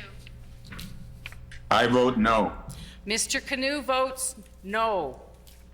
Mr. Lamont. I vote no. Mr. Lamont votes no. Great job.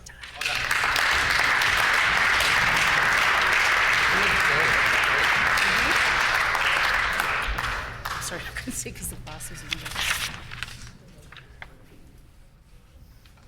Yeas 32, nays 20. The motion is accordingly passed. We will now move to concurrence and third reading of Bill Number 2, the Public Service Sustainability Repeal Act. The Honorable Minister of Labor, Consumer Protection, and Government Services.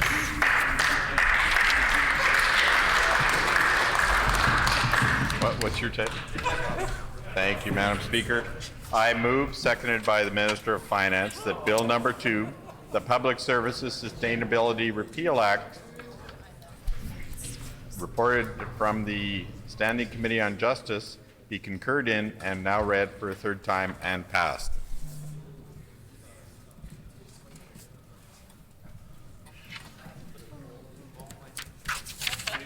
Thank you. It was the shortest one to sign. Order, please. We still have a couple of bills to go through, so I'm going to ask for your cooperation, please. It has been moved by the Honorable Minister of Labor, Consumer Protection, and Government Services, seconded by the Honorable Minister of Finance, that Bill Number 2, the Public Services Sustainability Repeal Act, reported from the Standing Committee on Justice, be concurred in, and be now read for a third time and passed. The Honourable Minister of Labour, Consumer Protection and Government Services.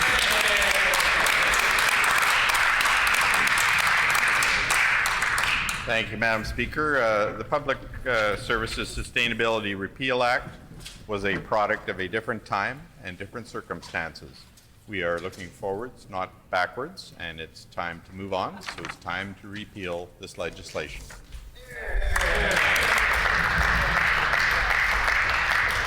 The Honourable Member for Flin Flon. Thank you, Madam Speaker.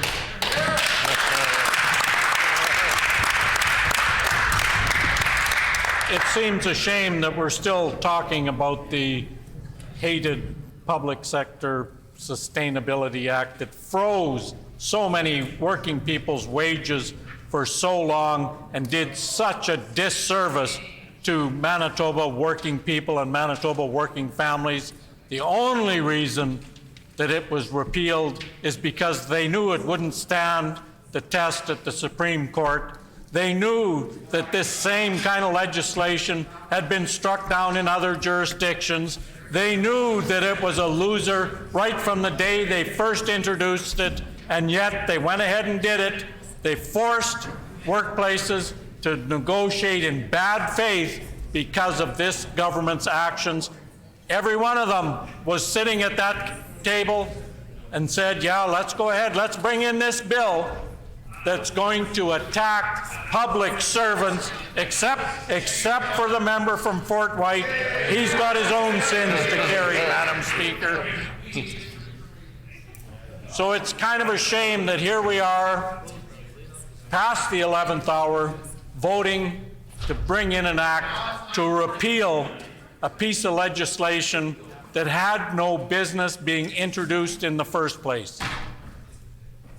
The question remains, will the government allow this to go to the Supreme Court so that we can once and for all know that it is a bad piece of legislation that's not constitutional? Or will they just withdraw it and sit quietly and hope that maybe someday they'll get reelected to government and reintroduce the same bad legislation to attack the public servants of this province yet again? Rest assured, everyone on that side, that public servants in this province won't soon forget the actions of your government to attack them, and attack them every step of the way. Let's make sure that as we go forward, the minister says we don't want to look backwards, and you're absolutely right, but we need to keep an eye on the rearview mirror to make sure that they don't pull the same stunt again going forward. We need to make sure that this province actually moves forward, that the people who work for the civil service in this province get the respect that they deserve, that they never once got from this government. Madam Speaker, we need to make sure that this government is held to account, particularly for this piece of legislation, but also so many others, like Bill 64, that they had to withdraw because it was bad legislation meant to attack Manitobans. We need to make sure that Manitobans remember the attacks by this government on the very fiber of this province. Manitoba will not forget, Madam Speaker. Thank you.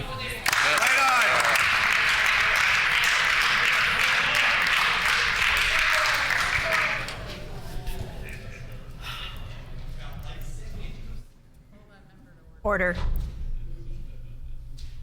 I know everybody's tired and getting a bit rambunctious here, but we do have some more people to hear from. And I am going to ask for everybody's cooperation, please. We are going to be hearing from a member virtually, and it makes it very difficult for me to hear what is being said. So I'm going to ask, we only have a few more minutes left in here, if people can just rein it in a little bit so that we can properly get through the evening very respectfully with each other. The Honourable Member for St. Boniface. Thank you, Madam Speaker. I'll try to keep this brief. You'd think that a bill that had never been proclaimed that is being repealed would be sort of a draw. and that nothing ventured and nothing has been gained. But quite frankly, this was a very damaging bill.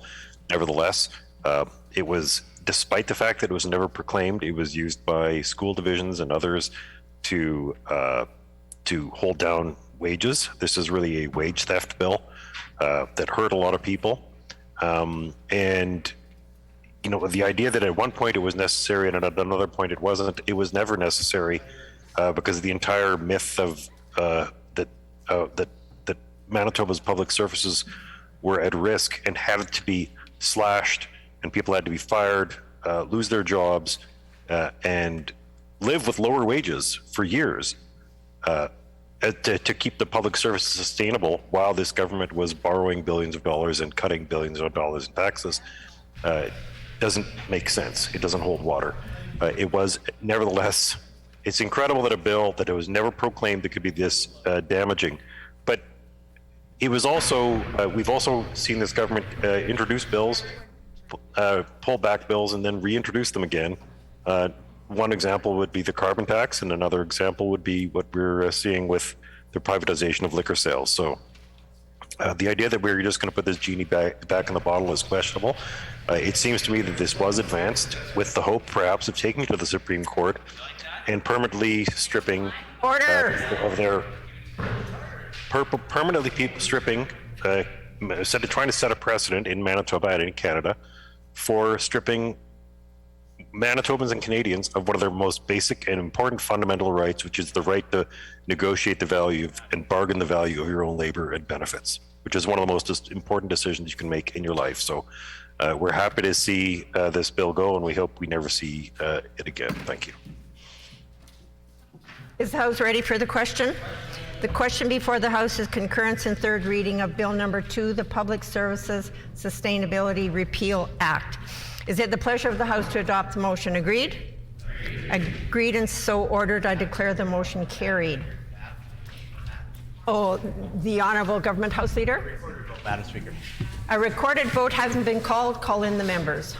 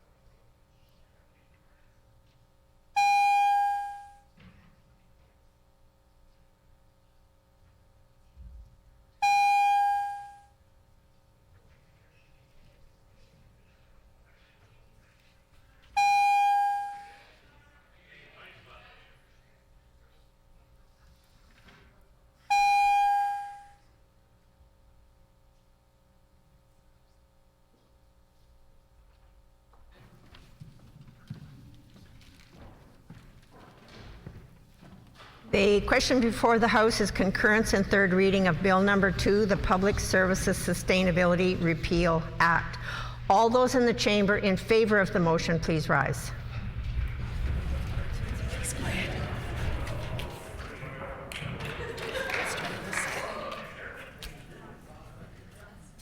Honorable Mrs. Stephenson. Honorable Mrs. Stephenson. Honorable Mr. Gertzen. Honorable Mr. Gertzen. Honorable Mr. Reyes. Honorable Mr. Reyes. Honorable Mr. Cullen. Honorable Mr. Cullen. Honorable Mr. Friesen. Honorable Mr. Friesen. Honorable Mr. Owasco. Honorable Mr. Owasco. Honorable Ms. Squires. Honorable Ms. Squires. Honorable Mr. Lajimodiere. Honorable Mr. Lajimodiere. Mr. Altemer. Mr. Altemer. Mr. Wiebe. Mr. Wiebe. Ms. Fontaine. Ms. Fontaine. Emily Asaguara. Emily Asaguara. Mrs. Smith Point Douglas. Mrs. Smith Point Douglas. Mr. Peterson.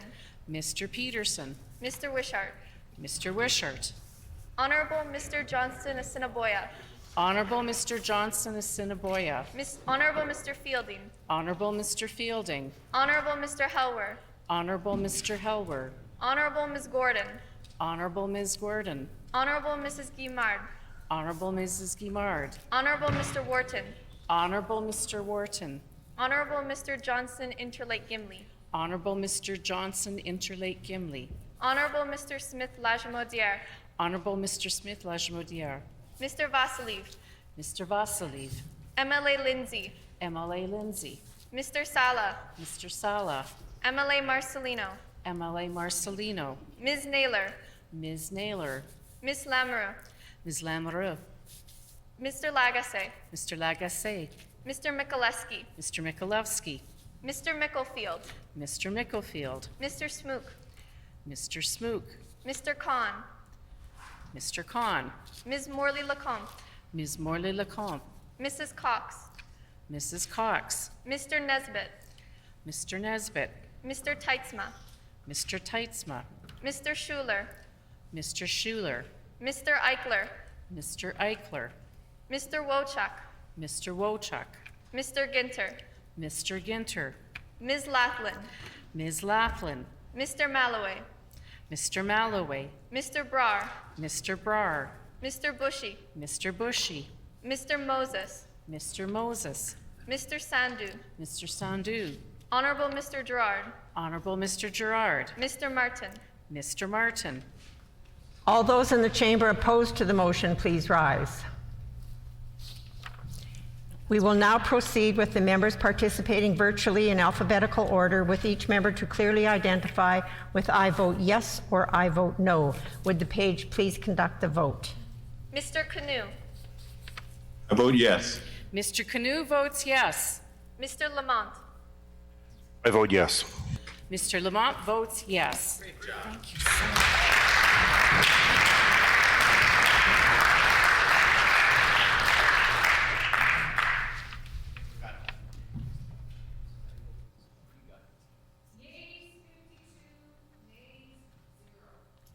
The motion is accordingly passed. The Honourable Minister for Labour. Thank you, Madam Speaker. Is the will of the House to call it unanimous? Is it the will of the House to call it unanimous? The motion is passed unanimously. We will now move to concurrence and third reading of Bill 29, the Mennonite College Federation Amendment Act. The Honourable Minister of Advanced Education. Order.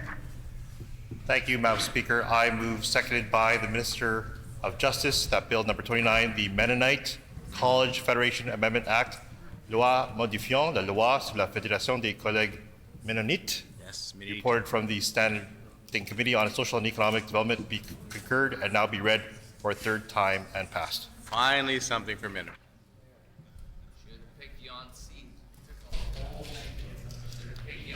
It has been moved by the Honourable Minister of Advanced Education, seconded by the Honourable Minister of Justice, that Bill number 29, the Mennonite College Federation Amendment Act, reported from the Standing Committee on Social and Economic Development, be concurred in and be now read for a third time and passed. The Honourable Minister of Advanced Education. Here.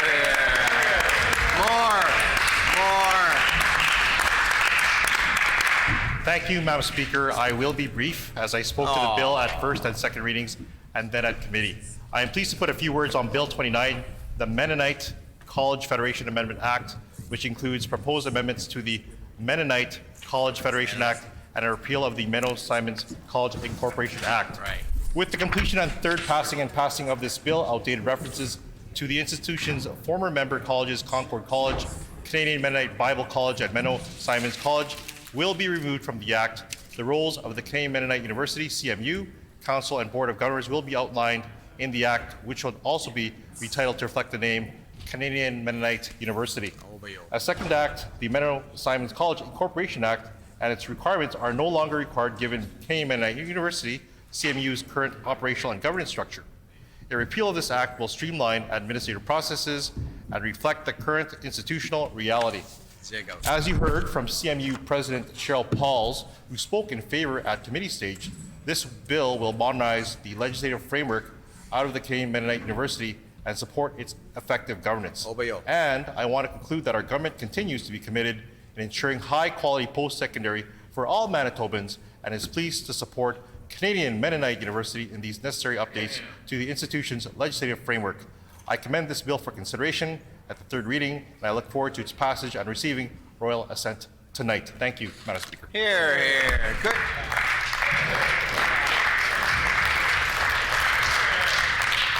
The honourable member for St. Vital.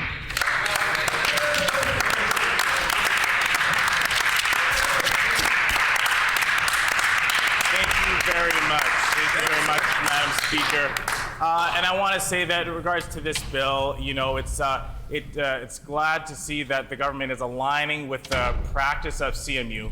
They've been operating under this model for a while. It's been more efficient for them to consolidate their administrative practices, and it's taken a number of years for the government to catch up to the actual practices of what they're doing at CMU. So I commend the hard-working staff at CMU for their advocacy in pushing the government to align with this legislation to the actual practices and the best practices at their organization.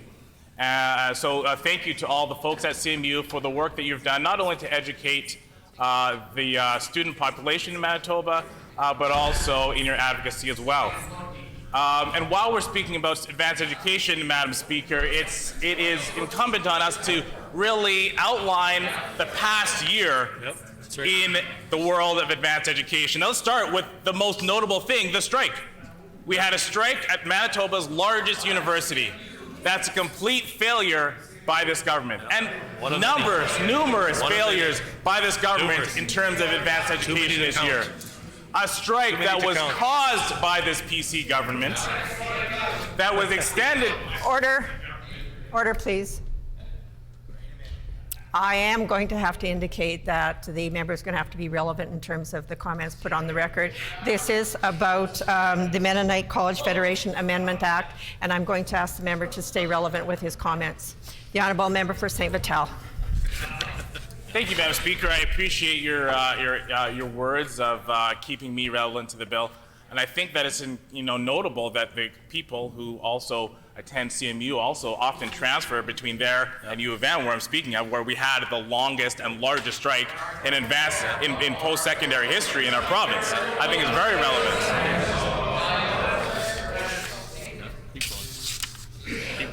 Just like the students at CMU, all students across the province have faced higher tuition. And I think that's extremely relevant. That's unavoidable. It's unavoidable for us in this chamber. It's unavoidable for every university student and college student in the province. And this government, again, failed to provide affordable tuition for students, affordable access to post-secondary education, like at CMU. And I think that's incumbent on us, including the students who required student aid at CMU and the students who required student aid at all of our institutions. The government failed by providing inadequate services. The system was down for weeks, Madam Speaker. And in fact, the minister just said in estimates last week that up to 238 students still do not have proper student aid. Some of those students might attend CMU, Madam Speaker, and it's extremely relevant for this discussion and debate today. And lastly, Madam Speaker, I just want to put on the record that on this side of the House, along with all the other things that we fight for. And to contrast from all the failures we've seen from the government, not just in post-secondary, but in all areas over the past year, this government will fight for students. We'll fight for affordable tuition. We'll fight for accessible access to education. We'll fight for autonomy to our universities. And we'll fight to make Manitoba a better place, not just for students, but for every Manitoban. That's what we do on this side of the House. And that's what we'll continue to do on this side of the House.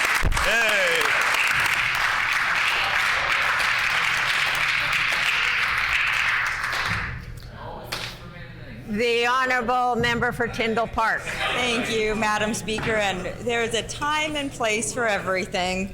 But this legislation is very straightforward. Changes reflect the evolution of the Mennonite College Federation into the Canadian Mennonite University. This includes a small change in title, replacing 3 college boards with a council, and adjustments to the composition of the board. Ultimately, this legislation better reflects the Canadian Mennonite University Act, and we're very happy to support it. Thank you, Madam Speaker.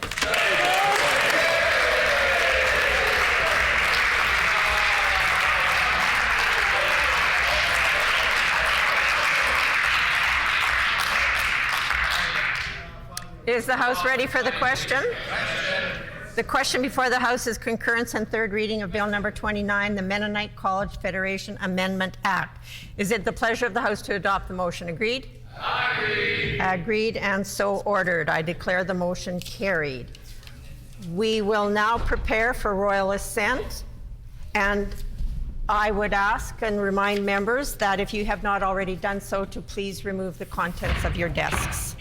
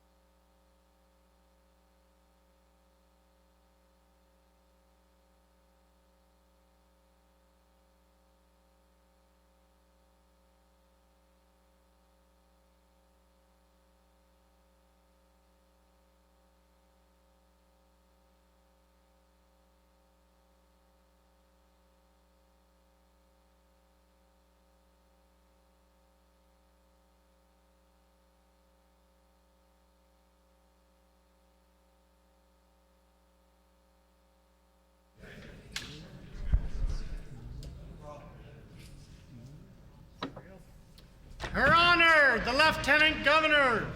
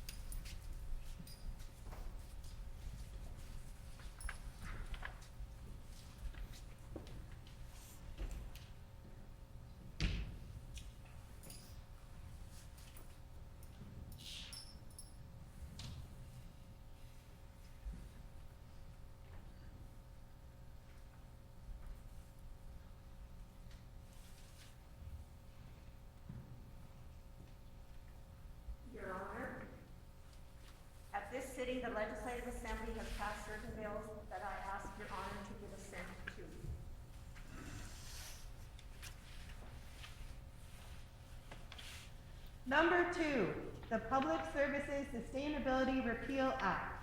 Loi abrogeant la loi sur la viabilité des services publics. Number 7, the Police Services Amendment Act, enhancing independent investigation unit operations. Loi modifiant la loi sur les services de police. Amélioration du fonctionnement de l'unité d'enquête indépendante. Number 8, the Court of Appeal Amendment and Provincial Court Amendment Act. Loi modifiant la loi sur la Cour d'appel et la loi sur la Cour provinciale. Number 9, the Scrap Metal Act. Loi sur la ferraille. Number 15, the Drivers and Vehicles Amendment and Highway Traffic Amendment Act. Loi modifiant la loi sur les conducteurs et les véhicules et le code de la route. Number 16, the Financial Administration Amendment Act. Loi modifiant la loi sur la gestion des finances publiques. Number 17, the Family Law Act, the Family Support Enforcement Act, and the Interjurisdictional Support Orders Amendment Act. Loi édictant la loi sur le droit de la famille et la loi sur l'exécution des obligations alimentaires et modifiant la loi sur l'établissement et l'exécution réciproque des ordonnances alimentaires. Number 18, the Legislative Security Amendment Act, loi modifiant la loi sur la sécurité de la cité législative. Number 19, the Beneficiary Designation, Retirement, Savings, and Other Plans Amendment Act, loi modifiant la loi sur la désignation de bénéficiaires, régime de retraite, d'épargne et autres. Number 21, the Highway Traffic Amendment and the Manitoba Public Insurance Corporation Amendment Act, loi modifiant le code de la route et la loi sur la Société d'assurance publique du Manitoba. Number 23, the Reducing Red Tape and Improving Services Act 2022, loi de 2022 visant la réduction du fardeau administratif et l'amélioration des services. Number 26, the Officers of the Assembly Act, various acts amended, loi sur les hauts fonctionnaires de l'Assemblée, modification de diverses lois. Number 27, the Highway Traffic Amendment Act, alternative measures for driving offenses, loi modifiant le code de la route, mesures de recharge en cas d'infraction de conduite. Number 29, the Mennonite College Federation Amendment Act, loi modifiant la loi sur la Fédération des collèges mennonites. Number 30, the Police Services Amendment and Law Enforcement Review Amendment Act, loi modifiant la loi sur les services de police et la loi sur les enquêtes relatives à l'application de la loi. Number 31, the Minor Amendments and Corrections Act 2022, loi corrective de 2022. Number 32, the Victims' Bill of Rights Amendment Act, loi modifiant la Déclaration des droits des victimes. Number 33, the Municipal Assessment Amendment and Municipal Board Amendment Act, loi modifiant la loi sur l'évaluation municipale et la loi sur la commission municipale. Number 34, the City of Winnipeg Charter Amendment and Planning Amendment Act, loi modifiant la charte de la ville de Winnipeg et la loi sur l'aménagement du territoire. Number 35, the Commemoration of Days, Weeks, and Months and Related Repeals and Amendments Act, loi sur les journées, les semaines et les mois commémoratifs et abrogation et modification connexes. Number 37, the International Child Support and Family Maintenance Hague Convention Act, loi sur le recouvrement international des aliments destinés aux enfants et à d'autres membres de la famille, Convention de la Haye. Number 41, the Child and Family Services Amendment Act, loi modifiant la loi sur les services à l'enfant et à la famille. Number 44, the Employment Standards Code Amendment Act, minimum wage, loi modifiant le code des normes d'emploi, salaire minimum. Number 205, the Filipino Heritage Month Act, Loi sur le mois du patrimoine philippin. Number 223, the Ukrainian Heritage Month Act, Loi sur le mois du patrimoine ukrainien. Number 227, the Turban Day Act, Loi sur la journée du turban. Number 228, the Eating Disorders Awareness Week Act, Loi sur la semaine de sensibilisation aux troubles de l'alimentation. Number 234, the Drug-Related Death Bereavement Day Act, Loi sur le jour du deuil des personnes dont le décès est lié aux drogues.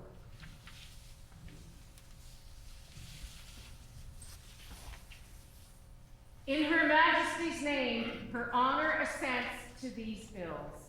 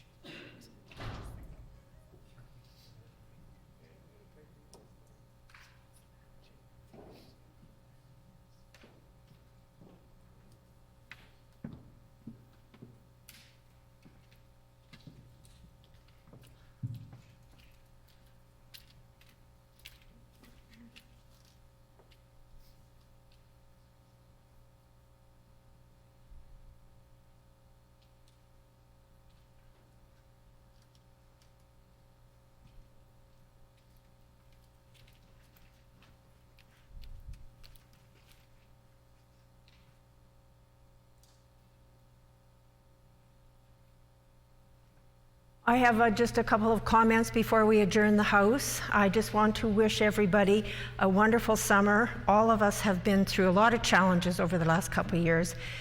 It hasn't always been easy being an MLA or staff in such a challenging environment.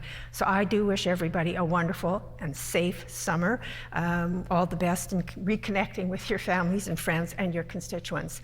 I would also like to say to our staff here in the legislature, we have an amazing team. You don't get to see all of them very often, but there is a whole team that makes this place work and makes it work as well as it does. And we have had many challenges. We have risen to the challenge. All of the staff have risen to the challenge.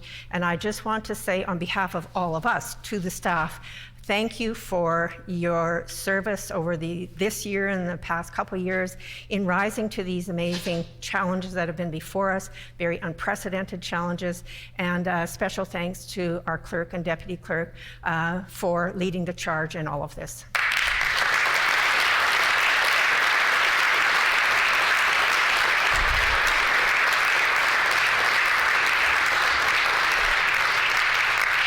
They make it look easy, and it's not easy. There's a lot of wheels turning behind the scenes. And I would also just like to say thank you for the collegial efforts of the House leaders in helping to move the agenda forward here in this legislature over this past year. There's been, many topics we've had to deal with, and I have to say as a speaker, and I'm sure all the staff here appreciate too, the collegial effort that has been put forward by our House leaders.